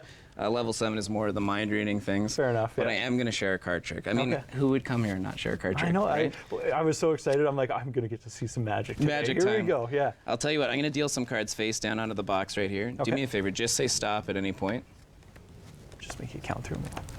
Stop. Yeah. Take a look at that card for me. Don't show me. You can show everyone at home, though. I won't look. Perfect. And you put it back on top. And actually, we're going to get a second card chosen, but this is for everyone kind of watching. Okay. This card right here, and I can't see what it is. I'm going to mix these in like this. We have 2 cards. I'm going to try to make your card, the first one, stand out. Okay. Watch, like this. If I just give it like a Shazam, 1 card in the pack changes to blue. Ooh. Yeah, like a second ago, you picked up a red one, and you looked at it. Mm-hmm. What card did you see? Saw the 4 clubs. What? That is cool. That's some crazy sauce, right? That's weird. Now, this doesn't always happen. Magicians don't always do the same trick twice, but I want to see if we can do the same thing twice, because there was a second card that people saw at home, too, right? We'll do this again. Nope. Okay, hold on. I forgot. There's a spell. Fair enough. There's always a spell, right? This is level 6. This is level 6. Yeah. Shazam. Everything needs a little Shazam, right? I like it. Yeah. Okay, great. No, it didn't work. Didn't work. Here on Rogers TV didn't work. You know, I don't want to touch it, just in case you think I switch it or something. Okay. Can you turn that over? That's cool. What? Wow. That's weird. That's weird stuff. That's amazing. Do you want to try another one? Yeah, please. It's amazing, but that's okay. I like it. Yeah. Yep. There you go. Here, we'll do Get rid this. of that one. I'm going to get you to choose one. Okay. Yep. Take a look at it. Okay. Memorize it and share it with everyone at home. Okay. Look. Perfect. And I will take it back right here. Okay. Awesome. I'm going to mix these up. Okay. I will admit, I did just lose it. Okay. I will still find it. It's my job. Right. Being a wizard, I still got to find the card. I just need to take like a bigger guess. Okay. Okay. Here, I'll give these a little bit of a cut. I think your card is probably in the middle, and it's got to be one of these 5. Okay. I'm going to show you and everyone the 5 cards, but don't give it away if you see your card just yet, okay? Stone face. Here we go. Was your card one of those 5? Yes. Cool. We're getting closer, right? We're narrowing it down. Right. Because when it comes to magic, it's really just about removing all other possibilities, right? I like it. Hold out your hand like this. I'm going to place the 5 cards right there. Put your other hand on top. Yep, it's a magic sandwich. Ooh. Yeah. I don't know what your card is, but let's pretend I do. And let's pretend I have some sort of weird magical ability that I can make your card invisible, okay? Sounds good. We'll pretend I can grab your card invisibly out of your hands. I can turn it face up. Now, I'm a level 7 wizard. I can see invisible cards. This is a Jack of Diamonds. Is that your card? Yes. Yeah? Yeah. Now, if this is true, and I'm holding onto your invisible Jack of Diamonds, it shouldn't be there right now. How many cards would you then have in your hands? 4. Can you count them? There's 4. There's 4. Is it there? You said it was there before, right? And it is not It's there. gone, right? Look, I'm going to take the Jack. I'm going to stick it face up in the middle of these cards like that without touching anything. Check this out. I will spread through these. 1 card face up in the middle. Wow. Jack of Diamonds right there. Look at that. That's amazing. That is amazing. Awesome. That's good stuff, so right? Cool. Yeah. Thank you so much for sharing that. Awesome. Thanks, Ben. That's amazing. So where can people come and see you perform? Yeah, so I do shows everywhere. I mean, you can book me privately for your events and corporate gigs. You can go to my website, grahamreedmagic.com, to do that. And you can also find out where I'm performing on my Instagram, @Gramazing. But coming up next week, it's Valentine's Day. I will be in London at the Marienbad with another Brantford magician, mind reader, mentalist, Ryan Edwards. Nice. So we're doing a show together Valentine's Day. That's out in London at the Marienbad. On the 15th, I'm back in London again at the Palace Theatre. And this is for Keith Brown and Friends. It's presented by London Fringe.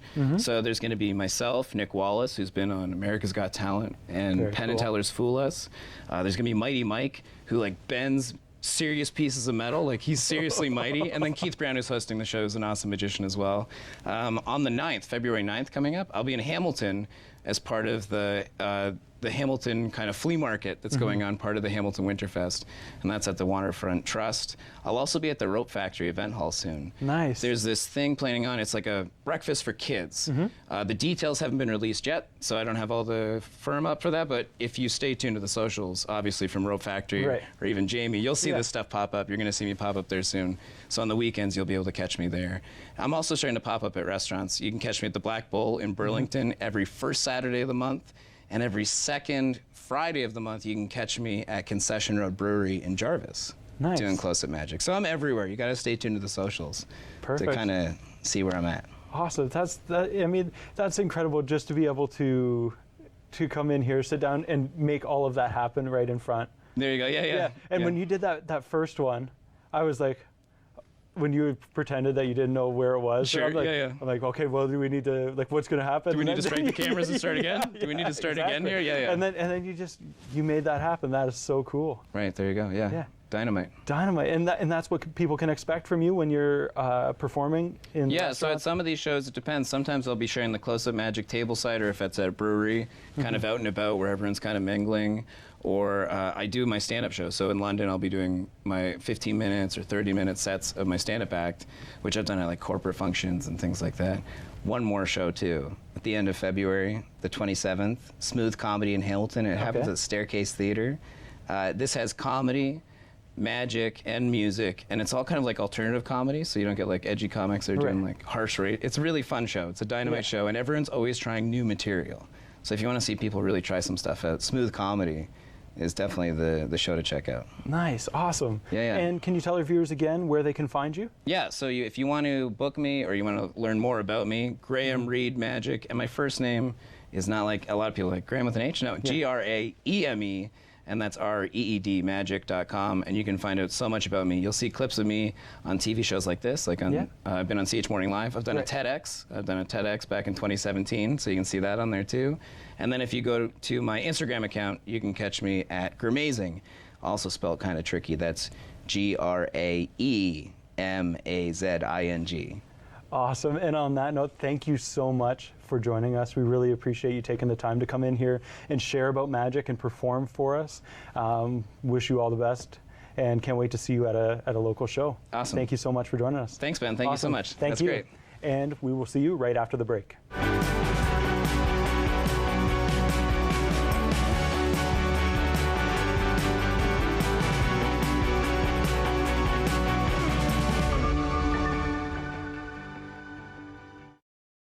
I'm Shay Harold from Generation Z, here to talk about all things important to my generation. We'll talk about politics, healthy living, education, and all things important. Join me at 7:30 p.m. on Saturdays for Generation Z. Welcome to Forever, man. This is forever. And there will be no surrender. You know that this right here forever. No surrender. It's forever. It was our 35th anniversary. To celebrate, we were on our way to Mama Rosie's, where we had our first date. That's when we heard coming from the radio. So we stopped and listened. It helped us get to safety. So when I think of our anniversary, because now we have even more to celebrate.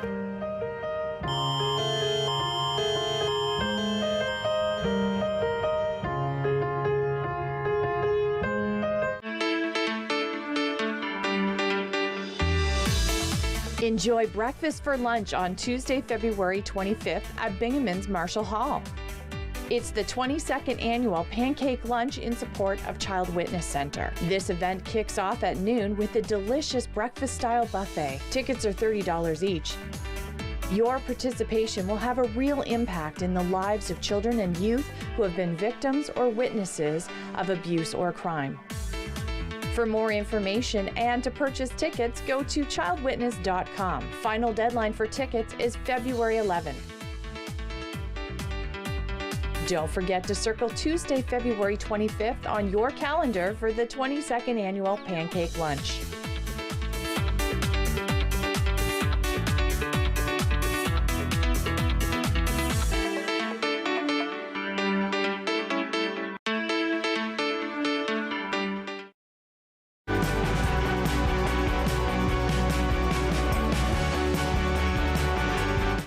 Welcome back to another edition of the Ongoing History of Beer. I'm your host, as usual, Tiffany, and I have some special guests with me today, all the way from Guelph, Ontario. So I have Karen and Wilma joining me from Queen of Craft. I guess I should add that in because that's kind of something that I'm really excited to talk about today. So we've got the women in studio, and we're going to chat all about this wonderful thing that you do kind of year-round, kind of focused in March, but you're kind of doing things all year round. Exactly. And it's super, super wonderful. So let everyone out there who doesn't know already, give us a little brief synopsis on what Queen of Craft is. Thank you for joining. Welcome. Oh, thanks for having us. Thank you so much for having us. It's great. I guess we can just bounce off of each other. Sure. And basically, Queen of Craft originated in 2013. And the brewery I asked the brewery if I could actually take more initiative to do something because I was working events and it was getting a little stale for me. Right, and this is at Wellington. This was at Wellington Brewery. And so they said, come up with a program, do some research, see if you can do something creative. And I've always done clothing swaps and different things in the past where I donate the money back to women's organizations or organizations that benefit children. And so I thought, how can I marry sort of craft beer and some kind of community outreach? And I came up with Queen of Craft, and I thought women at the helm of the educating, a really safe space for women to learn about beer. Yes. At the time in 2013, it was a bit of a different dynamic in the I can't believe that was 7. Industry. I was doing like quick hand math there, but 7 years. 7 years, Whew. yeah.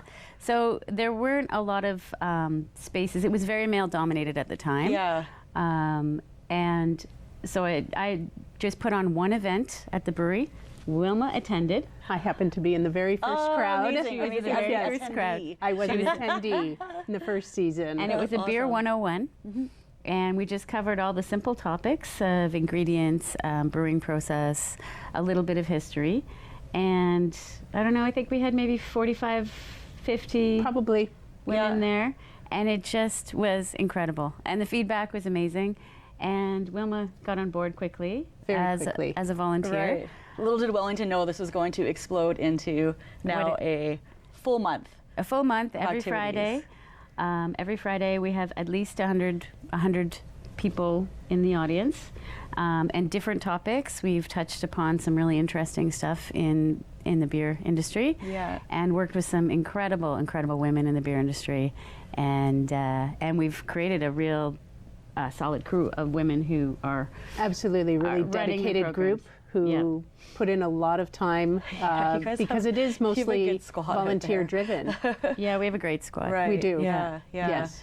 And does a lot, so Wellington is where you were working. Was the brewery kind enough to allow you to start this small project? Yes, and sort of exactly. Put it in your hands, and obviously had some trust in you as well. What was the female presence like at Wellington when you started? Was it just kind of you working there as well? Like, has that grown kind of it has grown side by side as it has in the industry, but along with Queen of Craft, you found definitely kind of housing? Definitely, it has grown. But even when I was there, it was one of the breweries that had more women working. Yeah. For example, like probably a year or two after, we hired on an assistant brewer who's now one of the brewers, not an assistant, Robin, who helps out with Queen of Craft stuff. And the amount of incredible event staff that have come into the brewery through Queen of Craft has been remarkable. Yeah. And some of them have sort of moved into different positions at the brewery as well. Right. So it's been, something that starts really small, and it's just kind of grown into something very beautiful and lots of moving parts. People wait all year for this. Like the buzz The buzz continues. The buzz continues. What are they going to do this year? Oh. What costumes? Yeah, exactly. What we contests? should tell you what we're going to do. One other thing that I really want to stress about it is that we give 100% of our profits back to organizations that benefit women and children, predominantly women in crisis in Guelph. Beautiful, beautiful. We've been working with them very closely. But that's why we work so damn hard to make as much money as possible through merch, through ticket sales, because we really want to give a good donation back. That's wonderful. Yeah. It is. It's Yeah, hard it's that those groups exist in the first place, but I think it's, that both sides, it's beautiful that you do have that to equally donate to and help as much as you can. And I think it is a big driver right? for us to keep us really motivated with all of the things that we're doing with Queen of Craft, is to really kind of maximize not only the donations that we can, but even just to continue to raise awareness for all the women issues. That's awesome. Cool. And with beer at the helm and yes, the beer education component, it's just so I much like fun that too. fresh twist. I think even from when I started my little thing in Hamilton that I do too, like I loved that side of what you were doing, so that kind of really encouraged me too to incorporate a bit of that. And I just always think education, I don't know if power is the right word, education is power, but it just really gives people the confidence too. And there's so many curious minds out there, and things that I think growing up in school, you're kind of forced to learn, whether you take it in or not. And then the fact that you actually can find something that you choose to go learn and learn more about. And we had that little chat earlier too. It's great to know about beer, but once you start learning about all the subsections that are involved in it, it kind of just really spurs the imagination and in the creativity. So I do love that you guys have a really big education focus on I think what goes on too. That has been one of the things that has set us apart, and I feel it is really important to us as a team that we continue with the education piece, because I do think that knowledge is power, and having a better educated consumer, I think, is only going to do great things in the craft beer industry itself. Yeah. It takes some of the scariness away for some people who might be hesitant to walk into a tap room.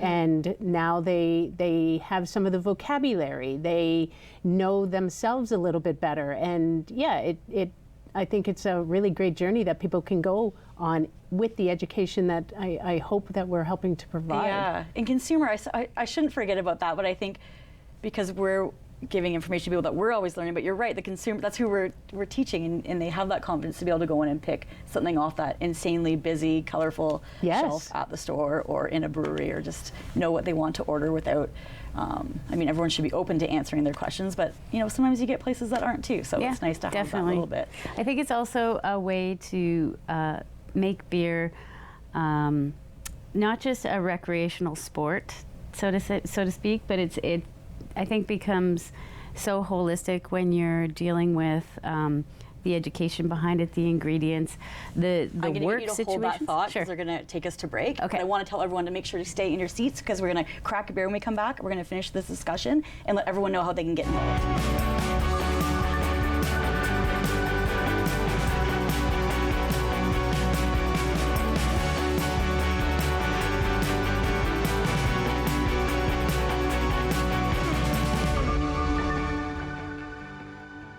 It was my daughter's birthday. She was blowing out the candles on her cake when we heard coming from the TV. So we stopped and listened, and it helped us get to safety. That's why when I think of my daughter's birthday, because now she gets to keep having them.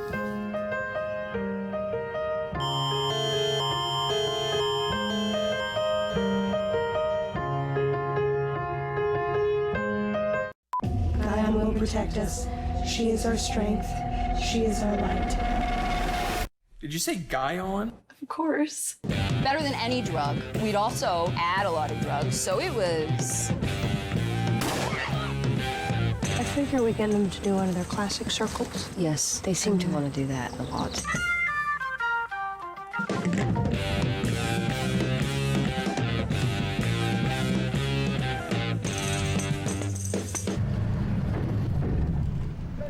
My mother said we had to leave home. The communists were going to take my father away. If my parents were afraid, They didn't show us. But we would never forget our escape from Vietnam. We were lost. What was your job in Vietnam? University professor. We had no home. Do you have any family in Canada? No, sir. Nobody wanted us.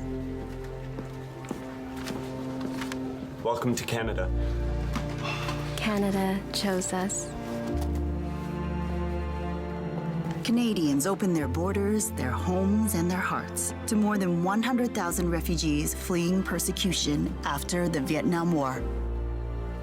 We were home.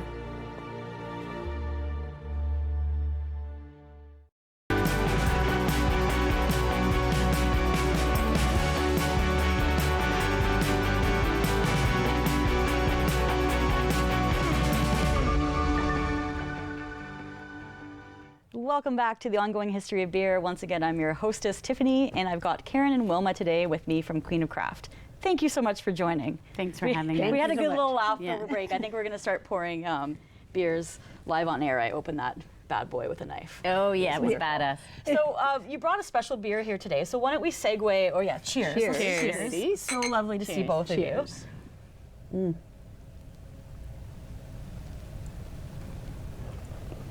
Oh, it is a beauty. Mm. So why don't we segue right into about this beer, again, what you guys do with beer initiatives. Take it away. Well, this beer specifically is a very special one in our hearts. Yes, very, very special. Every year for Queen of Craft, after you've been to all the 4 events in March, we put those names of everyone who's attended all 4 into a hat, and we choose 6 names, and we create a brew team. So special. So this group of women get to basically figure out what they'd like to brew, and then we actually go into the brewing process. We do a lot of trials before we actually get the recipe right.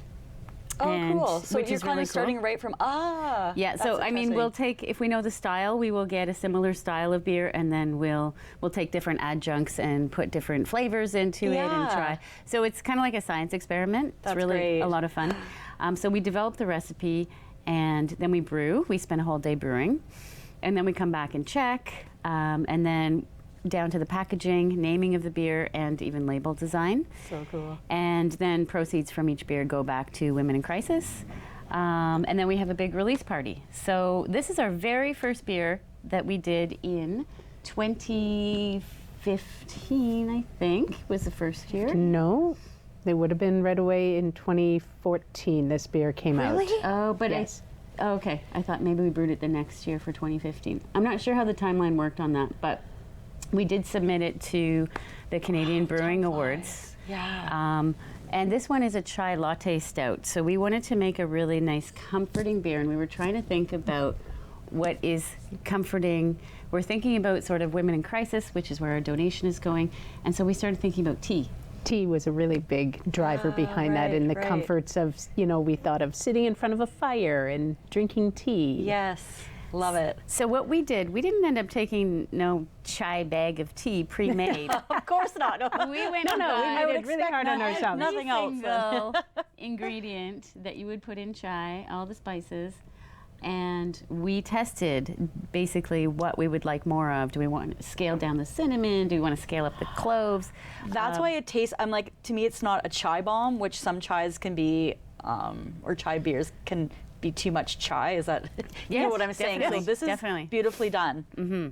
It's spice. It's spice. It's really spice. So we did it that way, brewed the first one, not knowing how it was going to turn out. We had no idea. We had no idea. Part of the fun, isn't it? And for the latte also, there was a little bit of lactose, just for a little bit of mouthfeel. And then it was... You guys are pioneers using lactose back in 2015 or 14. Yeah, I believe the first brew was 2014. Yeah. Right. So it was amazing, and Wellington Brewery submitted it to the Ontario or the Canadian Brewing Awards, and it won gold at the Canadian Brewing Awards category. Yeah, so we have been trying to since then. Every brew team has been trying to get that gold again. Yeah, we haven't gotten there again. So the bar was raised pretty high with this first I love one that we did. So to be able to get to that result, you have to attend all 4 Queen of Craft events. Correct. Which will be in March, so I'll get you to elaborate on that. Yep. And then, tell us where we can get tickets for that and how quickly they sell out, because I know I've waited in the past and I miss out. And I also tend to travel in March. I have to stop doing that so that I can so you can come. Because I was watching wrestling in Mexico last year when you were doing the wrestling. Oh, wow. Yeah. That sounds great. So I felt like a bit of my heart was there. But. Right. We are sold out of certain events, but we still do have a few all-in passes left. You can find them on Brewha. If you search Brewha Queen of Craft. Excellent. You can also check us out on Instagram, Queen of Craft Beer. You can also check us out on the Wellington Brewery website, which has a link to ticket sales as well. Cool. We have 4 very unique events this year. Always have a cheese and beer pairing. Yay. That goes over so well. It's so much fun. It's Taste of Craft. Lovely event with Taste of Craft. Speaking of other people I should have on the show too. That's a great idea. Super awesome. Yeah. We're doing something called the Mindful Imbiber, which is learning how to slow down a little bit and really get the most out of your tasting sensation, the sensations of tasting beer, rather. We're doing an event called Craftivism, which is really highlighting the breweries who are doing really good work in Ontario right now. Mm-hmm. And we're having Ren on that. Good. Specific Ren will be speaking at that session. Excellent. And the last one we're doing are beer trends, which really it's a wide variety of topics that we're going to hit upon that night. And things that we think are kind of either emerging or have just recently started coming out as a specific movement within beer. Yeah. Where are you getting your spidey senses for that stuff, or just because you're paying attention and looking what's out there and trying things and reading definitely. Yeah, it's an interesting time for beer now, that's for sure. With, it really is. This wide variety of subjects that you can have. There's a lot going on, and there really is. Really cool. And I think as the craft beer industry continues to grow, I think we'll get to that point where there's a little bit of self-reflection as well from the industry, and what are we doing right? What are we doing wrong?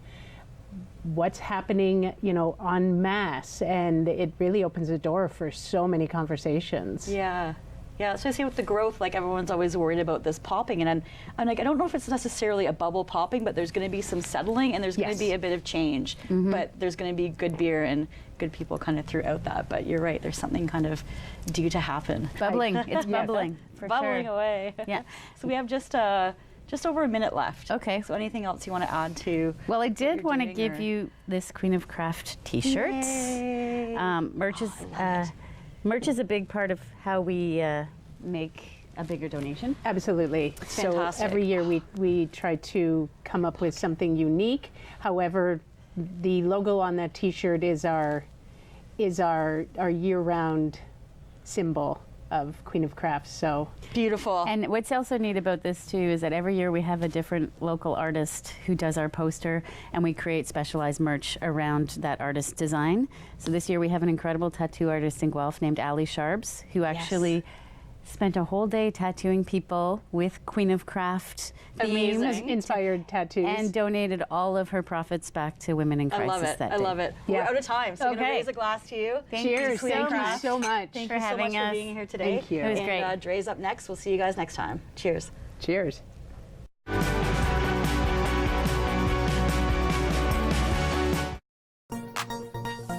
Hi, I'm Gordon McLean, host of Get to the Point, the one political talk show that guarantees you wit, intelligence, and honesty.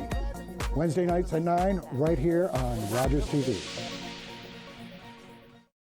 How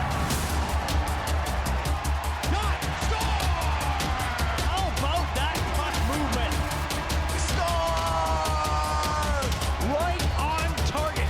Rangers action on Rogers TV. Do you worry about how much someone drinks? Do you feel angry or depressed most of the time? Do you feel neglected or unloved? Do you feel that if the drinker loved you, she or he would stop drinking? If you answered yes to any of these questions, you are not alone. Not everyone trapped by alcohol is an alcoholic. Families and friends are suffering too. Al-Anon and Alateen can help. Call 1-866-200-0223 or visit alanon.org/help. Enjoy breakfast for lunch on Tuesday, February 25th at Binghamton's Marshall Hall. It's the 22nd annual Pancake Lunch in support of Child Witness Center. This event kicks off at noon with a delicious breakfast-style buffet. Tickets are $30 each. Your participation will have a real impact in the lives of children and youth who have been victims or witnesses of abuse or crime. For more information and to purchase tickets, go to childwitness.com. Final deadline for tickets is February 11th.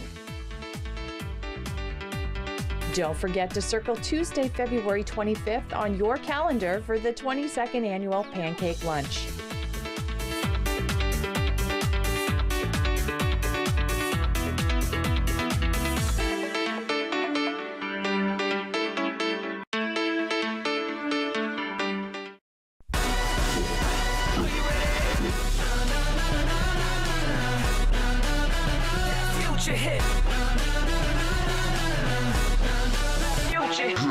Welcome to Music Master Plan. I'm your host, Dre Pale, and today's guest is recording artist, producer, creator. He's worked with some of the top rising artists out of Toronto. I'm here with Adam.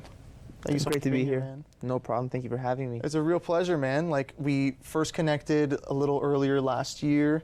It's been great to see you working with different artists, releasing new music, and just coming out as this new artist. I'm curious. Let's talk a bit about the rebrand of you as an artist. And last time we spoke, you kind of were in this transition period. Mm-hmm. So let's talk about what went into, the rebrand of you as an artist and just finding yourself. For sure. I think because I've been releasing music and I've been doing music for a long time. It's been many, many years, and I think I just kind of had my okay moment where I'm just like, okay, I know what I need to do. And same like Dallas, we were kind of like on the same page. We just knew that we needed an idea that was bigger than just the music, So that's why I took a year off to just kind of get everything right, because there's a lot of artists that are releasing music every day, and the question that we ask ourselves is, how are we going to stand out? I know I'm saying that we need to create gimmicks and stuff. I always tell everybody you got to be true to who you are, but don't be afraid to push the boundary and go above and beyond. We have this life, and we're very privileged to be here, and I think the imagination is a great thing. So I think kids should be thinking bigger, and that's what I think Dallas and I did this past year, to just really think large and think big and have the mentality of we can do this. Just because fame seems and success seems like it's so far away, it's really not. You just got to work hard and stay committed and driven to make it happen. Absolutely, man. And you're working with Dallas. You guys have a record out now, Superpowers, mm-hmm. and you're working with a bunch of different rising artists from Toronto. And I'm just curious, specifically, how that relationship with Dallas blossomed, how you guys met, and how that creation process has grown over the last little bit. So how we met, funny enough, I just heard her voice through a cell phone on a SoundCloud link, and immediately I was drawn to it. I was just like, whatever this is, whoever this is, she has to come by the studio. And then she came by the studio, and then we jammed, and it was cool. It doesn't feel like what it feels like now. But it was definitely interesting, and I was like, this could be something. And then she went off to school in New York, and then she came back, and then we made more music. And then, in short, it got serious, pretty fast. We just started, I don't know, we just trust each other, which makes the process so much easier. If you're feeling weird in the studio with somebody that you don't, connect with and you're not aligned with, I'm not sure the music is going to be what it needs to be or what it can be. So, and we just challenge each other, you know what I mean? She's definitely the complete opposite of lazy. She wants to put the work in, so that makes me want to work 10 times harder, you know what I'm saying? So that's why I think it works. And we just tell each other everything. So that's why when you're telling each other and you're constantly communicating, the music is just going to get better and better and better. So that's kind of how we met. That's kind of where we're at now. And we're just always writing. Absolutely. And you have an incredible studio based out of, I'd say that's the Vaughan, Toronto area. Mm-hmm. I'm curious how that building process was, and for young artists who are watching that are aspiring to be producers, what that takes to build up. I'm sure you didn't have all that incredible equipment just off the bat. I'm sure it was something that progressed. Can you just talk about that process? Yeah, it's a great question.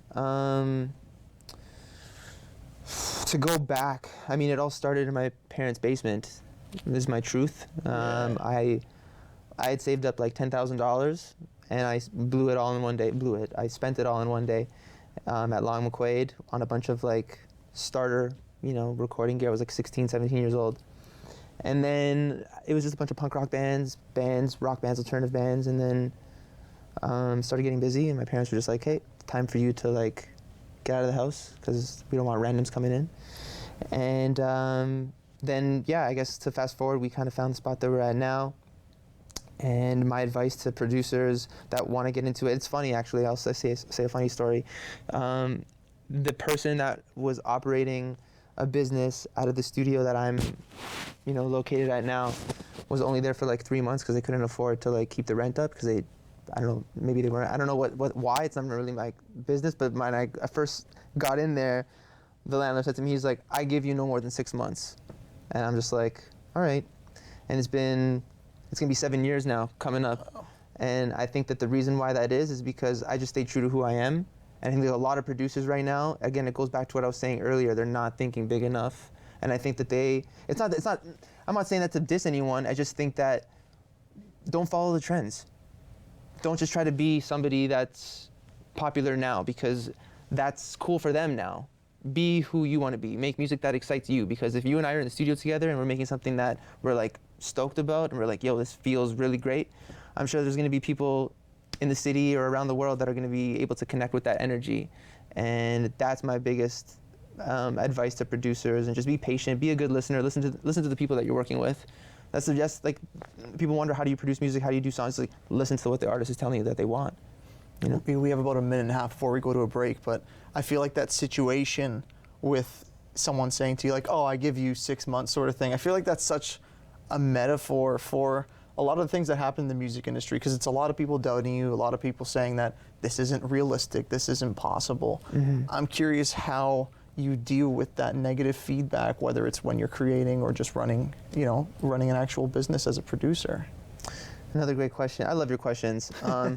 But I think for me, the negativity, it just fuels me to turn that negative into something positive. There's been so many people, even my best friend, Jimmy, Lorenzo, I remember in the basement, he's like, I don't know why you're spending all this money. He's like, it's not music, you can't make money with music, it's impossible. But he told me like many years later, he's like, I only said that to motivate you. And I'm just like, okay, all right. But that's the way it always is, isn't it? Once you have some form of success, those people are like, oh yeah, what do you mean? Like, yeah. I didn't actually mean that, I was kidding. But even with my best friend, I think that he's super proud, and it's great too, because it's great to have a best friend that supports like the artist that you're working with and the vision, and yeah. Yeah, man, community is so important. We're gonna go to a break, but before we go, I'm curious if you can just plug your Instagram at where people can find you. You can find me at Created by Adam on Instagram, and there's gonna be a lot of content dropping there, and a lot of music, and a lot of good tunes, so that's where they can find me. Amazing. After the break, we're going to talk a little bit about Superpowers, which you produced with Dallas, and to go a little bit deeper into the creative process. We'll see you guys right after the break.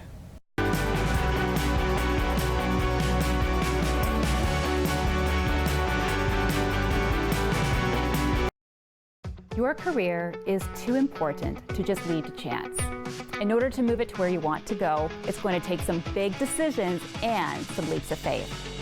Allow Rogers TV and the C-Suite to help you navigate your career to where you want to go. We will be sharing career tips, tricks, and ideas, and experts that will help you to understand what it is that you want and how to get there. So at the end of the day, you are landing in your C or choice suite. His story, it felt like there was something else going on. We're gonna do things differently this time. I am not crazy. I think Nick has a hold on you. Don't play this game with me. It's too easy. He's capable of anything. And you aren't. The Sinner. New story Thursday at 10 on Showcase. we were born in Canada. We spoke English. On the streets, we weren't welcome. But on the field, we were the Asahi. Vancouver's champions. Everyone cheered for us. Our people had a voice. Then Canada declared war on Japan. They took us from our homes, called us enemies, forced us into camps. But we brought the game with us. Baseball helped get us through the internment. The Vancouver Asahi were among the 22,000 Japanese Canadians interned during the Second World War. The team never played another game.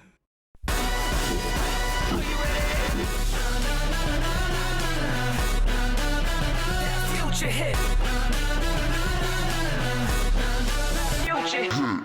Welcome back to Music Master Plan. I am here with creative producer Adam, and before we went to the break, we were talking about his newest single with recording artist Dallas called Superpowers, and I'd love to dive into that song from the producer's perspective. We had Dallas on the show earlier, and she gave that perspective from the creative artist side of it. I'm curious, as the producer, where did you find your inspiration for that song? I feel like, well, the song was written, like the verse pre-hook was like done. Like Dallas heard a riff, like a bass riff, and then we chopped up that sample. And then once I heard the melody, the song kind of just built itself, to be honest. We built it over the course of like a couple weeks, maybe even more. But we were always coming back to it, and we just loved how it sounded. We just kind of just went with it, and like even to the last minute, even when we were shooting the music video, I remember saying to Dallas, I'm like, I think it needs something at the end, or this life needs to happen. You know what I mean? Life needs to happen. Like that's how I produce music. Like I have to go through the feels and like different things that trigger me, then trigger different sounds and different melodies. And then Dallas came back in. She's like, I'm hearing like a synth thing on the chorus. Let me add this. And so I just pulled up some sounds, and then she went and she like, I think it was like the first record that we kind of like co-produced. Like she was in on it, and I like that. I like that she can like be a part of it and add her touch. I think it's important. I feel like artists should get involved with production. I know some artists don't like it and they don't really have the patience for it because you're literally hearing the same thing over and over again. But I think she's starting to like it. I think it's fun. I enjoy the process and the inspiration in the chorus, especially a lot of UK influence in there. I think that's why it's doing well in like places like London and stuff like that, because we definitely drew from that side of the world in the chorus. Yeah. So, and a lot of Timbaland, obviously, in the ending. Like, there's so much in that song. There's so much influence from so many like different eras, sound, like popular sound times. Like, I don't know if I'm making sense, but I hope I'm answering your question that properly. Did it make sense? No, absolutely, man. And I feel like that's almost what we're seeing become more of a trend in 2020 and the late 2019 is the bringing back of a lot of those nostalgic sounds and merging them with modern sounds. And I think that's what you guys did there. So it's definitely super culturally relevant, the song that you guys are promoting right now. Word, yeah, thank you. Dallas mentioned that you recorded a bunch of different music and you kind of pick and select which is the single later on. Mm-hmm. How do you select which is the single? Is there something that you're looking for specifically when you're going through this process of, okay, which are we going to release first? Honestly, it's just the feeling. It's just the vibe. Dallas and I will prepare for one thing. For example, we may make a plan to like release a song. Like Superpowers wasn't even supposed to be a thing. It wasn't even supposed to be a video. We just got this last minute opportunity to shoot this music video, and we were like, let's do it. It felt right, and we rolled with that as the first single. And we had a whole plan. We still have a whole plan for the year, for 2020. But due to the success of Superpowers, I think what I'm trying to say is like our strength is just listening to the universe, like when the music is coming out of the speakers, when we're hearing those top lines, it's like, does it make me feel the way I want to feel in this moment? Does it make you like? Do we feel like we've topped ourselves? Do we feel like we've delivered our best selves to this piece of music. And then that's how we kind of decide, like, this one should go, this one shouldn't go, this one's stronger, this one's a little bit, maybe for next time, I don't know, That's kind of how we go about it, I think. You play a really big role in the production, the creative side of things, but you also have this manager / marketing mind to you, especially the last few conversations that we've had. I'm curious, what is getting you excited in terms of the marketing side of things and the way that, in 2020, there's a lot of new things coming about for artists that they can market their music. What is something that's exciting you the most in promoting your music and the music of others? It's a great question. For me, what excites me about the marketing and the business side of things is it's something new. Not to say that I don't know what I'm doing. I feel like I do. That's why, and I think Dallas does too, or else she wouldn't be here. But in regards to branding, I just feel like that to me is like figuring out how to record all over again. It's like playing with Ableton for the first time and like learning what the compressor does and learning what the EQ does. But with branding, it's like a whole new way to make music, essentially. I'm not saying that what I'm trying to say basically is with the branding, it just allows my mind to just go to different creative places that the music, that I can't really do with the music, if that makes sense. My mind goes to wild places musically, but with the branding, it's a different form of art, right? Absolutely. It's a whole, it requires you to be on your best game, because those decisions, the way we chose to brand Superpowers and the way we're going to choose to brand the next singles, it's all strategic, and I feel like that's what it needs to be. And I feel like another manager coming into the picture who doesn't really understand the music, I didn't come into this business or into this game with the intentions of I'm going to be a music manager. I originally came to this music industry thinking I'm going to be a rock star playing guitar and singing my songs, and then I ended up being behind the scenes, and now the business is here and I love it. I just love everything that I'm doing, and it's great to do it with somebody that you trust and understands you in the way, because you need to understand each other, right, to make that business work.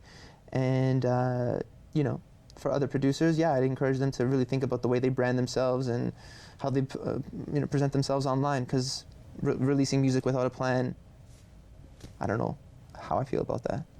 Yeah, it definitely makes a lot of sense. I mean, it's important to kind of know what direction you want to go and who you are as an artist. You touched a little bit on it before the break, but as we wrap up, I'm curious, what are some words you want to leave some of the young artists with who look at your music and the work that you're doing and saying, I really want to be in that position?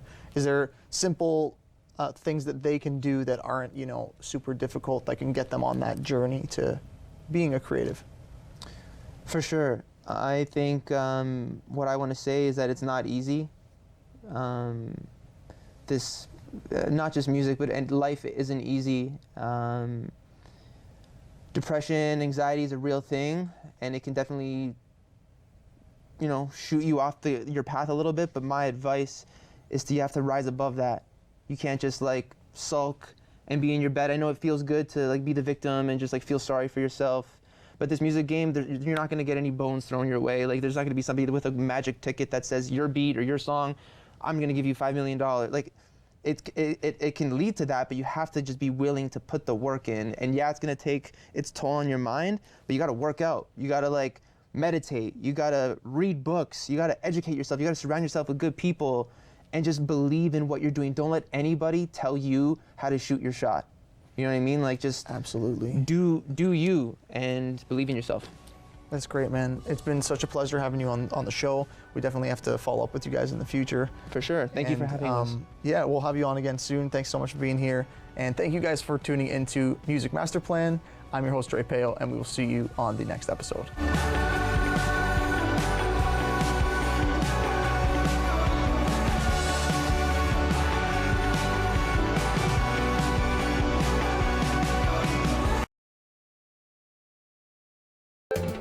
Call the Rogers TV viewer response line, email us, or connect with us on social media.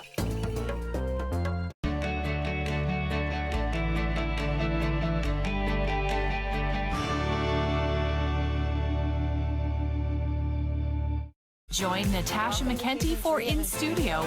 Get details about upcoming events, the how-to on a new recipe, Cooking in the kitchen with all all things from Ontario. In studio Thursdays at 7:30 p.m. on Rogers TV.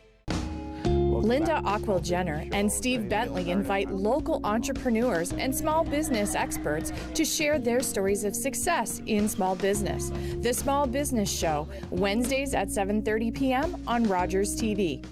Need an adventure this weekend? Can I give you a little tip? How about a free preview of Crave and HBO? Hell yes. Catch the biggest and best movies. And all the newest series from HBO and Showtime. Anybody order a captain? Trust me, it's gonna be a good time. You're welcome. Get ready for the best entertainment with Crave. Free preview this weekend only. Don't miss out.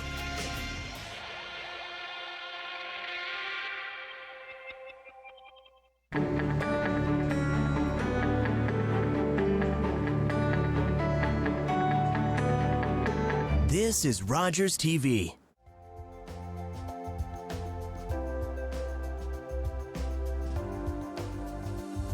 Hey, I'm Sandra from Chime, and this is Caitlin from the Mindful Hub. She's a yoga instructor here, and we have brought Caitlin into the mix today to help us, because we all know that a good night's sleep means so much to our overall health, and we struggle, whether it's blue light, whether it is television, or stress.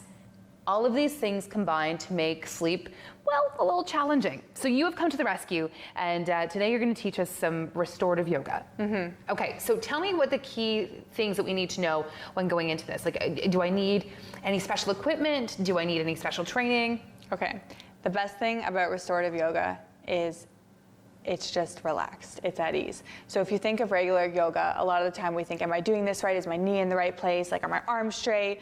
And it can be very, tense. Yeah, you overthink it. Exactly.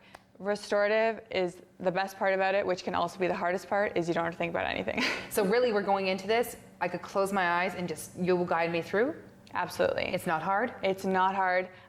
You don't need any props, and I actually, in this yoga session we're gonna do, you can do it on your bed. You can grab a pillow, grab a blanket, you can literally be on your bed. Amazing. Maybe your husband or your partner is beside you and they're reading and you're like, I'm just gonna do my restorative yoga, and you grab your pillow and you go for it. Amazing. Now, if I'm starting kind of a more mindful set of routines before I go to bed, am I doing meditation pre-yoga, or would I do a meditation like afterwards? I would do meditation after. A lot of the time, our brain is going, and then we sit down and we try and meditate. Maybe it's to an app, maybe it's just a quiet one by ourselves, and we can't seem to get our body to stop fidgeting. Like, all of a sudden our eyes are closed and we have an itch on our arm, and we're like, why do we have that itch? Like, our body's trying to say, like, I can't sit here right now. So if we go through some motions first, even if they're really slow and restorative, it helps kind of get that, like, get those jitters, get those, like, weird motions out first. And then at the end of it, in Shavasana, you'll see I'll take you in Shavasana, or you can go directly to bed after. That's a good time when you're laying there to do meditation. However, you probably will fall asleep. So if that's your goal, it's good. But if not, it might be a good idea to just sit up, keep your eyes closed though, and then go into your meditation. Amazing. So Caitlin is here at the Mindful Hub. If you are interested in taking a class with her, maybe you're interested in doing some meditation, because you do offer that at the Mindful Hub, correct? I do meditation in with my sessions. Oh. So I don't do like full-on meditation sessions, because I like to combine it a bit. I just noticed that, again, people were rushing in. Maybe they were 5 minutes, 10 minutes late. They were sitting down and then we're like trying to meditate. And I was like, okay, I need to do a little bit of movement first. That makes sense. So that's what I do here. And then I also offer Reiki as well. So if someone wants to get in touch with you, what do they do? You can go to mindfulhub.ca. You can also find me on Facebook under Caitlin Rutledge, and Instagram, caitlin.edge.lifestyle, all things. Awesome, Caitlin. Thank you so much. Let's hit our mat. Thank you.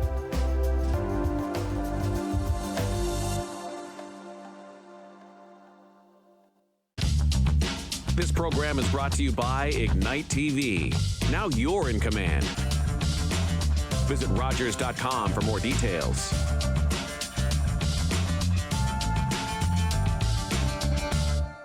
This is the biggest heavyweight fight in recent history. Here we go again. Shots fired, I'm going in. Standing alone for the most. He's up. This fight is a draw. Bring them all on. I'm a one-man army. Rising up, rising up.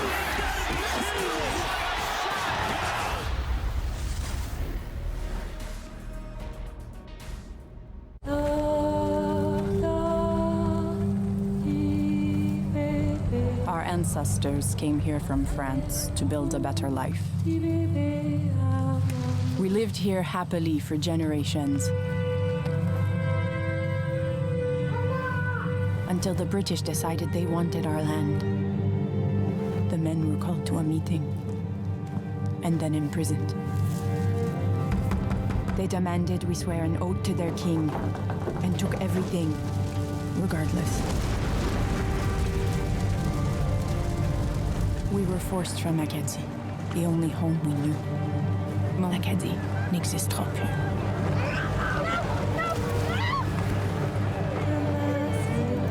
From 1755 to 1763, over 10,000 Acadians were ripped from their homeland. Despite this, Acadian culture endures in Atlantic Canada. My husband is a wonderful man and a great father when he's not drinking. I'm so angry he chooses alcohol over us. If he really loved us, he'd stop drinking, right?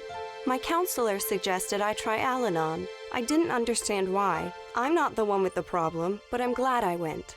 Do you worry about someone's drinking? You are not alone. Al-Anon or Alateen can help. Call 866-200-0033 or visit alanon.org/hope.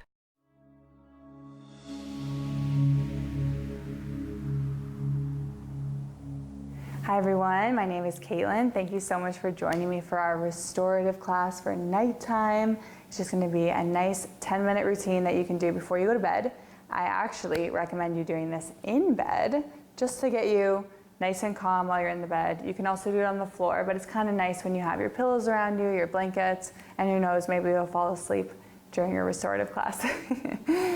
So if you want, you can tuck your pillow underneath your sit bones, right under your bum, and you can pull the fleshy bits out from underneath of your bum as well.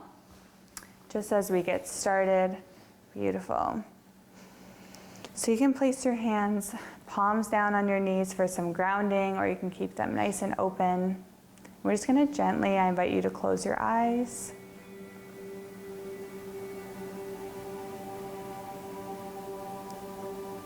Allowing you to tune into your breath, maybe rolling those shoulders back and down.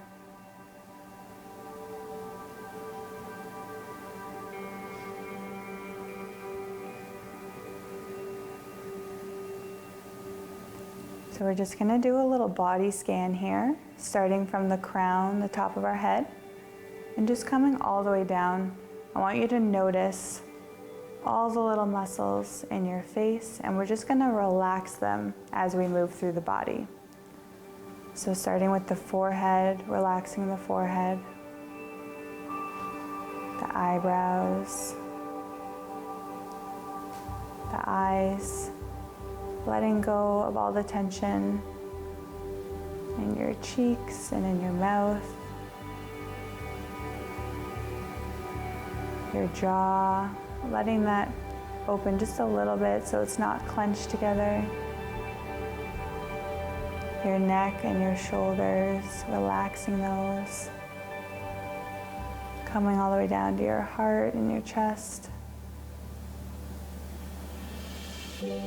Moving our way to our belly and our stomach. Just allowing it to relax and release after a long day. Coming down to our hips and our thighs. Allowing those knees to relax. Maybe they open a little bit more, maybe they don't. Coming to the calves.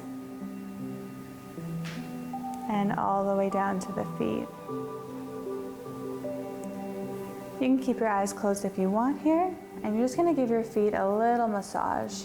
So starting underneath, maybe you're at the heel, using both hands. Good, coming to the toes, just giving them some love. We don't often give our feet enough attention for what they do for us in a day. Really getting underneath the arch where a lot of pressure is. A lot of walking. And coming to the other foot if you haven't switched already, or if you're doing both, just keep going. To the toes. Massaging out those heels, and the arch. Beautiful. And when you're done, hands can come to the knees. And just I invite you to set your own intention for this restorative class.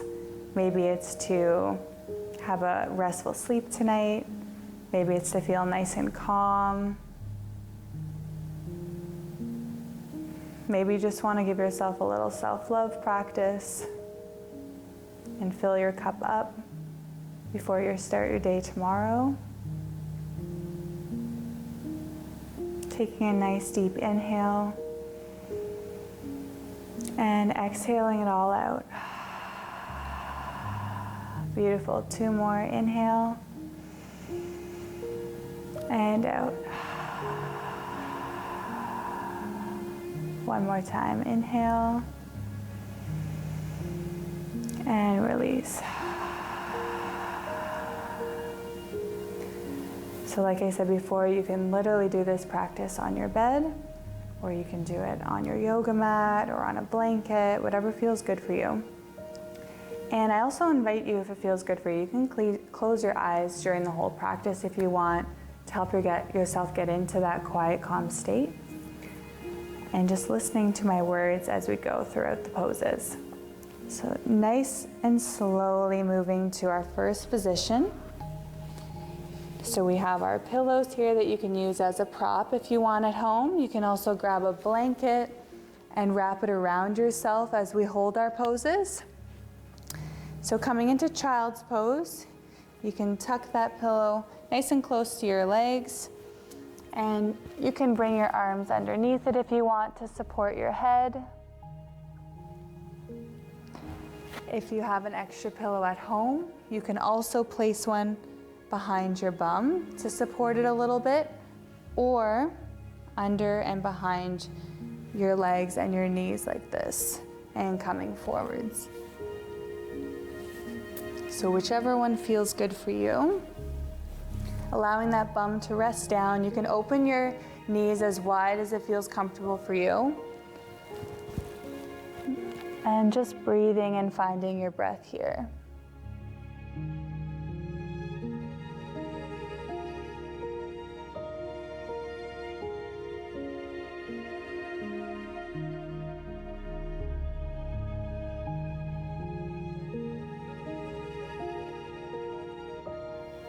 So allowing yourself to relax. Maybe switching sides with your head if you want to the other side.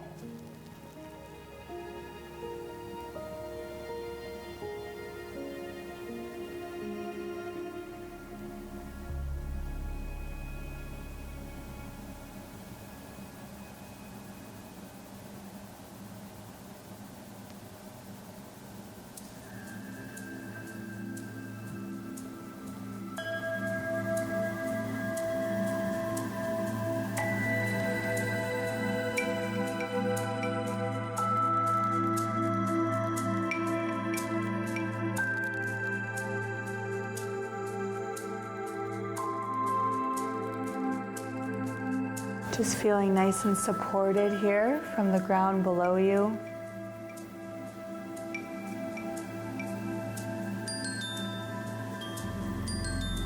Allowing yourself this time to relax, to give back to your body and your mind.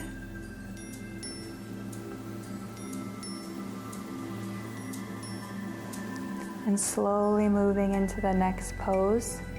Just gonna turn your pillow the opposite way and placing it underneath your hips. You're gonna come forward onto your stomach, supporting your head at the top and just letting it relax into your hands.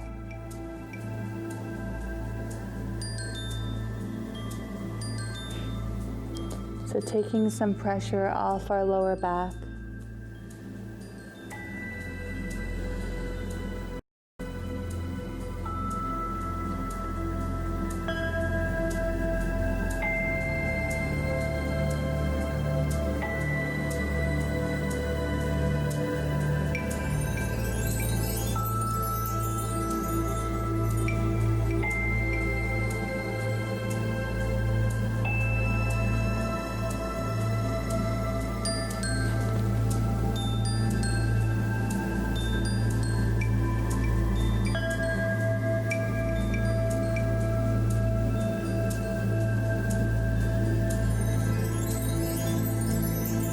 can switch sides for your head if you want to.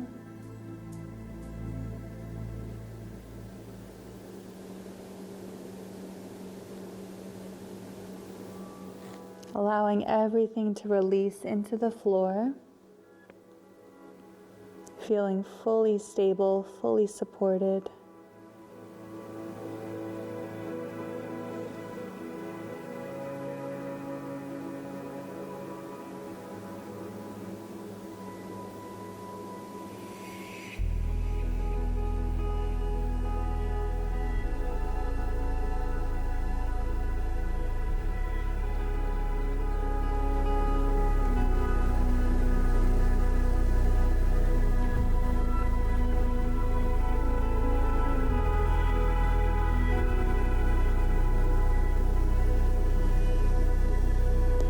And when it feels good for you, slowly coming up. We're going to be moving the pillow to one side of our mat and coming onto our back. Keeping those eyes just gently open, not all the way as we get ready for our sleep. Coming onto our back. If you have an extra pillow, you can put it behind your head. And we're just going to be bringing our right knee up, or whatever knee the pillow is, side the pillow is on, and just letting it drop to the side onto the pillow. So if you need to double fold it to support your knee, you can. Arms can come out to the side if you want, palms facing up, or maybe they want to rest on your stomach or your heart.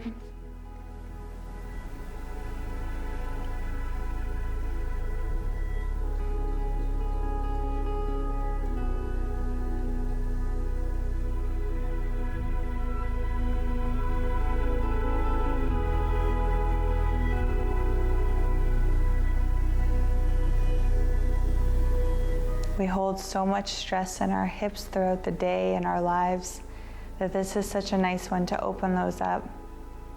And as it's supported by the pillow, it allows us to improve our flexibility in our hips, lets us relieve some tension.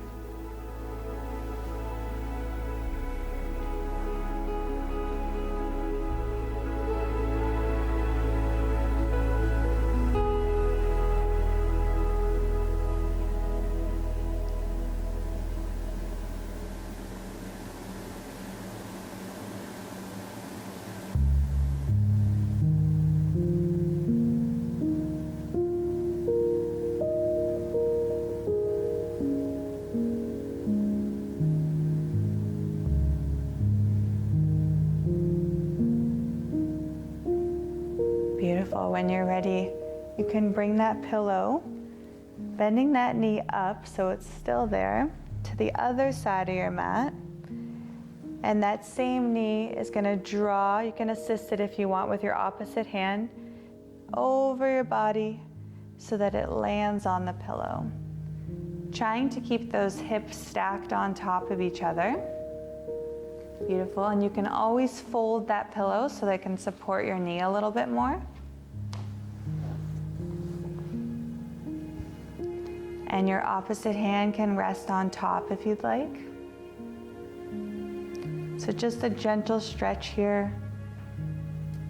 If you feel any pain, just ease off a little bit. Maybe support your knee a little bit more by tucking that pillow underneath.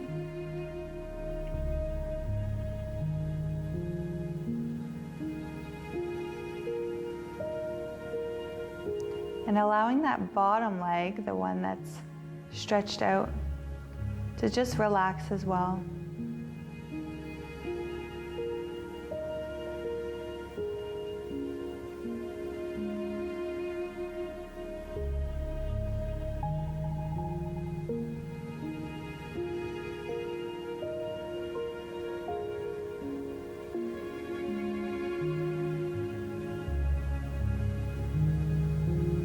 Perfect. When you're ready, you can bring that knee back, helping it as it comes back to center, stretching that knee down.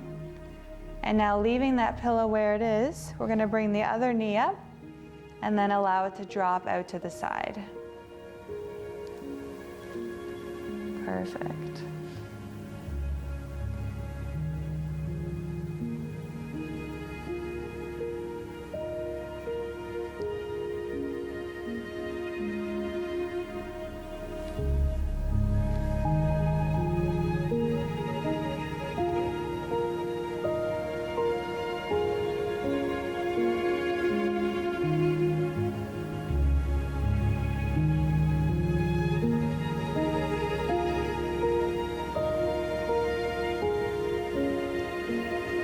It's very normal if your mind starts to wander. Usually as our bodies start to relax, it's a little harder to get our minds to relax. So feel free throughout the whole practice to come back to your body or your breath. So maybe you start scanning your body again. Maybe you go through relaxing each muscle in your leg. Or maybe you go back to focusing on your breath. So feeling the air as it moves in and out of your body. Noticing your chest and belly as it raises and comes back down. And then when you're ready, you can guide your knee up to the center, bringing that pillow to the other side.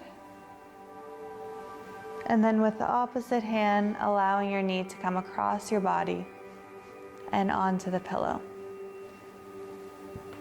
Again, you can fold it if you want a little more support. You kind of want to tuck it into any area that might feel unsupported. If you're at home and you have 2 pillows, you can prop it up like that as well, or a bolster will work.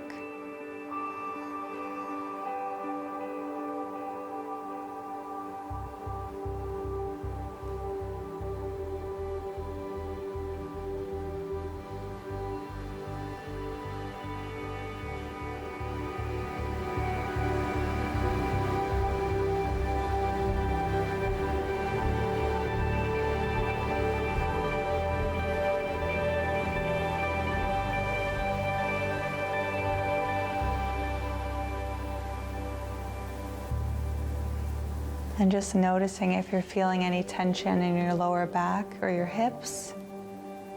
Anything that you want to release a little further.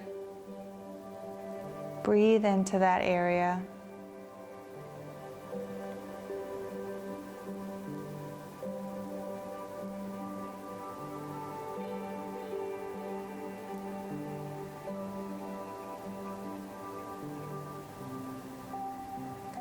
Beautiful. On your next exhale, bringing that knee up to center and bending both knees so your feet are flat on the floor. You can bring that pillow up behind your neck if you want, so your head can rest on it. Hands can come to the outside of each thigh, and your feet are going to come together as you gently allow your knees to fall to the sides. So if you're at home, you can prop some pillows underneath your knees if you'd like. Or you can let the stretch just guide you with some gravity. When I'm on my back fully, I like to bring my shoulder blades together as well to keep my chest nice and open. But whatever feels good for you as you lay on your spine is right for you in this practice. If you want a little less of an intense stretch, you can walk your feet to the bottom of your mat. Don't worry about doing it perfectly. We're just relaxing all the muscles here.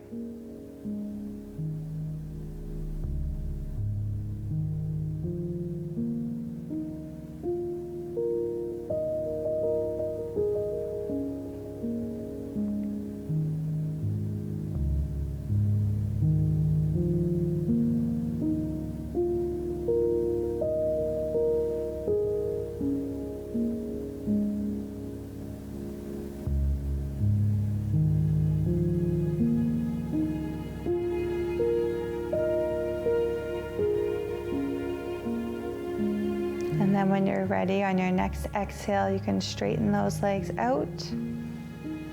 Arms can come out to the side with your palms up, and just let those feet relax in whatever way they fall. Maybe they fall out to the side, maybe your knees bend a little bit. And we're just gonna finish here in Shavasana with another body scan. So this one, we're not focusing so much on every single muscle, but just seeing from head to toe how we're feeling now. If you're really tired at this point, you can skip this step and go straight to sleep. But if you're curious, you can start at the head and just notice the difference in your mind, in your facial muscles, your shoulders, your chest, your stomach, and your hips.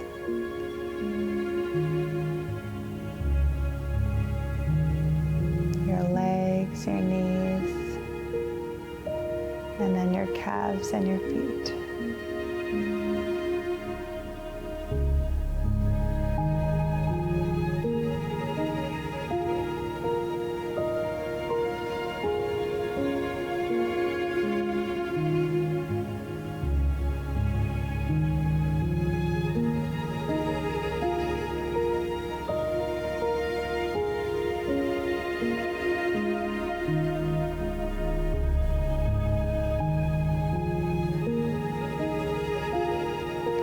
So you can take as much time as you need in Shavasana. You can head to bed after, you can move on with your day. If you're doing this at lunchtime.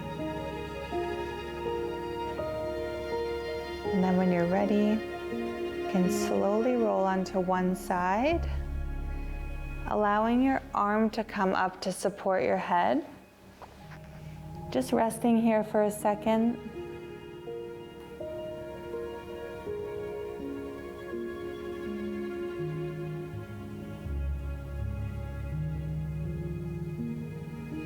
And then when you're ready, using your arm to push yourself up nice and slowly. Keeping those eyes closed if it feels good, or you can open them. You can tuck that pillow underneath your bum again if you want, or stay where you are.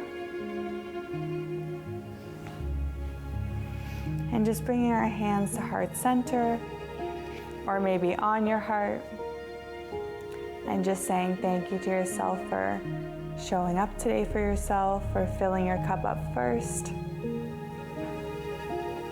Giving yourself this time to restore and to recover from your day or your week.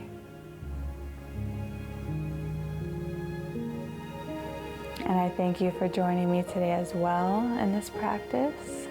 And we can bring our hands together and I say namaste.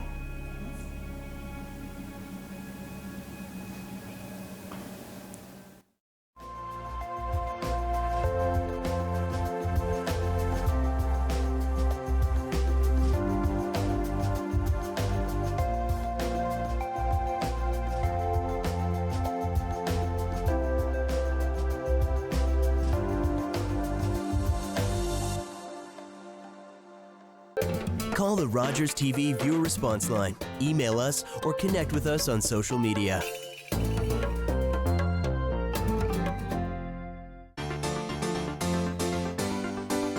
Mom, it's Dad. He's not how I imagined him. He's not used to having people around. I know what's happening. You got no idea what's happening here. 우리 다솜이는 완전 예술가 재질인데. 침팬지를 그린 거죠? 자화상이에요. 역시.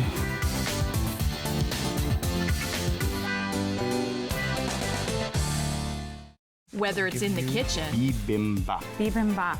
There you go. I love it. Or at the table, Let's get rid of all of those cards. Keep two. Natasha McKenty serves up fun and interesting conversation. It can really position you as an expert in your particular niche or industry. Get details about upcoming events, the how-to on a new recipe